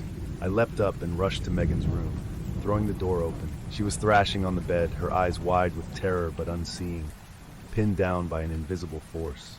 "Megan!" I yelled, grabbing her shoulders, trying to pull her free. Her face contorted in pain and fear as she clawed at the air, fighting something only she could see. Then, with a final, heart-wrenching scream, she went limp. The oppressive weight in the room lifted, leaving a suffocating silence. I shook her gently, praying she was just unconscious, but her body remained unresponsive, eyes staring blankly at the ceiling. I stumbled back, the room spinning around me. The entity's victory was almost palpable, its malevolent satisfaction filling the air. I realized with a sickening clarity that it had taken Megan as its vessel. Staggering out of the room, I tried to suppress the rising tide of despair. Panic clawed at the edges of my mind, but I couldn't afford to lose control. There had to be a way to end this. I grabbed the keys and drove aimlessly through the deserted streets, my mind a tangled mess of thoughts and fears. Eventually, I found myself outside the local library. Desperate for any solution, I broke in, heading straight for the occult section. Hours passed as I rifled through old, dusty texts, searching for anything that might help. Finally, I found a mention of an exorcism ritual meant to sever a spirit's connection to its vessel. It was dangerous and required the presence of both the vessel and the one who summoned the spirit. With a grim determination, I gathered the materials listed and headed back to Megan's apartment, the first light of dawn just touching the horizon. I found Megan in the living room, standing unnaturally still, her eyes fixed on me with an eerie calm. "Hello, Mike," she said, though the voice was not entirely hers. It echoed with the spirit's malevolence. "I'm going to end this," I said, setting up the items needed for the exorcism, my hands trembling but resolute. The entity laughed, a chilling sound that made my skin crawl. "You think you can banish me? Foolish." I began the incantation, my voice steady despite the fear gnawing at my insides. Megan's body convulsed, the entity fighting back with all its might. Objects in the room shook and shattered, the air buzzing with a sinister energy. As I continued chanting, Megan's screams mixed with the spirit's enraged howls. The temperature plummeted, and I could see my breath in the frosty air. Pain lanced through my head, a psychic attack from the entity, but I pushed through, repeating the incantation louder and stronger. A final, ear-piercing scream filled the apartment as the entity was forcibly expelled from Megan's body. She collapsed, unconscious but alive. The room fell silent, the oppressive weight lifted entirely. I slumped to the floor, exhaustion overwhelming me. The exorcism had worked, but at what cost? Megan was alive, but her mind had endured unimaginable torment. I reached out to touch her hand, offering what little comfort I could. Days passed. Megan regained consciousness, but was in a fragile state, her once vibrant spirit now a shadow. I stayed by her side, haunted by whispers and half-formed shadows at the edge of my vision. The entity was gone, but its final message echoed in my mind, a chilling reminder that some scars never heal. Youarenext. Every night, the whispers returned, pulling me into nightmares where reality and the supernatural blurred. I knew that the spirit had left an indelible mark on me. As I sat by Megan's bedside, I realized the true horror we had unleashed, the echo of our past, now an eternal reminder of the darkness that lingers just beyond the veil.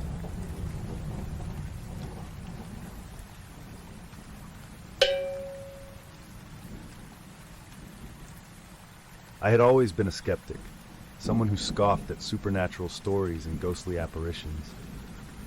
That was until I encountered the Ouija board at a Halloween party in a decrepit old mansion outside our town. The night air was crisp as leaves crunched under our feet. As we approached the mansion, its silhouette loomed ominously against the darkening sky, windows like hollow eyes staring into nothingness. I walked alongside Chris, nervously adjusting the collar of my leather jacket. Sarah and Michael followed, their animated chatter a stark contrast to the sinister setting. "This place gives me the creeps," I muttered, eyeing the crumbling stone facade. Chris laughed, his sandy blonde hair catching the moonlight. "That's the point, Ethan. It's Halloween. What better place for a scare?" We entered the mansion, its vast, empty rooms filled with the scent of aged wood and mildew. Candles flickered in the corners, casting long shadows on the decaying walls. Sarah, a vision of bright colors and braided hair, laid out her backpack's contents, snacks, drinks, and a Ouija board. "I brought it for fun," she said with a mischievous grin. "I've always wanted to try one of these." I rolled my eyes. "You can't be serious. These things are just a load of crap." She shrugged, setting up the board. "Indulge me, Ethan. If nothing happens, you can say I told you so." Chris clapped his hands together. "All right, let's do this." We settled in a circle around the board, our fingertips barely touching the planchette. The light from the candles seemed to dim as we began, the room's temperature plummeting. Sarah initiated with a playful tone. "Is there any spirit here with us tonight?" At first, nothing happened, and I sighed, about to mock the whole charade. But then the planchette began to move, slowly at first, then with increasing speed. It spelled out a single word: "Damn it." The laughter died in our throats, replaced by uneasy silence. "Who's there?" Chris asked, his voice now tinged with apprehension. The planchette moved again. "Eliza." Sarah's face turned pale. "Eliza was my great-great-grandmother," she whispered, her eyes wide. "She died in this mansion." A cold breeze swept through the room, and the flickering flames on the candles grew taller. The planchette moved with a furious pace, spelling out words like betrayal and murder. We exchanged nervous glances, and the jovial atmosphere was replaced with palpable fear. "This isn't funny, Sarah," I snapped, trying to mask my dread with anger. But Sarah wasn't laughing.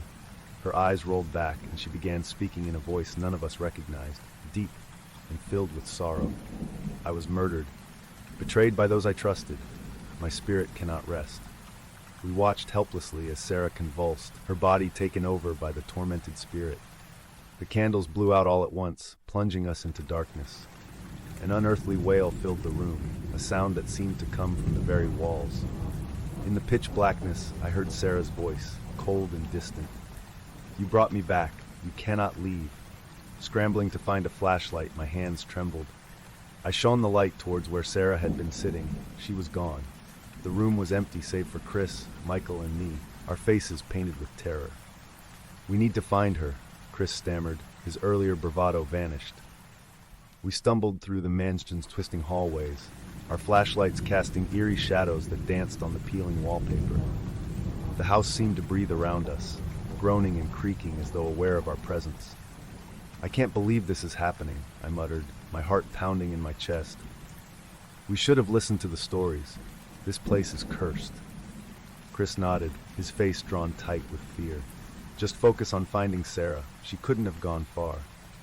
Room after room, we found no sign of her.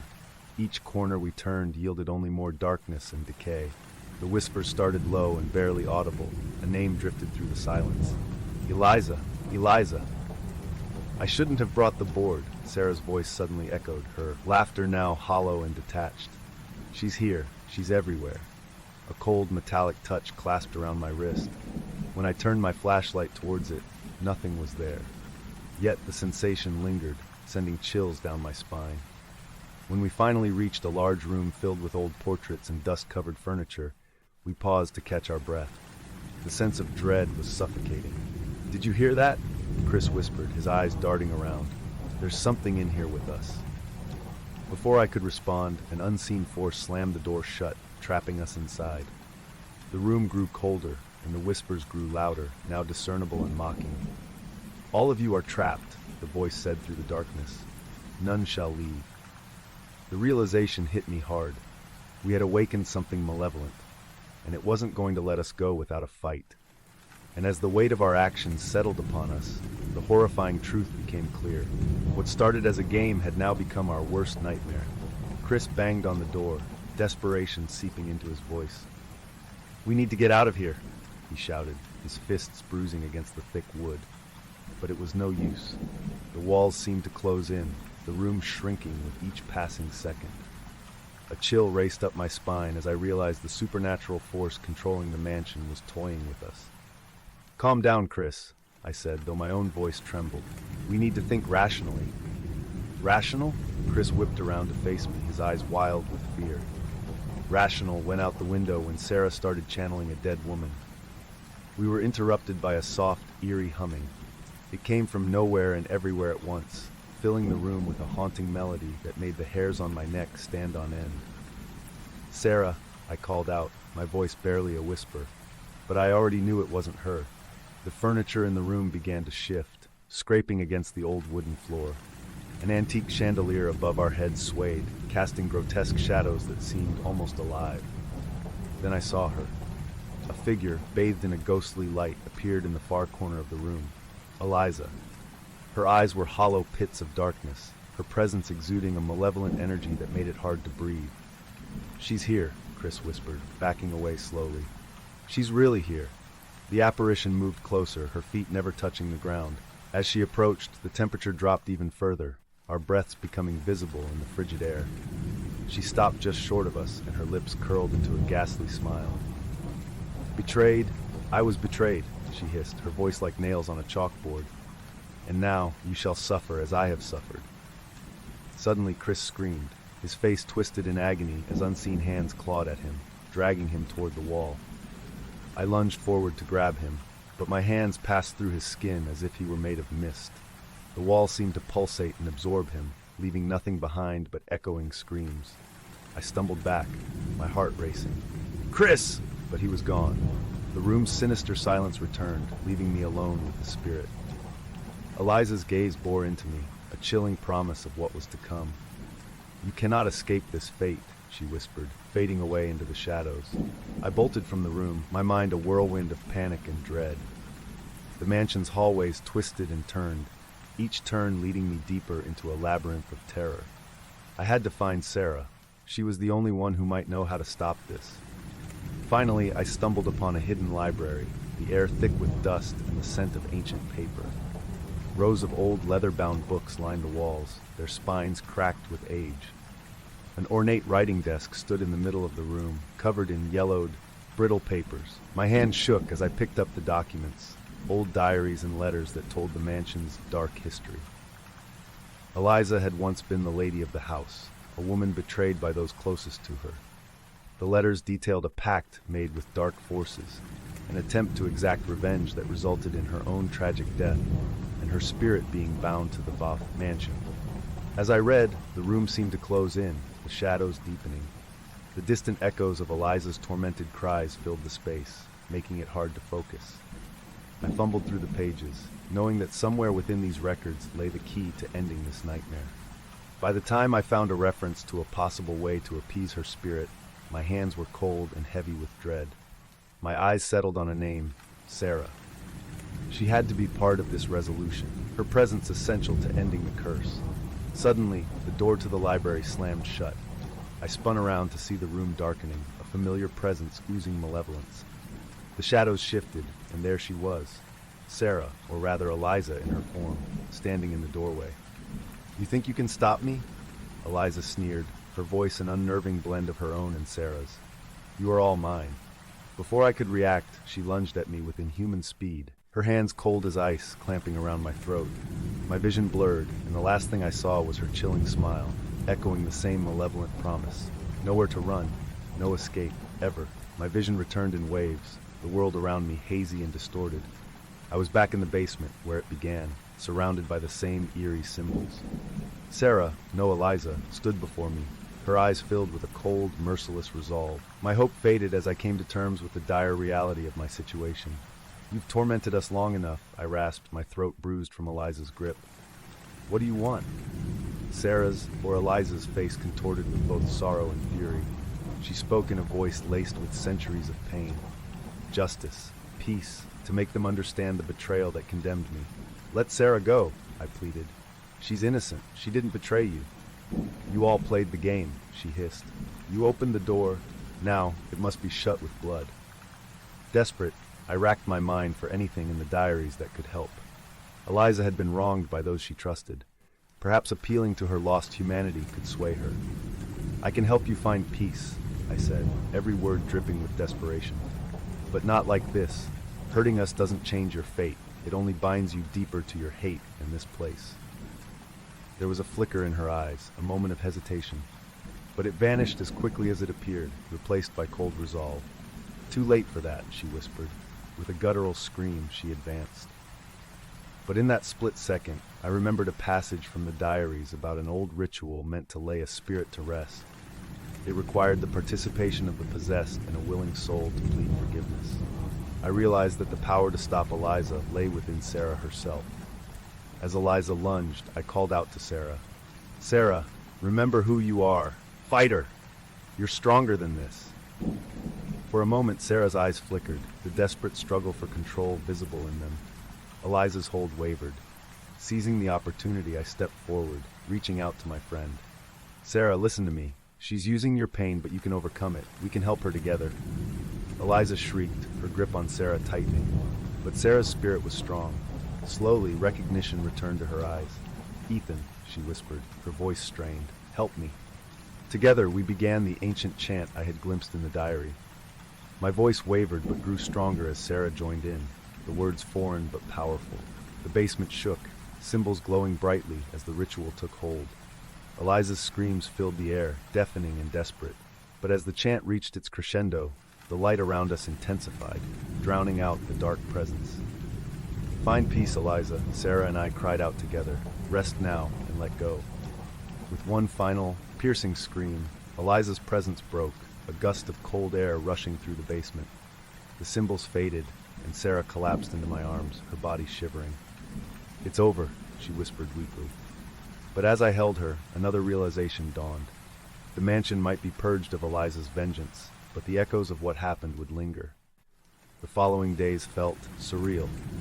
We found Chris and Michael outside, unharmed but shaken, their memories a jumbled blur. The mansion, now silent, stood as an eerie reminder of the night's events. Authorities dismissed our stories as hysteria and hallucinations brought on by the dilapidated environment, but we knew better. As days turned into weeks, the weight of the experience never left us. Each creak of an old floorboard, every flicker of a candle set our hearts racing. The shadows seemed to whisper, reminding us of the night we breached the veil between the living and the damned. Years later, as I sit in my apartment, those memories haunt me still. Sarah has moved away, seeking to rebuild a life free from the past's clutches. Chris and Michael drifted, forever altered by what they couldn't recall, but couldn't forget either. But I remain, a solitary guardian of a truth too terrifying to embrace. Each night, when darkness falls and silence reigns, the whispers return. "You cannot leave," they say, carrying the weight of a promise unfulfilled.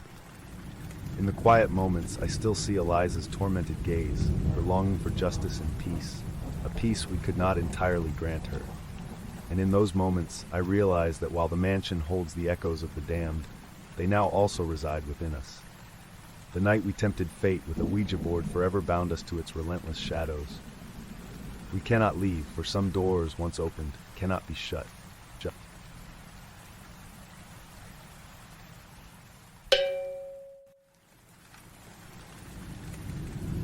You think ghosts are real?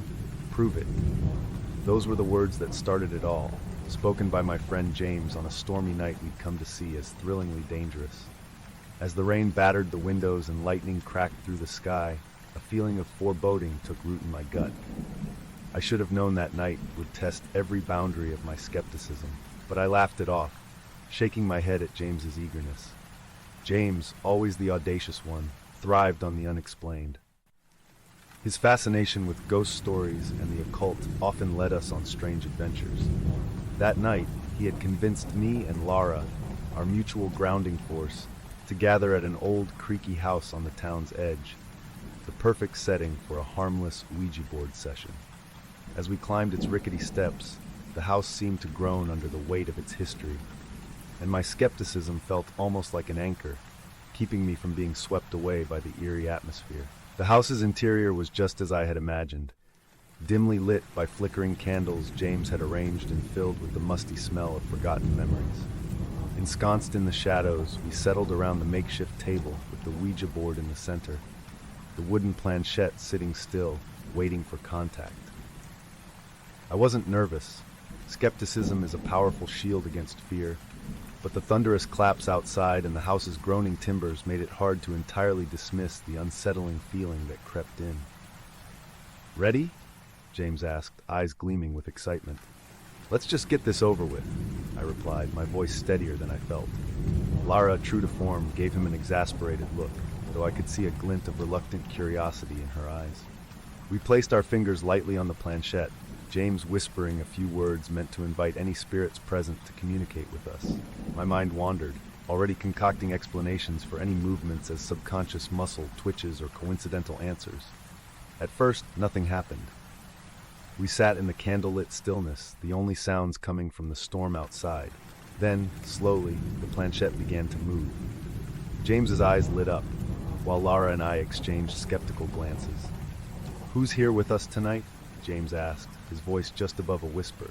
The planchette hesitated before sliding to the letters E and V. "Ev, is that your name?" James probed, his excitement barely contained. Lara shifted uncomfortably, and I sighed. This all seemed too elementary, too theatrical. But then the planchette zoomed to spell event. "This is absurd," I muttered, trying to mask a sudden, inexplicable chill that crept up my spine. "What event?" Lara asked, her voice tinged with genuine curiosity now. "END," the board spelled out. Before I could scoff, the temperature in the room plummeted. My breath came out in visible puffs, and an eerie silence settled over us, thick and suffocating. Then came the whispers, faint and just beyond the reach of understanding, echoing through the ancient wood of the house. Lara's eyes widened, and even James looked taken aback. The shutters rattled violently against the wind, making the whispers seem more urgent, more desperate. "What do you want?" I asked, my skepticism now warring with a growing sense of dread. The planchette moved deliberately this time, spelling out ETERNITY. "We need more light," Lara said, her voice trembling. James fumbled to increase the candlelight, the tiny flames casting grotesque shadows that danced menacingly on the walls. The whispers grew louder, now infused with a palpable sense of urgency and anger. "Ethan, what is happening?" Lara's voice cracked, echoing my own jumbled thoughts. "It's just our minds playing tricks," I offered weakly, but the chill in the room and the growing sense of an unseen presence told another story. The storm outside seemed to rage harder, mirroring the unseen turmoil within the house. The whispers became a haunting symphony, circling us, each soft murmur a stroke of fear against our bravado. "What do we do now?" James asked, looking to me for once, the excitement replaced by uncertainty. "We keep going," I said, trying to hold on to the fraying edges of my skepticism. "Let's see what it wants." But deep down, I already feared that we might have reached out to something far beyond our understanding, a force that, once stirred, would not easily go back to sleep. As we prepared to ask another question, I couldn't shake the feeling that the night was about to get far darker than any of us had imagined. The planchette quivered under our fingers, then shot towards the letters with alarming speed. Y-O-U. You? You what? I asked, my voice wavering. The room felt different now, heavy with an oppressive energy that made it hard to breathe. S-I-N, the board spelled out. You sin? Lara repeated, confusion etched on her face. Or, we sin? The planchette moved again, this time even faster. B-L-O-O-D. A cold shiver ran down my spine. This is getting out of hand, James, I warned, but he was too absorbed to hear me. Whose blood? What do you mean? James asked, eyes wide. The room seemed to grow colder with each second, and I noticed Lara's hands trembling beside mine. The board spelled out a name this time, L-A-R-A. Lara flinched, pulling her hands away from the board as if it had burnt her. What does it want with me? She whispered, eyes wide with fear. I don't know, but we need to find out, I said, trying to sound braver than I felt. Why Lara? I asked the board. The answer came quickly, almost impatiently. F-A-M-I-L-Y. Lara stared at the board, her face pale. Family? What does my family have to do with this? I think it's trying to say that the blood sin is related to your family, James said, his voice now tinged with uncertainty. Suddenly, the candles flickered violently as a gust of cold wind swept through the room. Whispers became louder, more insistent, circling us like a sinister chant. My heart pounded in my chest as an invisible pressure began to squeeze the room, making it hard to even think. I need a break, Lara said, standing up abruptly. She backed away from the table, her eyes darting around as if she could see the source of the whispers. Lara, wait, I called, but she was already out of the room, the sound of her footsteps echoing through the old house. James and I exchanged worried glances. Should we stop? He asked, uncharacteristically hesitant. No, I said, feeling a stubbornness rise within me. We need answers. We can't just leave it like this. We continued without Lara, the air between us taut with tension. What do you want from Lara's family? James asked, his voice barely steady. The planchette moved deliberately this time. J-U-S-T-I-C-E. Justice for what? I asked, the word reverberating in my mind like a struck bell. The board was silent for a moment, then it spelled out, B-E-T-R-A-Y-A-L. Before we could probe further, we heard a loud crash from another room. James and I jumped to our feet, our adrenaline spiking as we rushed towards the sound. We found Lara standing in front of an old shattered mirror, her hands shaking. I saw something in the mirror, she stammered. A face. It wasn't mine. James placed a reassuring hand on her shoulder. We need to figure out what's going on. Maybe the local library has something, records or history about the house and your family. Despite her reluctance, Lara agreed, and we found ourselves scouring through dusty records at the local library the next morning. The oppressive weight of the previous night clung to us, but we pushed forward, desperate for answers. Hours passed as we sifted through old newspapers and historical documents. Finally, we found it, an article detailing a gruesome event from over a century ago. A family, Lara's ancestors, had owned the house and been involved in a scandalous betrayal, leading to the death of a once trusted friend. The vengeful spirit seeking justice was none other than Elizabeth, a wronged family member who had been betrayed and left to die. As we read the details, everything fell into place. The spirit E was Elizabeth, seeking retribution for the betrayal inflicted upon her. The patterns of behavior, the whispers, the cold presence, it all made a horrific kind of sense now. Just as we began to digest this revelation, Lara received a text from James, who had gone back to his house to get some supplies. It was a single, chilling sentence. I think it's in my house. Racing back to James's place, we found him shaken and bruised. He described a series of inexplicable accidents, books flying off shelves, objects moving on their own, and an oppressive, invisible force pushing him down the stairs. James, are you okay? I asked, inspecting a nasty gash on his forehead. I don't know, Ethan. I think she's coming after us now, he said, eyes wide with fear. We need to end this, Lara said, her voice faltering but determined. We have to go back to the house tonight, I said. It's the only way to confront her and put this to rest. As we prepared for the final confrontation, no one spoke of the underlying fear that gnawed at us. The fear that we might be facing a force far beyond our ability to reason or control. The storm was raging when we arrived back at the old house, the wind howling through the trees like a chorus of lost souls. Lara clutched a flashlight tightly. its beam cutting through the inky darkness that seemed to bleed from every corner of the house. James carried a bundle of supplies, candles, matches, a notepad, and a few protective talismans he'd quickly acquired in his panicked search for safety. "This is it," I said, my voice firm despite the dread gnawing at my insides. "We confront her. We end this." We set up our seance in the same room, the familiarity now twisted with layers of fear and anxiety. The candles flickered to life once more, casting long, wavering shadows on the peeling wallpaper. The planchette was waiting, an ominous sentinel. "Elizabeth," I called out, "we're here to understand, to make things right." The temperature dropped instantly, and the whispers returned, louder and more insistent than before. The planchette began to move on its own, without our fingers guiding it. "WHY?" it spelled.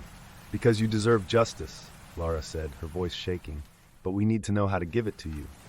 The air became charged, static building until it felt like the room might explode. The candles flickered wildly, and then, in a flash of brilliance, she was there. Elizabeth, or rather a swirling, transparent figure that we could only perceive as her, stood before us. "You betrayed me," she hissed, her voice echoing with centuries of rage, her eyes fixed on Lara with a look of intense loathing. "It wasn't us," Lara cried out. "We are not our ancestors." Elizabeth's form wavered, almost as if considering Lara's plea, but the malevolent energy in the room spiked, and objects around us began to lift and spin in a chaotic dance of fury. "You must understand," I shouted over the din. "We are here to make amends. Tell us what you need." Elizabeth's figure solidified, eyes burning with a cold fire. "Suffering," she spat. "They must suffer as I suffered." "What do you mean?" James asked, desperation lining his voice. In a horrifying vision, Elizabeth showed us what had happened, the betrayal, the torture, the slow, agonizing death she endured. The air grew heavier, pressing down on us as though the house itself were suffocating us with its history. "We can't change the past," I said softly, stepping forward. "But we can honor your pain. We can make sure your story is never forgotten." Elizabeth's eyes bore into me, and for a moment I felt her agony, the deep, unrelenting betrayal. It was almost too much to bear, almost enough to break my spirit. "Swear it," she demanded. "Swear on your bloodline." I took a deep breath, feeling the weight of my words. "I swear, on my bloodline and my heritage, that your story will be told. We will ensure your memory lives on, that your suffering will not be in vain." There was a pause, a stillness that felt both eternal and fleeting. The oppressive energy lifted slightly, and Elizabeth's form seemed to waver, her anger dimming. "Your mark," she said finally. "Show it. Forever remember me." I braced myself, knowing this was not a simple request. Elizabeth extended a spectral hand, and an icy pain seared through my skin. I bit back a scream as a symbol. An intricate ancient mark appeared on my forearm, brilliant and glowing before fading to a deep, permanent scar. The room's temperature started to normalize, the floating objects settling back into their places. Elizabeth's form began to dissipate, the edges of her figure softening as she slowly faded from sight. "Thank you," Lara whispered, tears streaming down her face. Elizabeth's eyes seemed to soften just for a moment before she finally vanished, leaving behind an echo of whispers that steadily faded into silence. We sat in the newfound quiet, the storm outside seeming less malevolent, more like a heavy rain that had washed away centuries of torment. "You did it," James said, his voice thick with emotion. "No," I said, looking at the mark on my arm, still tingling with an unearthly sensation. "We did it." As we gathered our things and prepared to leave the old house, a somber but lighter feeling settled over us. The house, once a place of endless suffering, seemed to have released its grip on the past, set free by our pledge to remember and honor Elizabeth's story. The ride back was silent, each of us lost in our thoughts. We had survived, but we were changed. The mark on my arm would forever be a reminder of the night we faced the darkness and made peace with a vengeful spirit. We returned to our lives, but none of us were ever the same again. James dove deeper into the occult, now with a respect for the power he had once only toyed with. Lara became an advocate for exploring family histories, helping others understand and unearth their pasts. And I, marked and eternally linked to Elizabeth, lived with the constant reminder of that stormy night, knowing that we had bridged the gap between past and present, and brought some semblance of justice to a restless soul. In the end, the real horror wasn't the haunting, but the depth of suffering that time had tried to bury. And as we learned, some stories refuse to be forgotten.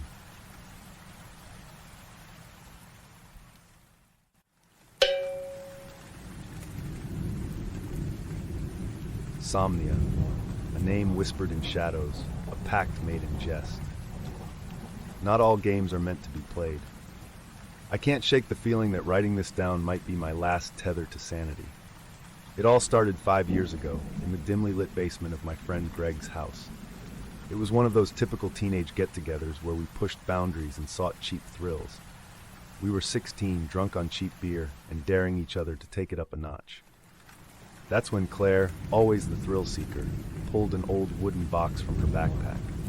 Greg, Claire, and I shared the restless energy of youth, looking for a thrill on a night that had grown too mundane.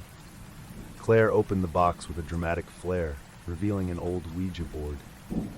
The air thickened with a mix of curiosity and apprehension.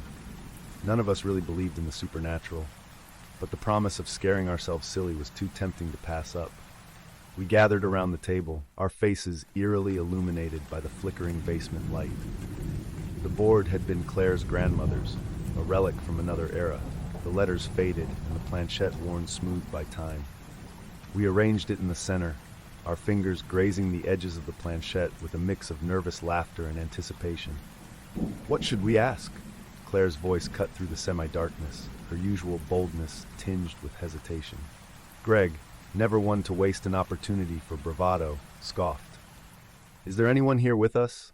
He challenged the empty air. The planchette began to move, slowly circling the board. Nervous giggles turned into gasps as it settled on YES. We exchanged uneasy looks but continued. Greg, emboldened, asked another question. What's your name? Somnia, the board spelled out. We fell silent, goosebumps erupting on my arms. None of us recognized the name, but it felt wrong, unsettling, like an itch you can't scratch. Feeling a dark thrill, Greg leaned in closer. What do you want? The planchette hesitated, then spelled Time. What the hell does that mean? I asked, hoping someone would laugh it off. Instead, we just stared at each other, a collective shiver running down our spines. Let's make a pact with it, Greg suggested, half joking, half serious. It was the kind of dare that 5 minutes earlier would have gotten a laugh. In the eerie stillness of the basement, after witnessing the board's movements, it felt like stepping off a cliff. We placed our fingers on the planchette once more, in unison, our voices trembling as we said, "We offer you our time." The basement clock struck midnight just as we closed the session. A wave of relief washed over us, breaking the tension. We laughed it off, convincing ourselves it was just a prank or our collective imagination. 5 years later, life went on. School, college, relationships. The Ouija board night became a distant memory, a story to scare new friends with. But the dreams started, disturbing, vivid nightmares where Somnia whispered our names in dark corners of our minds, demanding the time we had pledged. We stopped talking about it, as if silence could make it disappear. That tenuous silence shattered when I received a panicked call from Claire. Greg was dead. I rushed to his house, my mind refusing to accept the reality of her words. When I arrived, the scene was a nightmare. Greg's body lay crumpled at the foot of the stairs, his face twisted in an expression of pure terror. The police were everywhere, but it was clear what had happened. Sleepwalking, they said. I stood beside Claire, the weight of the situation pressing on us. He hadn't been sleeping, she whispered, her voice cracking. Dark circles, always tired. He said Somnia wouldn't let him rest. A chill ran down my spine. The insane, impossible reality of our pact crashed down on me. We were tied to something beyond our understanding, and it had now claimed its first victim. Greg's death forced us to face the horrifying truth. We realized our only hope was to confront the source of our nightmares. In some desperate attempt to save ourselves, we gathered again in Greg's basement. The familiar, unsettling atmosphere reemerged, the Ouija board at the center of our fears. Let's try to end this, Claire said, her bravado replaced by raw, palpable fear. We placed our fingers on the planchette once more, our hearts pounding in unison. What do you want from us? I asked, my voice barely more than a whisper. The planchette moved almost instantly. YOURTIM, it spelled. Suddenly, the light bulb overhead shattered, plunging the room into an unnerving darkness. The air grew colder, and I felt something brush against my shoulder, like an icy hand. A whisper echoed in my ear, words that made my blood run cold. Somnia had come for us. We couldn't escape the time we had recklessly pledged, and it was collecting, minute by horrifying minute. Since that night, fear has become my constant companion. I can't sleep. I don't dare to. Somnia lingers in the shadows, in every creak of the floorboards and whisper of the night wind. Every fleeting moment of rest is plagued by horrific visions. The specter of Somnia creeps into my subconscious, turning dreams into a battleground of terror. I know the others feel it too. We've all been reduced to shadows of our former selves, haggard and worn from sleepless nights. It's as though Somnia is feeding on our exhaustion, growing stronger as we grow weaker. The group that once found solace in each other's company now finds only strained silence and fearful glances.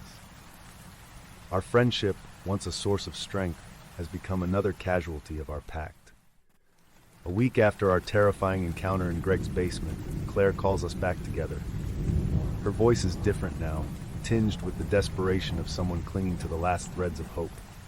We gather at her apartment, hoping against hope that we can find a solution. Maybe we missed something, Claire suggests, her eyes sunken and red. We need to gather more information about Somnia, try to find a way to break the pact. We spend hours combing through old books, searching online forums, and even visiting a local occult shop. The shop owner, an elderly woman with piercing eyes, listens skeptically as we pour out our story. Finally, she sighs and gives us a name, an old grimoire that might hold the answers we seek. In our exhausted state, it feels like a lifeline. But hope soon turns to frustration, as every lead is a dead end. The more we search, the more we feel Somnia's grip tightening. Paranoia sets in, and our nerves fray. Every shadow looks like a threat, every creak in the night a harbinger of doom. Desperation drives us back to our old haunt. We gather once more in Greg's dark and dusty basement. The musty air clings to our clothes, adding to the weight of doom surrounding us. The Ouija board waits, a silent reminder of our folly. We join hands, our fingers trembling as they touch the planchette. "We have to try again," Claire says, her voice a fragile whisper. "We need to end this." The planchette slides beneath our fingers with unnerving speed. Messages come through rapidly, cryptic phrases and symbols that only deepen our fear. The sensation that we are not alone grows overwhelming. Unseen hands brush against us, cold whispers caress our ears, and the shadows seem to move of their own accord. Our only respite is the dim glow of the basement light, but even that seems to flicker ominously. The message from Somnia is clear, YOURTIME. And then it happens. We lose power. The feeble light dies out with a final spark, plunging us into complete darkness. Panic sets in, because we know that in the darkness, Somnia lurks. I feel a cold, icy hand grip my shoulder, sending a wave of terror through my body. Voices whisper in my ear, the words unintelligible but filled with malice. We scream, breaking our circle and scrambling for our phones to create some semblance of light. The darkness feels alive, closing in on us with malevolent intent.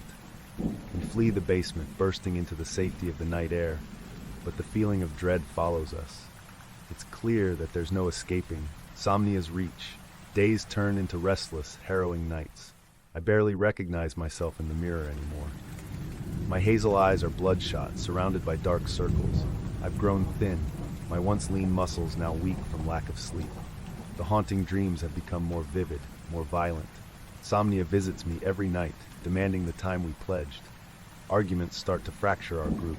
We blame each other, the stress and fear eroding what remains of our bond. Claire tries to mediate, but her hopeful demeanor has transformed into fraught desperation. Greg's death looms over every conversation, a grim reminder of what awaits us. One night, the tension reaches a breaking point. Accusations fly. Claire accuses another friend of sabotaging their research. The friend retorts that it's Claire's fault for bringing the Ouija board in the first place. I try to intervene, but my own anger bubbles to the surface. "You're all acting like children," I shout, my voice cracking. "We're in this together whether we like it or not. Fighting isn't going to save us." But deep down, a seed of doubt has been planted. Could one of us really be responsible for making things worse? Were there other secrets hidden in that fateful night? Our small group, once united, now stands on the brink of collapse. The paranoia and fear Somnia feeds off have taken root in our hearts. I can't help but wonder if we're already too late to save ourselves. The sleepless nights stretch into a blur of fear and paranoia. Every waking moment is a battle to stay sane as the grip of Somnia tightens. With no other option, I dive headfirst into research, letting the search for answers consume the little energy I have left. One evening, while scouring the university library, I stumble upon an obscure reference to Somnia in an old dusty tome. Hidden in the back, it's a journal from the early 1900s belonging to an occult researcher who documented strange occurrences linked to a malevolent entity named Somnia. My breath catches as I read the final entry. It speaks of a group who made a pact with Somnia, offering their time. Each member suffered a fate worse than death, haunted by the entity until their last breath. But buried within the text is a hint of something more, a snippet of a conversation copied verbatim. The researcher had mentioned a way to confront Somnia, buried in the cryptic language of an ancient rite. Driven by desperation, I visit Claire's apartment to share my findings. Our friends gather once more, hollow-eyed and shaking, but united by a fragile thread of hope. We pore over the journal together, the weight of each passing minute pressing down on us. "There's an old chapel," Claire says, pointing to a map found within the journal. "It's abandoned now, but it used to be a place of ritual." We arrive at the chapel by nightfall, the building a haunting silhouette against the starlit sky. Inside, it's as if time itself has forgotten the place, dust and decay clinging to every surface. We set up in the chapel's cold, echoing hall, arranging candles in a circle and placing the Ouija board in the center. It feels wrong to be here, invoking ancient rites we barely understand, but we're out of options.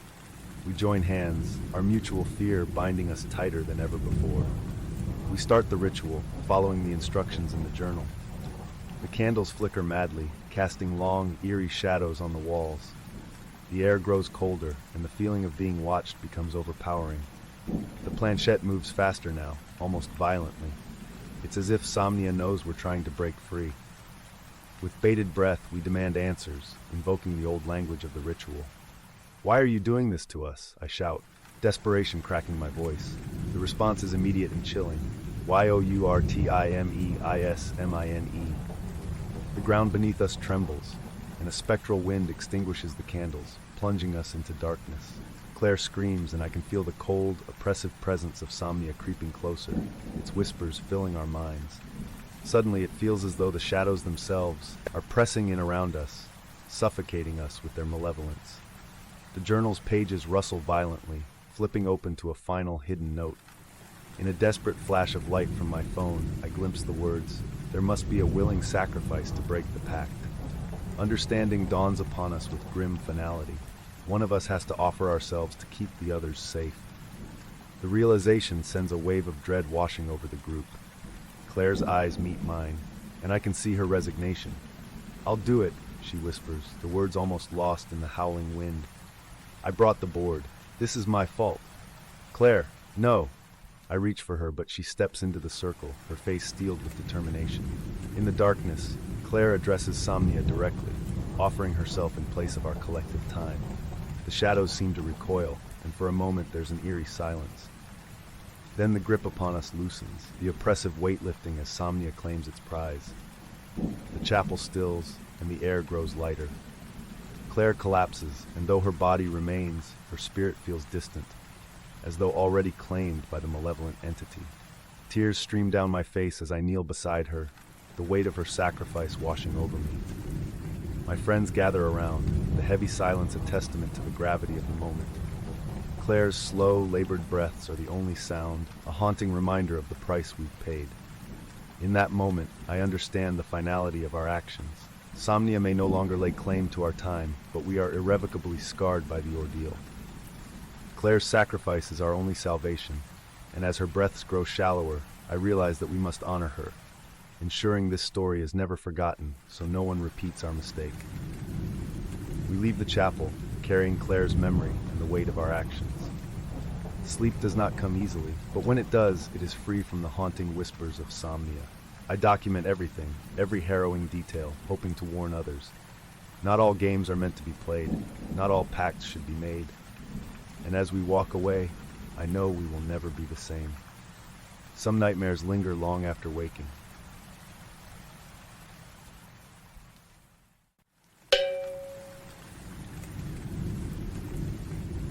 The whispers started after that night.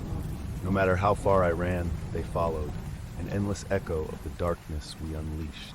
It all began with just a flickering candle and an unanswered childhood promise. It was a typical Friday night, the kind of evening where the mundanity of our small town drove us to find excitement in the most unconventional ways. Jim, always the instigator, showed up with an old Ouija board he claimed to have found in his grandmother's attic. With his skeptical grin, he dared us to give it a try. We gathered in his basement, a place filled with relics from our years of friendship. Posters of bands we no longer listened to adorned the walls, and the familiar, worn-out couch welcomed us as we settled in. The basement, dimly lit by flickering candles, carried an air of forgotten memories and hidden secrets. Laura sat cross-legged next to me, her long, wavy black hair cascading over her shoulders. She fiddled with a necklace that had a small glass vial dangling from it, a keepsake from her grandmother.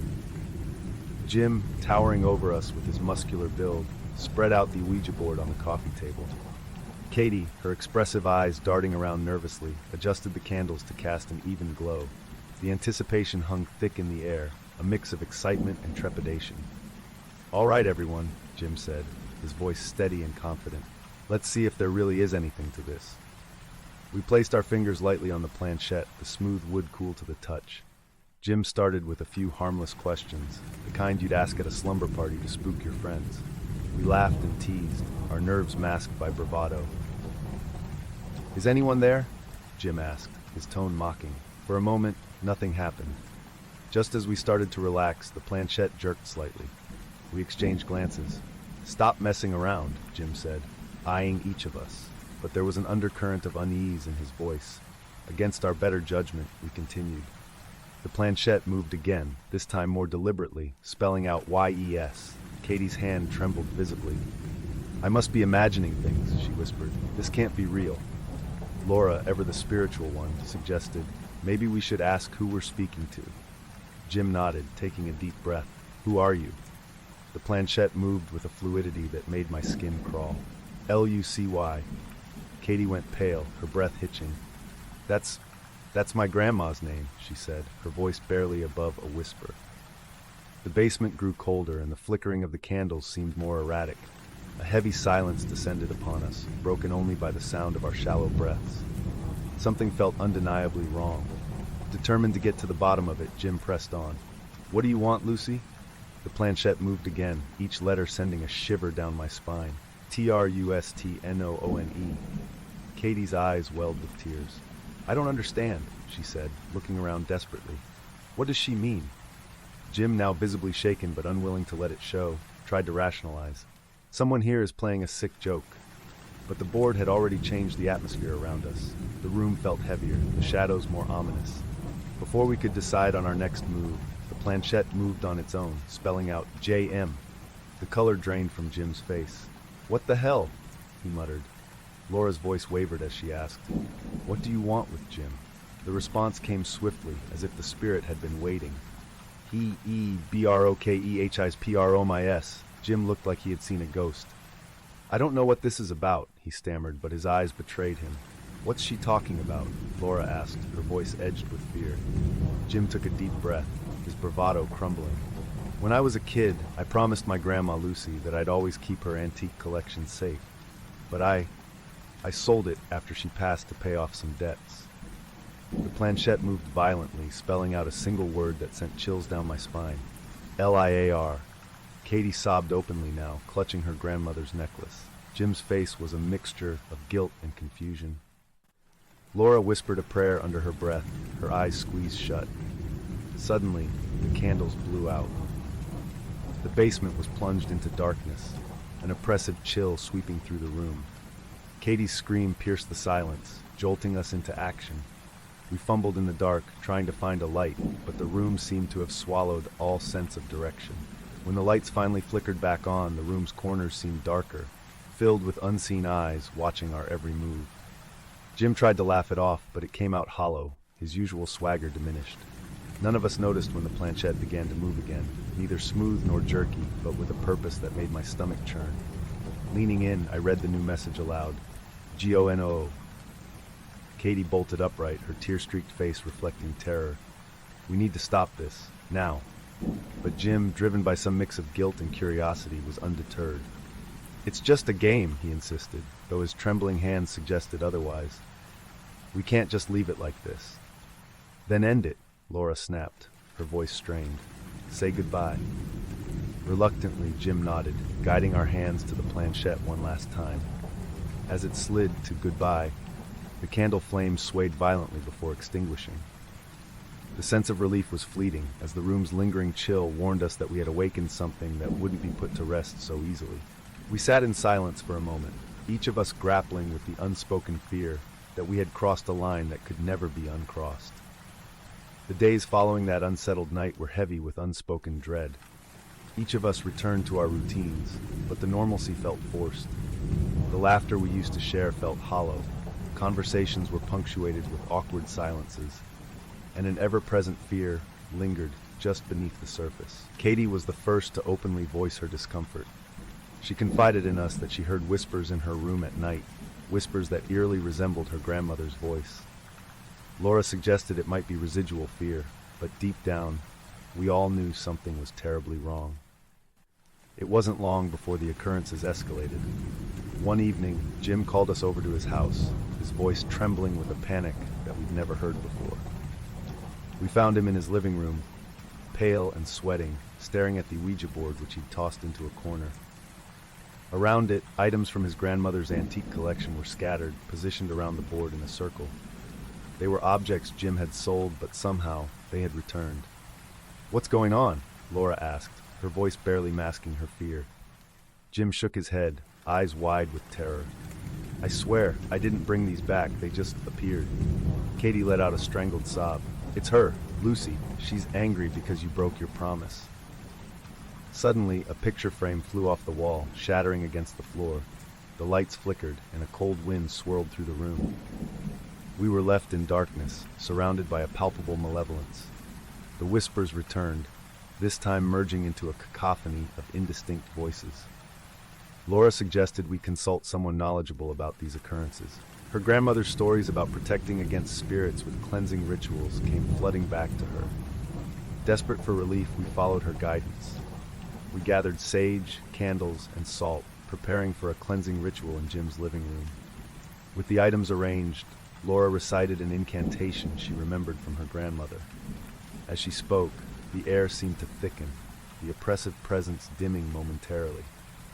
But as we placed the last bit of salt, the Ouija board's planchette moved on its own, violently spelling out L-E-A-V-E.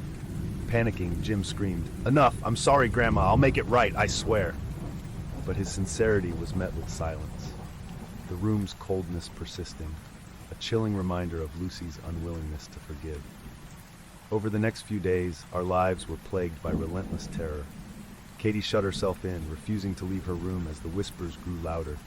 Laura, driven by a desperate need for understanding, buried herself in ancient texts and forbidden knowledge, trying to make sense of the chaos we had invited into our lives. She barely slept, her once vibrant eyes now tired and haunted. As for me, I couldn't escape the feeling of being watched. Every creak in my house, every shadow moving in the corner of my eye, felt like a reminder of that night. I relocated to another city, thinking distance could free me from the torment. But the whispers followed, softer but ever present, lurking in the darkness of each night. I would wake up drenched in sweat, Lucy's voice echoing in my ears, her anger a constant reminder of a broken promise. It became clear that our attempts to escape were futile. The spirit we had summoned was bound to us, feeding off our fear and guilt. One night, the whispers crescendoed into an unbearable pitch.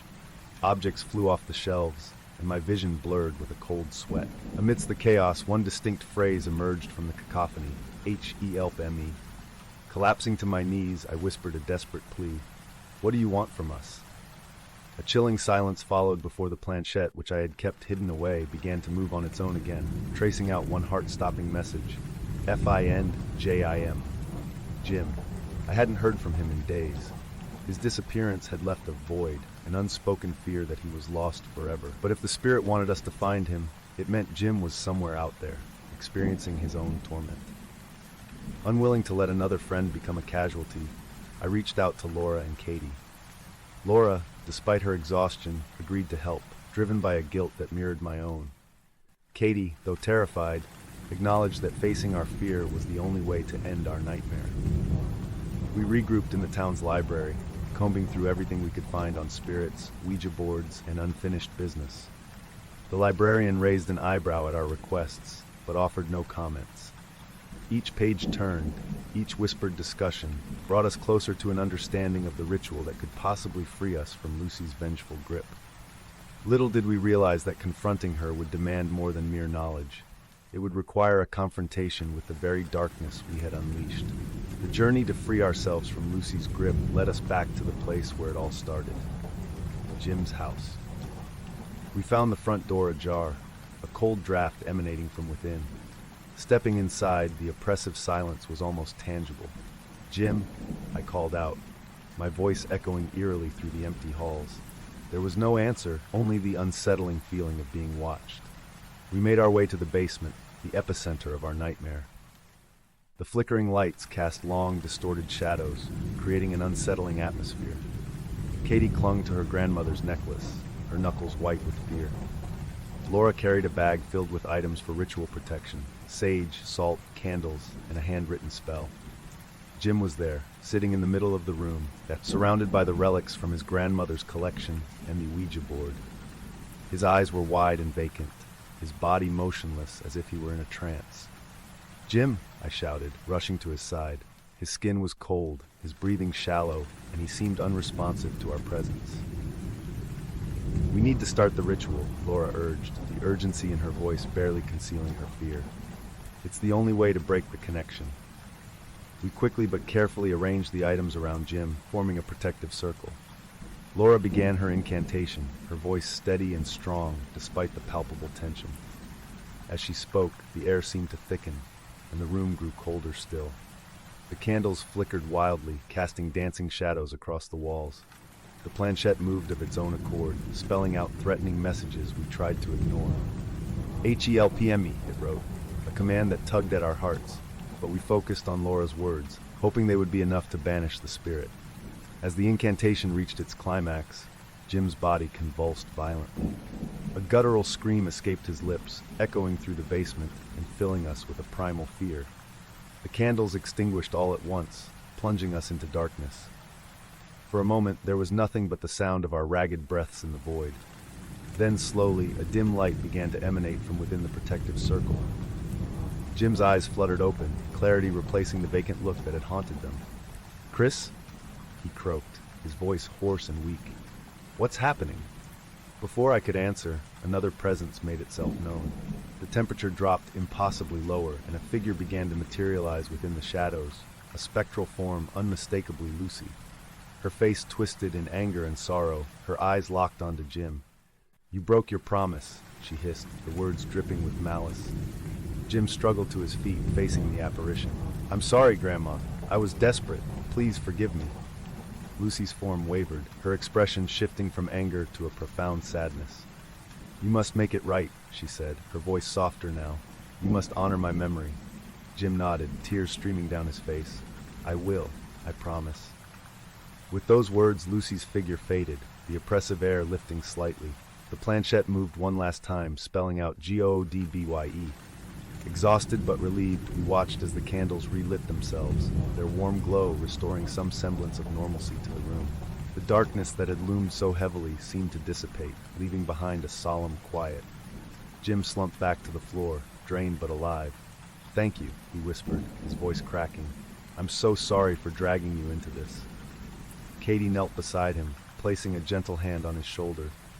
"We're your friends, Jim. We'll face anything together." Laura, though exhausted, managed a weak smile. "Let's not make a habit of messing with the supernatural, okay?"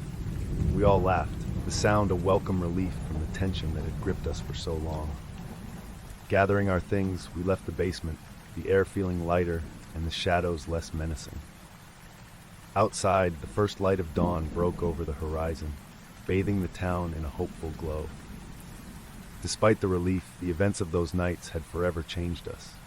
The whispers had ceased, but the memory of Lucy's voice and the darkness we had encountered would linger in our minds. We had learned a harsh lesson about the dangers of meddling with forces beyond our understanding. As I moved to a new city, far from the place where our nightmare began, I thought I had left it all behind. But late at night, when the world was quiet, I occasionally heard faint whispers, a chilling reminder of the darkness that still lingered in the crevices of my mind. Our lives gradually returned to a semblance of normalcy, yet the bond we shared was forever altered by the ordeal we had survived. We had faced the darkness together and emerged stronger, if a bit more wary of the unseen forces lurking just beyond the veil of reality.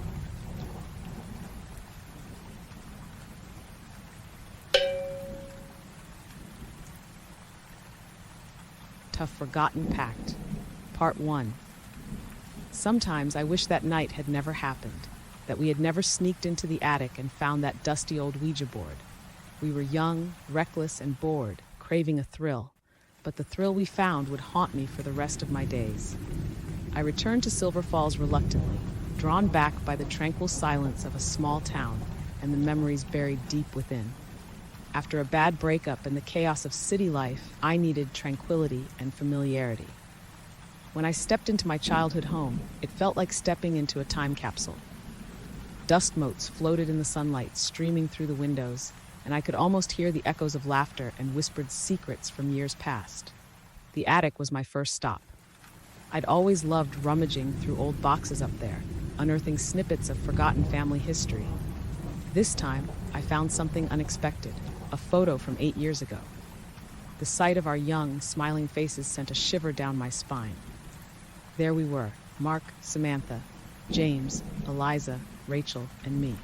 The night we played the Ouija game was stamped across the bottom in shaky handwriting. As I set the photo aside, something caught my eye in the corner of the attic. It was the old Ouija board, still in its tattered box. My heart raced as memories flooded back. Did all our nightmares begin here? 8 years earlier, it seemed like a fun idea. We gathered around the board in my dimly lit room, candles casting a warm glow. The air was thick with a mixture of excitement and trepidation. "Is anyone there?" I had asked, trying to contain my nervous giggles. We waited, breathless. The planchette moved slowly, deliberately spelling out YES. Our laughter faded, replaced with uneasy glances. Over time, we learned the spirit's name, Ethan. At first, his answers were vague, but then he started revealing things only we could know. Secrets of our hearts, fears, and even mundane details from our private lives. The room grew colder, shadows lengthening unnaturally. Samantha, relentless and bold, had pushed us further. "If you're really there, prove it. Show us a sign."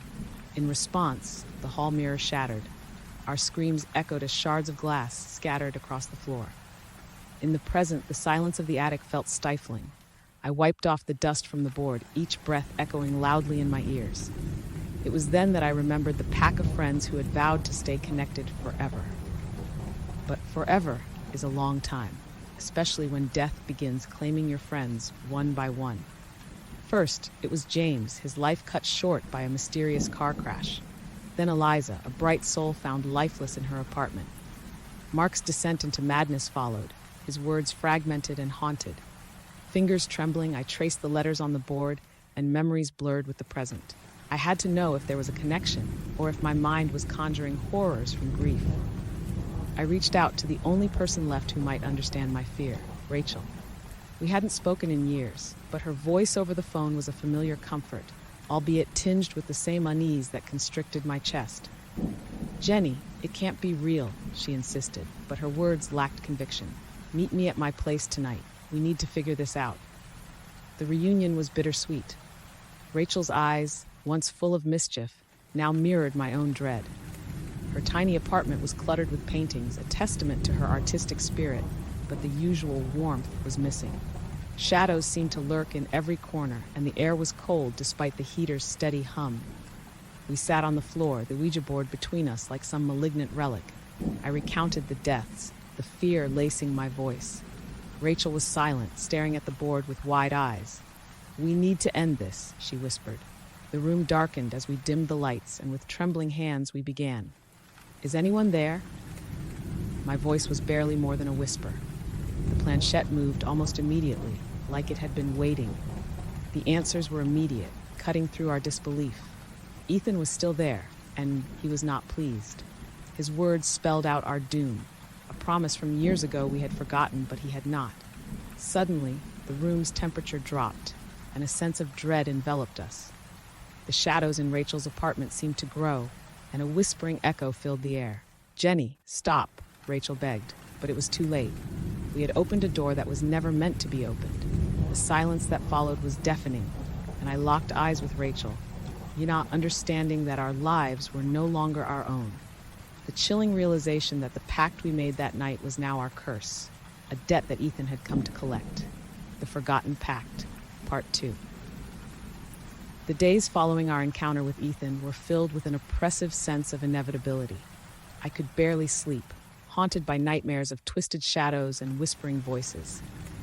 Rachel and I spoke often, our conversations tinged with an undercurrent of terror. One rainy morning, I received a call that froze my blood. Rachel's voice, trembling, broke through the static. "Jenny, James is dead." Time seemed to stand still as I grasped at the edge of the kitchen counter, the phone slipping from my fingers. Images of James flashed in my mind, the goofy grin that always put us at ease during our late-night conversations. And now, he was gone. The funeral was a somber affair held under a relentless downpour. The sight of his parents' grief-stricken faces was almost too much to bear. I stood beside Rachel, her hand gripping mine so tightly it hurt. We didn't speak. There were no words for the hollow emptiness that James's death left behind.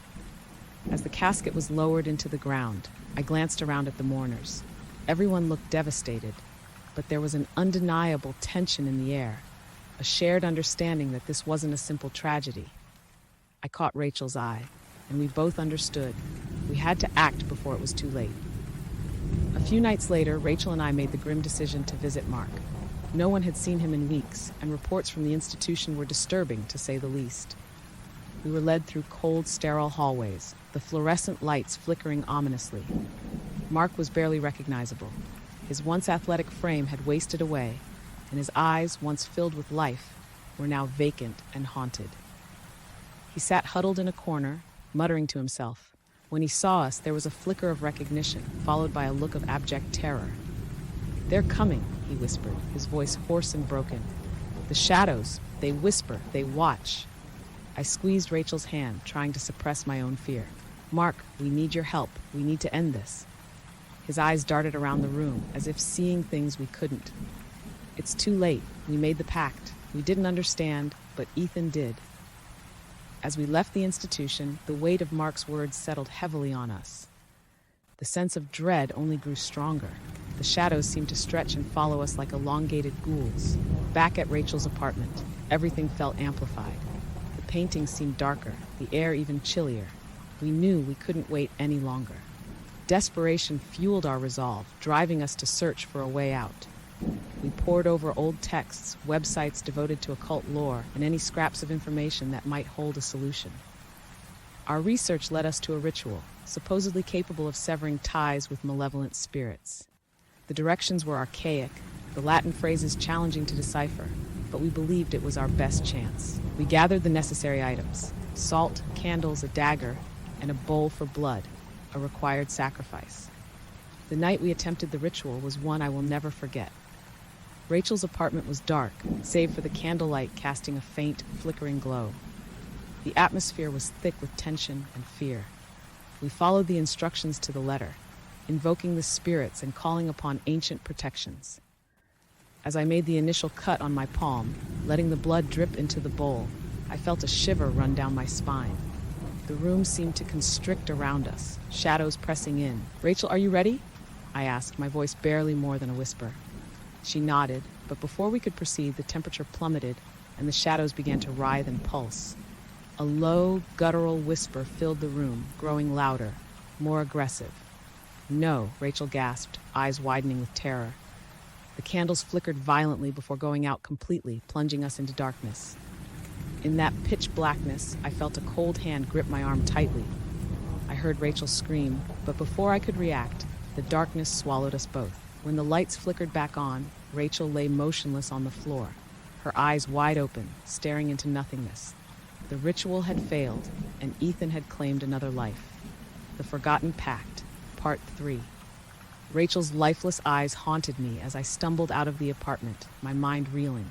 How had everything gone so wrong? I felt Ethan's presence closing in, the air growing colder, the shadows darker with every step I took. Left alone, I knew I had no choice but to face Ethan directly.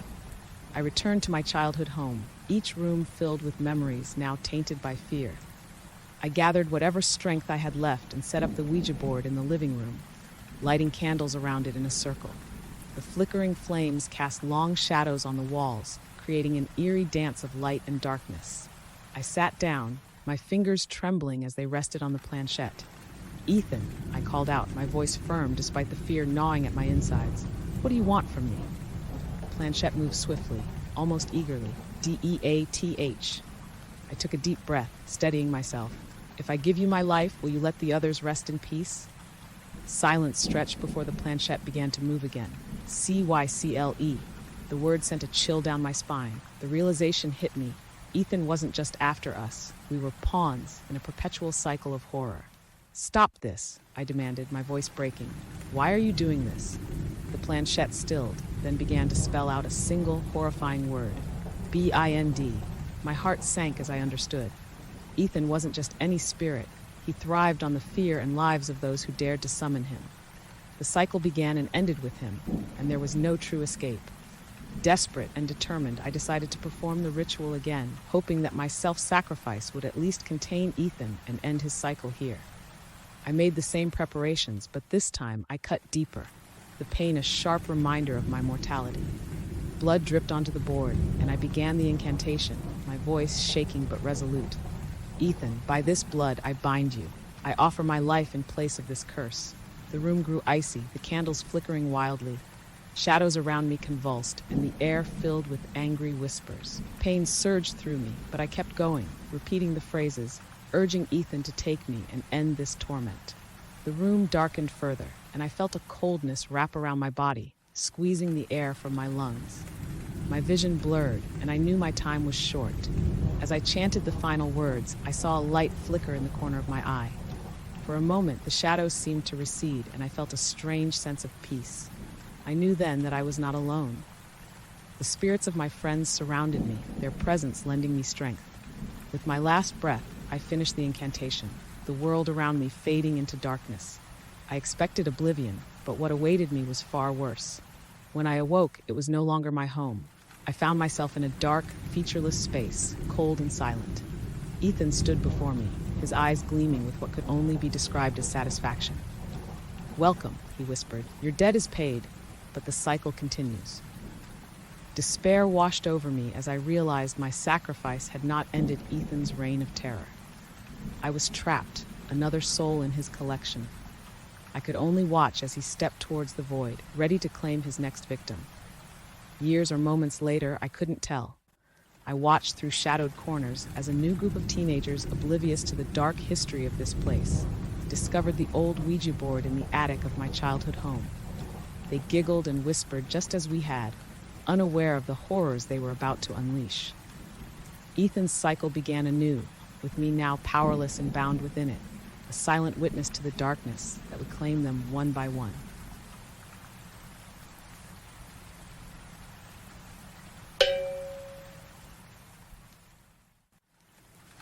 The night had started innocently enough. It was a typical Friday evening, the kind where friends gathered to unwind from the week's stresses. For us, Nathan, Sarah, Mark, and Jake, it meant a few drinks, some good music, and a chance to catch up.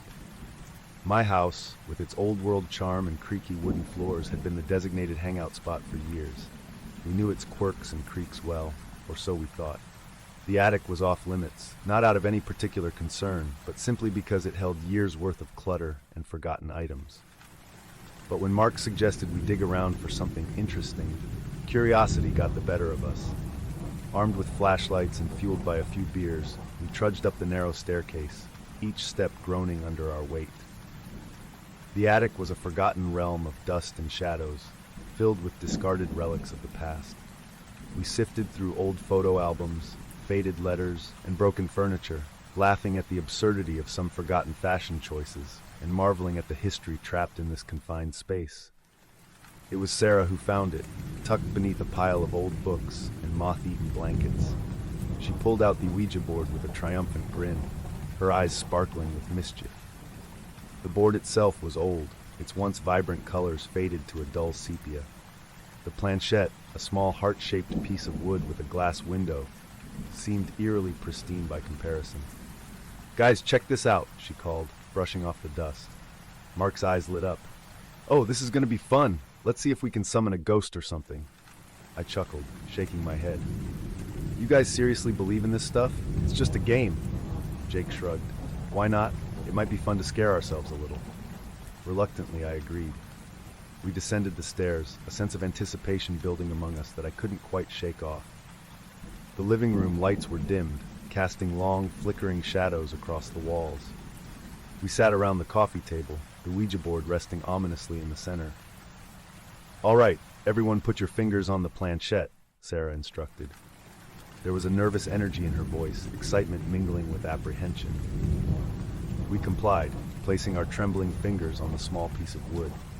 The room fell silent, the only sound the faint ticking of an old wall clock.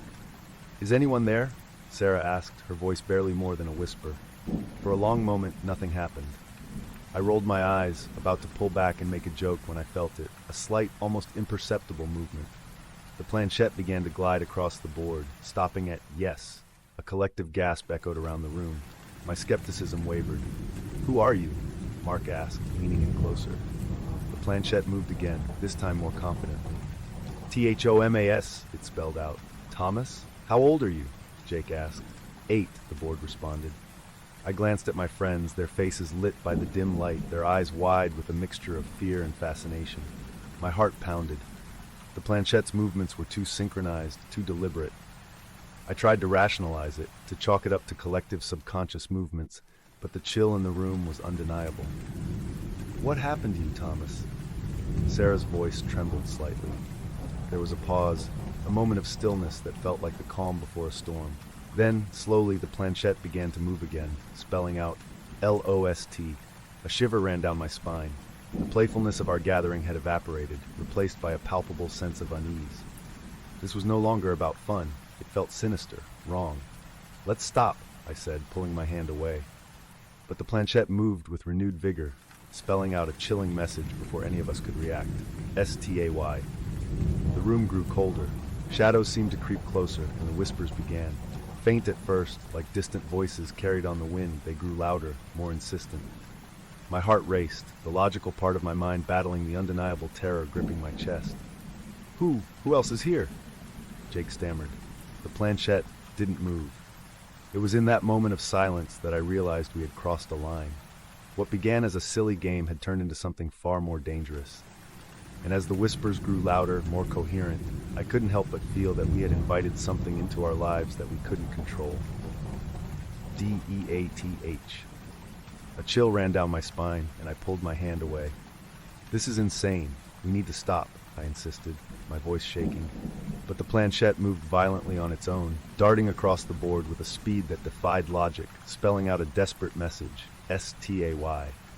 The lights flickered, and shadows seemed to twist in ways they shouldn't. Sarah started to cry softly, her hands trembling. Mark clenched his jaw, defiance flickering in his eyes, while Jake looked near breaking. "I can't do this anymore," Sarah whispered, standing up abruptly. "I'm done." But as she stepped back, the whispers started, faint at first like rustling leaves, but growing louder and more frantic. They seemed to come from every corner of the room, enveloping us in a cacophony of ghostly voices. "Who are you?" I shouted into the cacophony, desperate for answers. The planchette moved once more, spelling out a horrifying truth, DEMON. The room erupted in chaos. The air grew frigid, our breath visible in the dim light. The whispers escalated into screams, and shadows churned around us. A sharp, cold wind seemed to cut through the room, despite the closed windows. We need to end this now, Mark shouted, reaching for the board to throw it away. But before he could touch it, the planchette flew across the room, shattering the lamp in the corner. Darkness enveloped us, the only light now the moon filtering weakly through the curtains. We're trapped, Jake said, his voice a mixture of panic and resignation. What do we do? Sarah's eyes were wide with terror, but she nodded in agreement. Nathan, we have to say goodbye. It's the only way to end this. Gathering my courage, I reached out, my fingers trembling as they touched the planchette. Sarah, Mark, and Jake followed suit, their hands cold as ice. Goodbye, I said firmly, willing the nightmare to end. For a moment, everything was still. The whispers ceased, the shadows seemed to retreat, and the room felt calm. We exhaled collectively, hoping it was over. But just as we started to relax, the planchette moved once more, slowly, deliberately, spelling out one final word, Never. The room plunged into chaos again. The temperature dropped sharply, causing our breaths to mist in the air. The whispers returned, louder and more insistent, filling the room with incomprehensible, maddening voices. Shadows danced along the walls, taking on horrifying, grotesque shapes. The lights flickered violently, casting eerie patterns across our terrified faces. I felt a cold hand on my shoulder, but when I turned, no one was there. We tried to retreat, to scramble away from the board, but it seemed to have a magnetic pull, keeping us rooted in place. The once familiar living room now felt alien, oppressive. My heart pounded in my chest, each beat echoing the growing sense of dread. Sarah's sobs cut through the cacophony, her face pale and eyes wide with terror. Her fingers clutched at her sides, the force of her trembling visible even in the dim light. Mark, usually so self-assured, was rendered speechless. His eyes darted around the room, searching for a rational explanation that didn't exist. Jake's earlier bravado had evaporated, replaced with a look of sheer helplessness. "We need to leave now," I shouted over the din, my voice barely audible. We stumbled towards the door, but the room seemed to stretch, each step feeling like wading through thick, invisible molasses. The shadows lunged at us, and several times I felt something brush against my skin, cold and clammy, like the touch of the dead. Reaching the door at last, I turned the knob frantically, but it wouldn't budge. It felt as though something on the other side was holding it closed, trapping us in the suffocating darkness. Panic surged through my veins, and I pounded on the door, desperate for an escape. The whispers reached a fever pitch, escalating into agonizing screams. My ears rang, and every nerve in my body screamed to flee, to get away from this malevolent force that was now all too real. And then, with a suddenness that was as shocking as the chaos itself, everything stopped. The room fell into an eerie silence, the temperature slowly rising back to normal. The lights flickered back to a steady glow, and the shadows retreated to their corners. We stood there in stunned silence, hearts racing, the echoes of the screams still ringing in our ears. The Ouija board lay on the table, the planchette resting in the center, as if waiting for its next command. I wanted to destroy it, to rid ourselves of the cursed object, but something in the back of my mind whispered a warning. This wasn't over. I knew, deep down, that as long as the board existed, so did the malevolent spirit tied to it. My friends looked at me, their eyes pleading for a solution, but I had none. We had unleashed something far beyond our understanding, and now we had to find a way to survive it. "We need to figure out how to end this," I said, my voice hoarse, "for good." Their nods of agreement were hesitant but resolute, and as we stepped away from the center of the room, the feeling of dread lingering like an unwelcome guest, I knew that our battle with the unknown had only just begun. Part 3. The days turned into a hazy blur of fear and sleepless nights. The Ouija board had taken a central position in my life, a cursed relic I couldn't seem to get rid of. Sarah, Mark, and Jake grew more distant, our once unshakable bond frayed by the malevolent force we'd unleashed. Desperation led us to research ways to banish the spirit. Sarah, with her spiritual background, suggested a cleansing ritual, a last-ditch effort to rid ourselves of Thomas once and for all. We gathered the necessary items: candles, sage, salt, and holy water. Each of us clung to the faint hope that this ritual could reclaim our lives from the darkness that had consumed them. The night we chose for the ritual was eerily calm. The air was thick with tension, and the sound of our breathing seemed unnaturally loud in the oppressive silence. We cleared a space in the living room, placing the Ouija board in the center of a circle of salt. Candles flickered around the perimeter, casting a dim, wavering light. "Let's do this," Sarah said, trying to muster confidence. She held the sage, lighting it and letting the smoke curl around the room. "Spirits of this house, we ask you to leave this place. You are not welcome here." We repeated her words, our voices unsure but growing stronger with each repetition. Mark sprinkled holy water over the board, and Jake added his voice to the incantation, his eyes darting nervously around the room. For a moment, it seemed to work. The air felt lighter, and the shadows receded. But then, a cold gust extinguished the candles, plunging us into darkness. The whispers returned, louder and more menacing than ever before, and the salt circle was disrupted as an unseen force blew it apart. "No!" Sarah shouted, gripping the sage tightly. "You need to leave, now." But the atmosphere grew oppressive. The temperature plummeted, and a piercing cold seemed to seep into our bones. The shadows coalesced, forming grotesque shapes that writhed and undulated around us. The candles flickered back to life briefly, revealing ghastly apparitions that sent shivers down our spines. The Ouija board's planchette began to move on its own, spelling out words that chilled us to the core. H-E-I-S-T-H-E-R-E. The whispers crescendoed into a cacophony, and a powerful gust knocked us to the floor. "I can't take it anymore," Mark shouted, grabbing the board and throwing it across the room. It crashed into the wall but remained unscathed. Defeated, he sank to his knees, hands covering his face. Despair washed over us. We had tried everything we could think of, but nothing seemed to break the hold the spirit had over us. It felt like an oppressive weight, growing heavier with each passing moment. Suddenly the planchette moved once more, this time spelling a message that sent a new wave of terror through us. "Youtantescape." Jake stumbled back, eyes wide. "We're trapped," he said, voice trembling.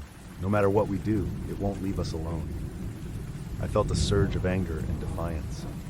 There had to be a way out. We couldn't live like this, forever tormented by a spirit we accidentally summoned. "No, we can't give up," I said, my voice firmer than I felt. "We need to find another way." But Sarah, eyes filled with tears, shook her head. "Nathan, we've done everything. I'm scared. I just want it to be over." Exhaustion hit us, our collective hope dwindling with every passing minute. We agreed to part ways for the night, seeking solace in our own homes, hoping to find some semblance of peace. But peace was a distant memory.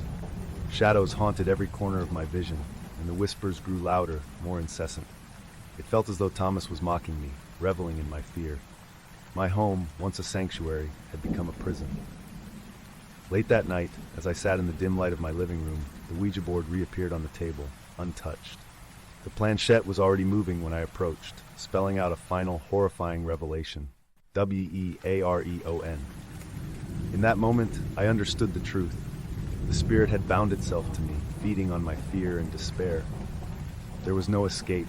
I had become its vessel, its prisoner. The realization shattered what little strength I had left. I collapsed to the floor, tears streaming down my face. My friends had gone, driven away by the darkness that now consumed my life. The Ouija board lay in front of me, a constant, malevolent reminder of the night we had opened a door that could never be closed. And as the whispers grew louder, filling the room with their haunting chorus, I knew that my battle against the unknown was over. The spirit had won, and I was eternally trapped, living in a waking nightmare from which there was no escape.